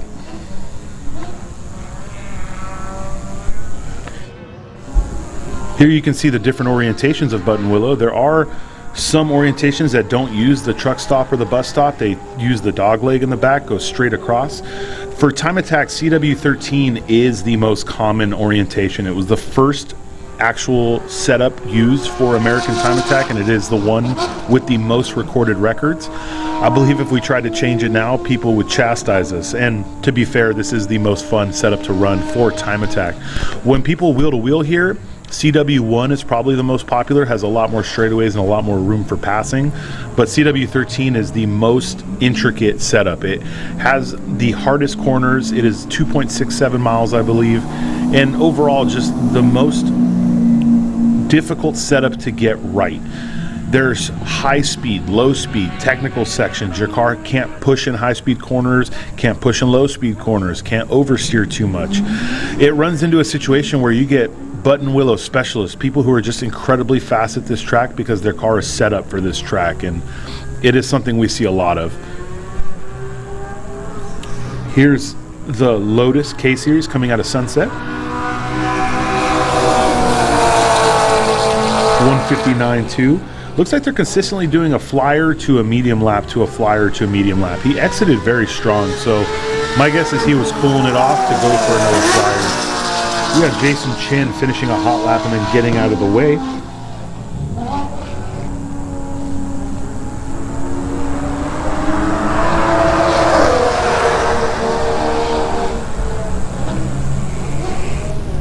There's Mike King with a 154. That's more like it. He did a 210 on his first lap, so he really was warming it up. I'm not sure if he's running out of tire or if the track just isn't as good as it was this morning, because he ran a 51 or a 52 earlier today. So for him to be 2 to 3 seconds off where he was earlier, that's a pretty big difference, but it's a difference that can definitely be found in the track. He ran a 151.463 in the first session. There's Robert Robles in his M3. His fastest lap time is a 155.055. Nope, he ran a 54.318 this session, so he has surpassed his fastest lap.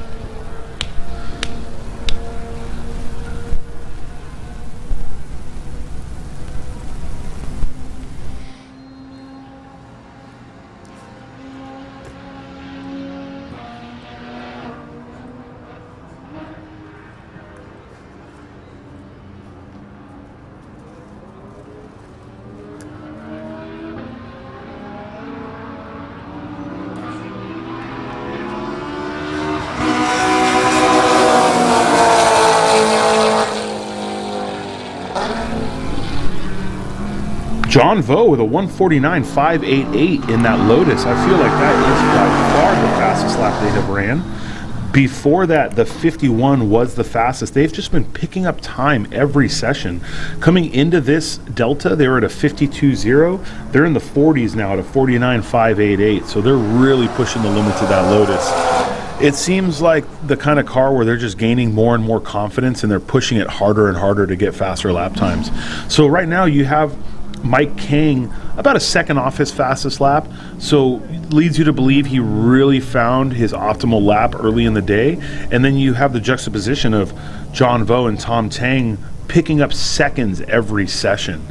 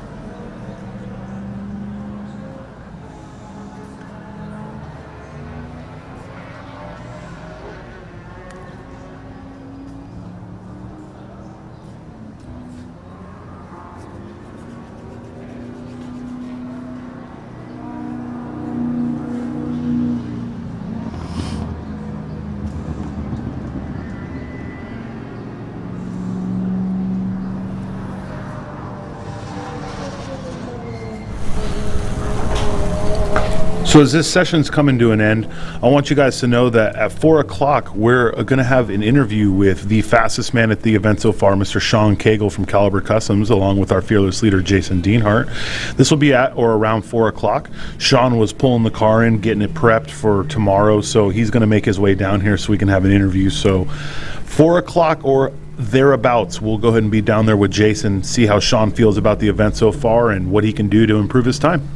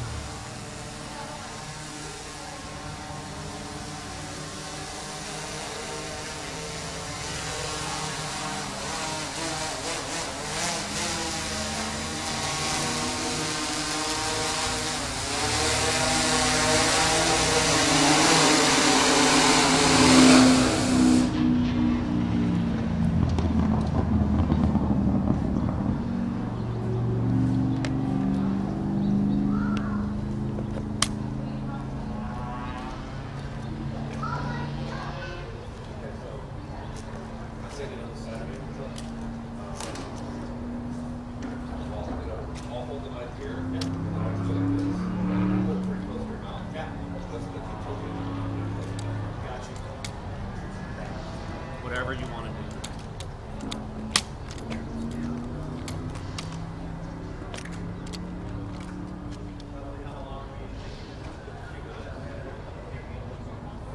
No, that's fine.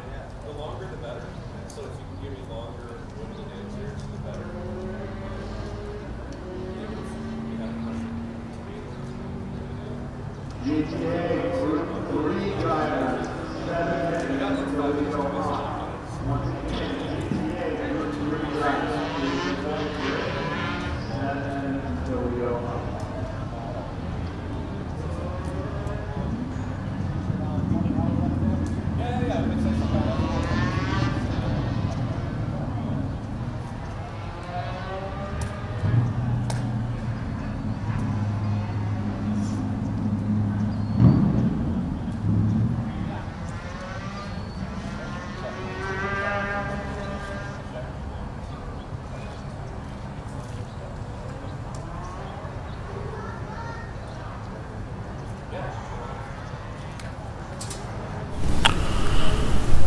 Let's go ahead and go to Jason and Sean Cagle, the fastest person this event. Let's see how Sean feels about the event so far and what he can do to make this better.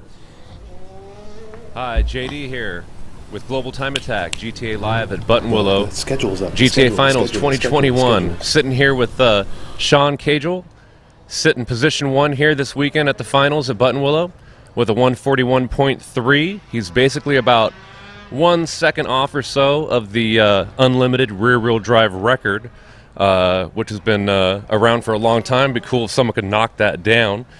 He drives a bright red Corvette, Caliber Custom sponsored. What can you tell me about how the car's running this weekend? What I can tell you right off the top, man, is the Caliber Customs crew has been amazing. I play one small part in this car. You know, we got a good group of guys out there that are getting the car ready, getting the tires at the right temp. KW's out there supporting the car. We have a new trick, EXR Motorsports, set of coilovers on it. So they're making all the adjustments between sessions. And it's genuine team effort, man. So, you know, I'm grateful to my whole crew out there. I know in the session that you just did, the plan was to send it. He was hoping to get the record just on this last session. We had a little half-hour break. The sweeper was able to go out and clean the track, so it was a good opportunity. What can you tell us about what happened there? Because obviously it didn't happen. Yeah, it didn't. That was the plan. For about the last year, our goal has been to put that car into the sub-40s, which sounds crazy to this little small team. And so we want that 39.9. We put fresh sticker tires on the car. We were saving them for the morning, but, you know, we were feeling the air, and it was feeling a little cool, so we thought, you know what? Let's see if we can get it this session. I felt real good in the car. It was real flat. Everything felt perfect. I was a little hot coming into Riverside, so I had to use some right foot, and I think I scrubbed off just a little too much speed. I think we would have been mid-40, maybe close to the record if it wasn't for that little bobble. But where I'm finding some time is there's a real high-speed kink right before Phil Hill on the backside of the track. And it's pretty high speed, 120, 130 mile an hour type turn, and I'm always a little hesitant to attack the apex curbing there. So the guys at KW have been working on the high speed settings, and I'm getting confidence now. I've been taking more curb there, coming in way hotter into Phil Hill. So I think with that cool air tomorrow, man, if it's not too foggy like today, I think we're hoping for that 39.9 in the morning. That's the plan. Absolutely awesome. It's great to hear how you're just sending it out there. You know, and what it makes me think about too is how you really are chasing the perfect lap. I mean, you can't have any mix-ups or any mess-ups anywhere because people out here are so good and the cars are so good that you have to have a perfect lap. Yeah, I think back to this exact race last year. We set our personal best, a 141.1.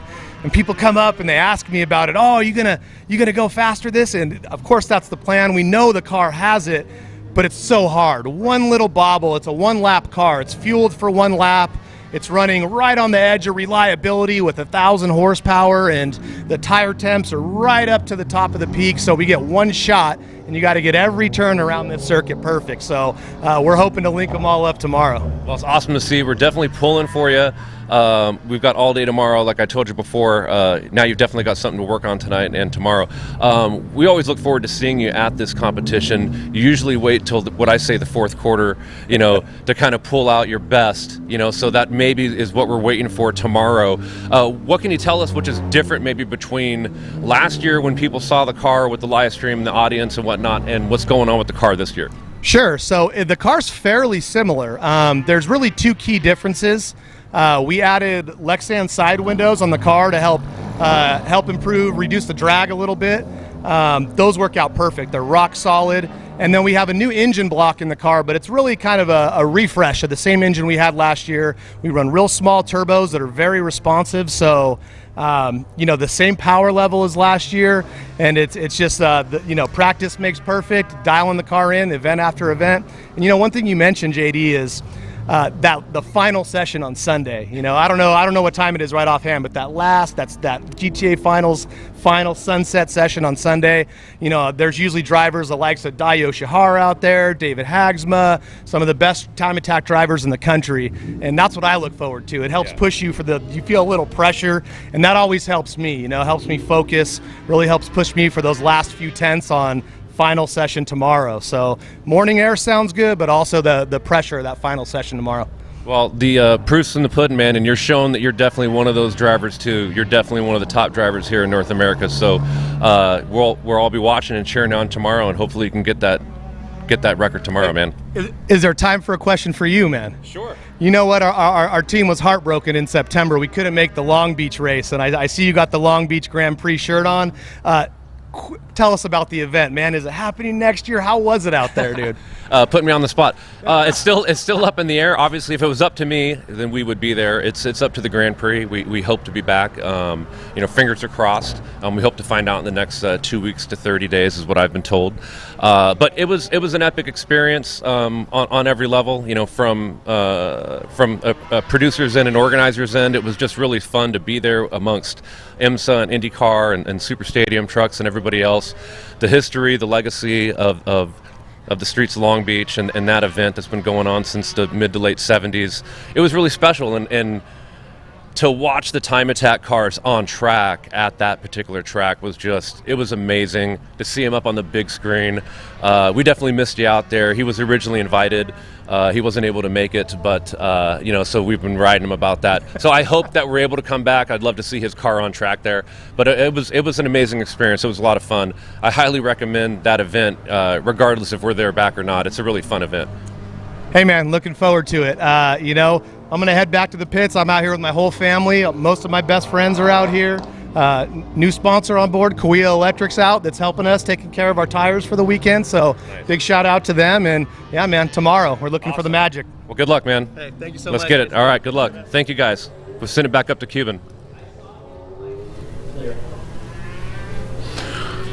That was Jason Deanhart and Sean Cagle from Caliber Customs. Always a character. We love that man. He's been supporting us forever, and gotta say, love Jason, his interviews, all of it.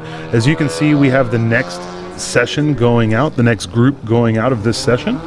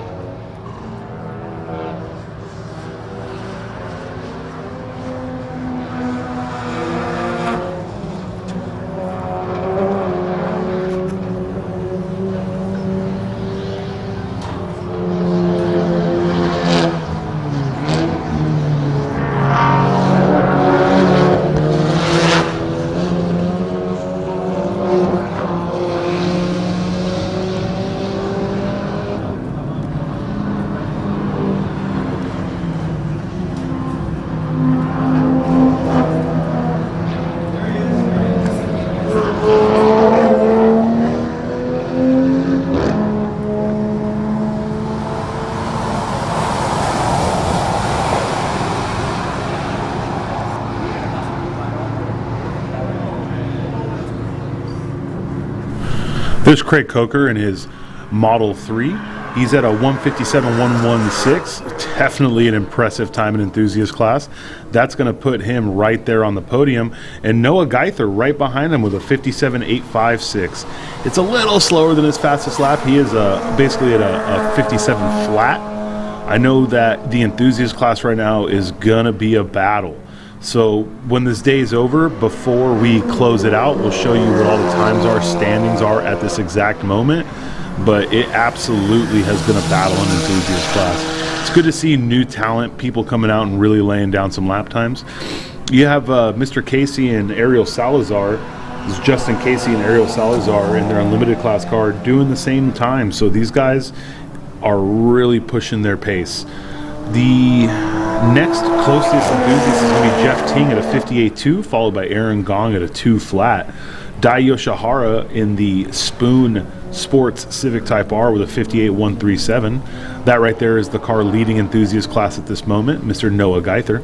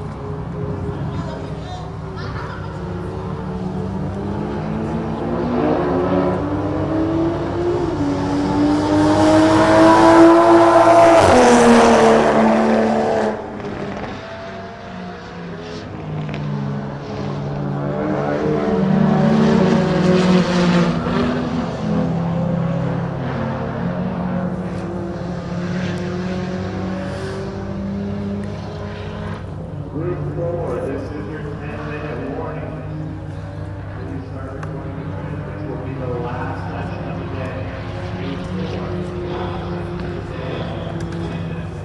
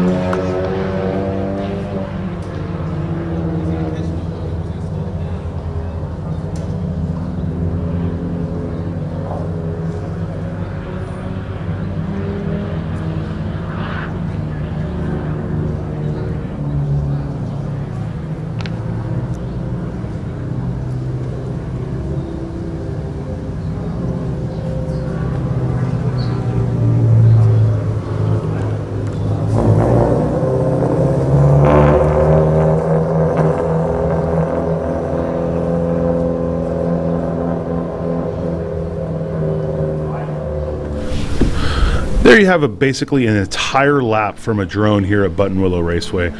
Very clean to watch. It's nice to see an uncut version of a lap. Obviously we can go camera to camera. It's great to see every angle, but it was awesome to see cars passing other cars, people slowing down to make sure that lines aren't interrupted for people on flyers. Just a great view here at Button Willow Raceway. I can't give enough respect to the camera crew and the drone operator here at Button Willow. If we look at these times, they have been dropping. So Ariel Salazar and Justin Casey with a 155.935. Dai Yoshihara down to a 156.733. Craig Coker, a 157.116. That was his first lap and only lap. Noah Geither with a 157.181 on his third lap. Jeffrey Ting in the 57s now with a 57.209 on his fifth lap. And Jonathan Lugode with a 57.278 on his last lap. So everyone is out here still dropping time, which is great to see. Obviously, the more confidence you have in the car and the more confidence you have in the track and the overall grip, your lap times are going to drop. If these drivers take everything they learned today and take them into session 1 tomorrow and just lay down a flyer in the beginning of the session, I think we're going to see some incredible lap times.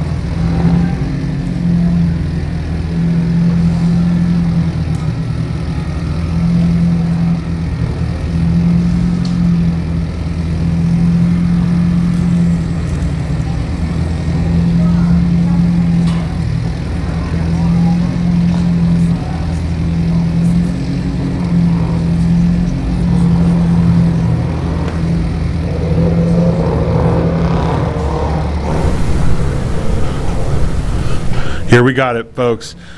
Session 4, Group 4, final session of the day, going hot. If you guys recognize that gold-colored Honda Civic, that is actually the same Civic that was on fire in the pit lane.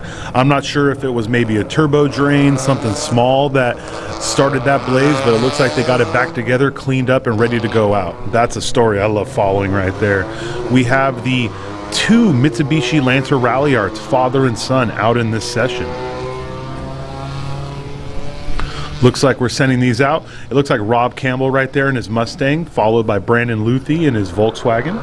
This is going to be Group 4, Session 4. And remember, before this is out, before we're out, we'll go ahead and put up timing and scoring for you guys so you can see exactly where we stand for today and what to look forward to for tomorrow.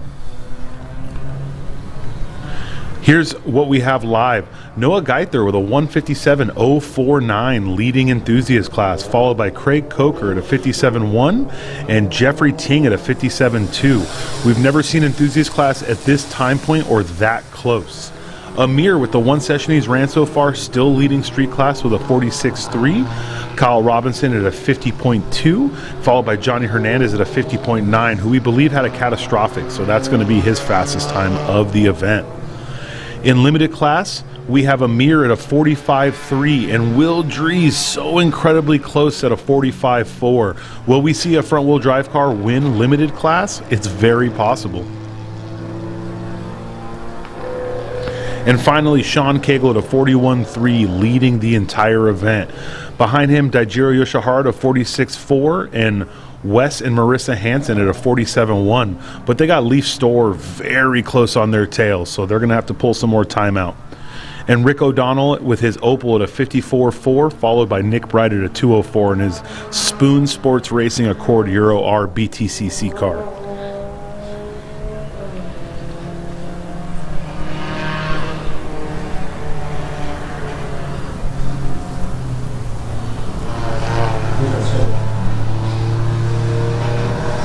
Here we have tomorrow's schedule. Short of an act of God and another 2 hours of fog, this is where we're going to start out. The very first session is going to be at 8 in the morning, 8 to 8:20. We're going to run that all the way until 11:15. At 11:15, we will take a lunch and be back at 12:35. While we're here, though, I do want to give a huge shout out, guys. Without our sponsors, we wouldn't be able to do this. Sponsors and competitors are the reason we do this. The fans, you guys keep the love in the sport. You make us want to keep pushing, getting us to go to new events and keeping the sport rolling. So big shout out to Yokohama Tire, our title sponsor.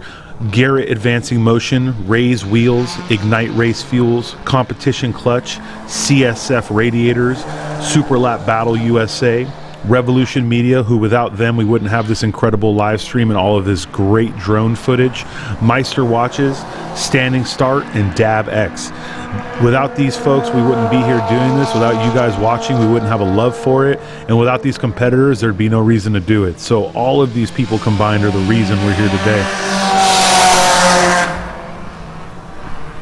This right here is Bobby Velasquez in the car 999 Honda Civic. This is the car that was in the pit lane burning up.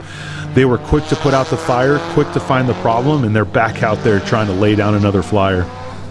Here's Robert Medina, Dr. Black from Mexico, still fighting for a faster time. He's never competed here at Buttonwillow with us, and he is learning that this track is a handful, but it's great to see him out here. He's gone as far as New Jersey to compete with us, so having him here in Southern California, well, the middle of California is great. It's great to have some international competition back, and we cannot wait until the Canadians can make their way back also.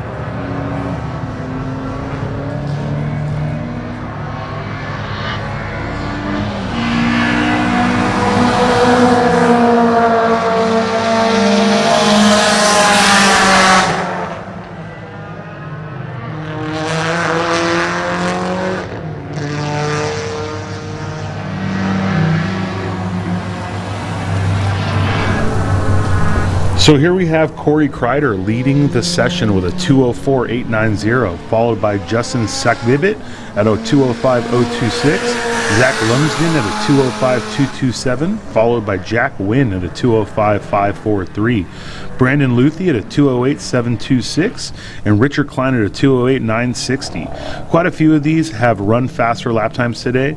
We do see a lot of the time, though, enthusiast class cars pushing a little harder lap by lap. The cars as a whole are not set up for one lap driving because they are enthusiast class. They're more HPDE style cars as opposed to, say, Sean Cagle's car that is set for max kill one lap where they push it to the extreme. But it's great to see these competitors out here.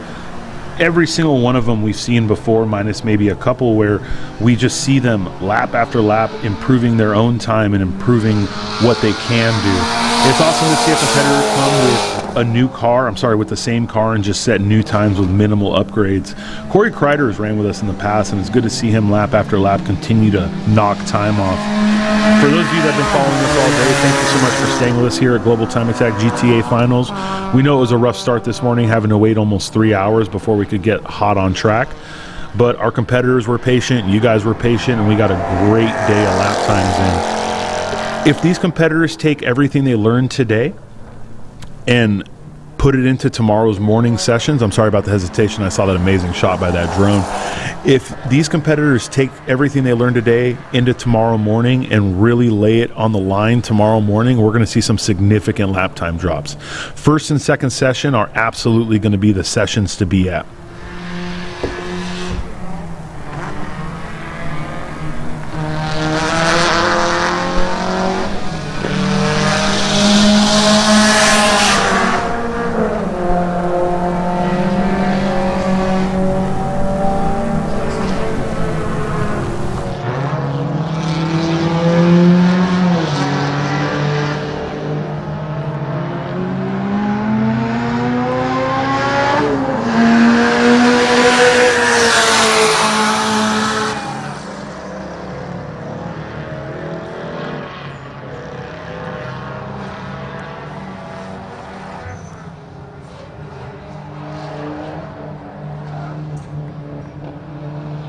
Little tire drop.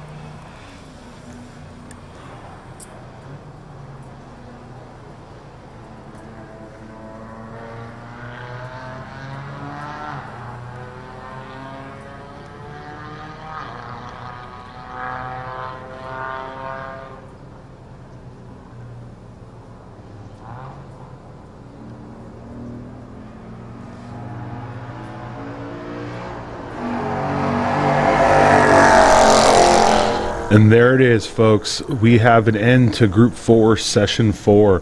We're going to let everyone on a flyer finish their laps, but let's go ahead and look at the times.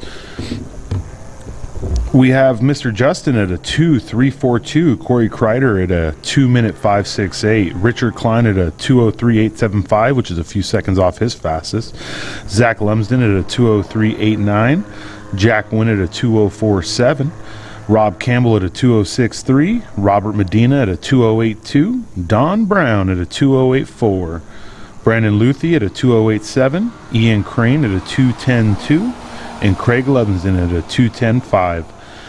Bobby Velasquez did go out, did do a warm-up lap, but never actually set a flyer, so maybe they're still trying to deal with some issues after that fire, but it's good to see that car running and still out. This was Global Time Attack GTA Finals Day 1. Really hectic morning, followed by a nice smooth afternoon. Hopefully tomorrow we come into the same beautiful weather, minus the fog, and we can lay down some real flyers. We have a few records reset. The Enthusiast front-wheel drive record has been reset. The Limited front-wheel drive record has been reset, so we have a lot of good going on right now. I want to thank everyone who's been with us, following us this whole day. We're going to go ahead and throw up tomorrow's schedule in a few. That way you guys are ready and know what to look forward to for tomorrow. Big shout out to all of our crew here. That's the GTA staff, Rev Media, all the corner workers, and everyone working in fire and safety. We're super blessed to have them all here and everything they do for us. Here is tomorrow's schedule. We're going to be going hot at 8 a.m. We'll queue up this stream a little before. Make sure you guys are ready to watch. We're going the same as we were today, but I believe we're going to invert the grid, which means Group 4 is going to go out first, followed by, nope, this actually tells me right here, Group 1 will still be first out. So tomorrow in the afternoon, we'll invert the schedule, but for the first 2 sessions, Group 1 will have a chance to go out and lay out some flyers. That's going to be the fastest sessions of the day. So once again, guys, huge shout out to everyone that's been watching. Thank you so much. One more big plug. Thank you, Yokohama Tire, for everything you do for us. Garrett Advancing Motion for supporting so many of our drivers. Raise Wheels, Ignite Race Fuel, Competition Clutch, CSF Radiator, Super Lap Battle USA, Revolution Media, who does our live stream and does an amazing job, Meister Watches, Standing Start, and DabX. We'll catch you guys tomorrow. Thank you so much for staying here with us today, and before we end this, we'll make sure we put up the standings one more time. As soon as the final car has gone across start finish, we can go ahead and post that. We'll leave those up for you guys to see, and hopefully we get to see some fast times tomorrow.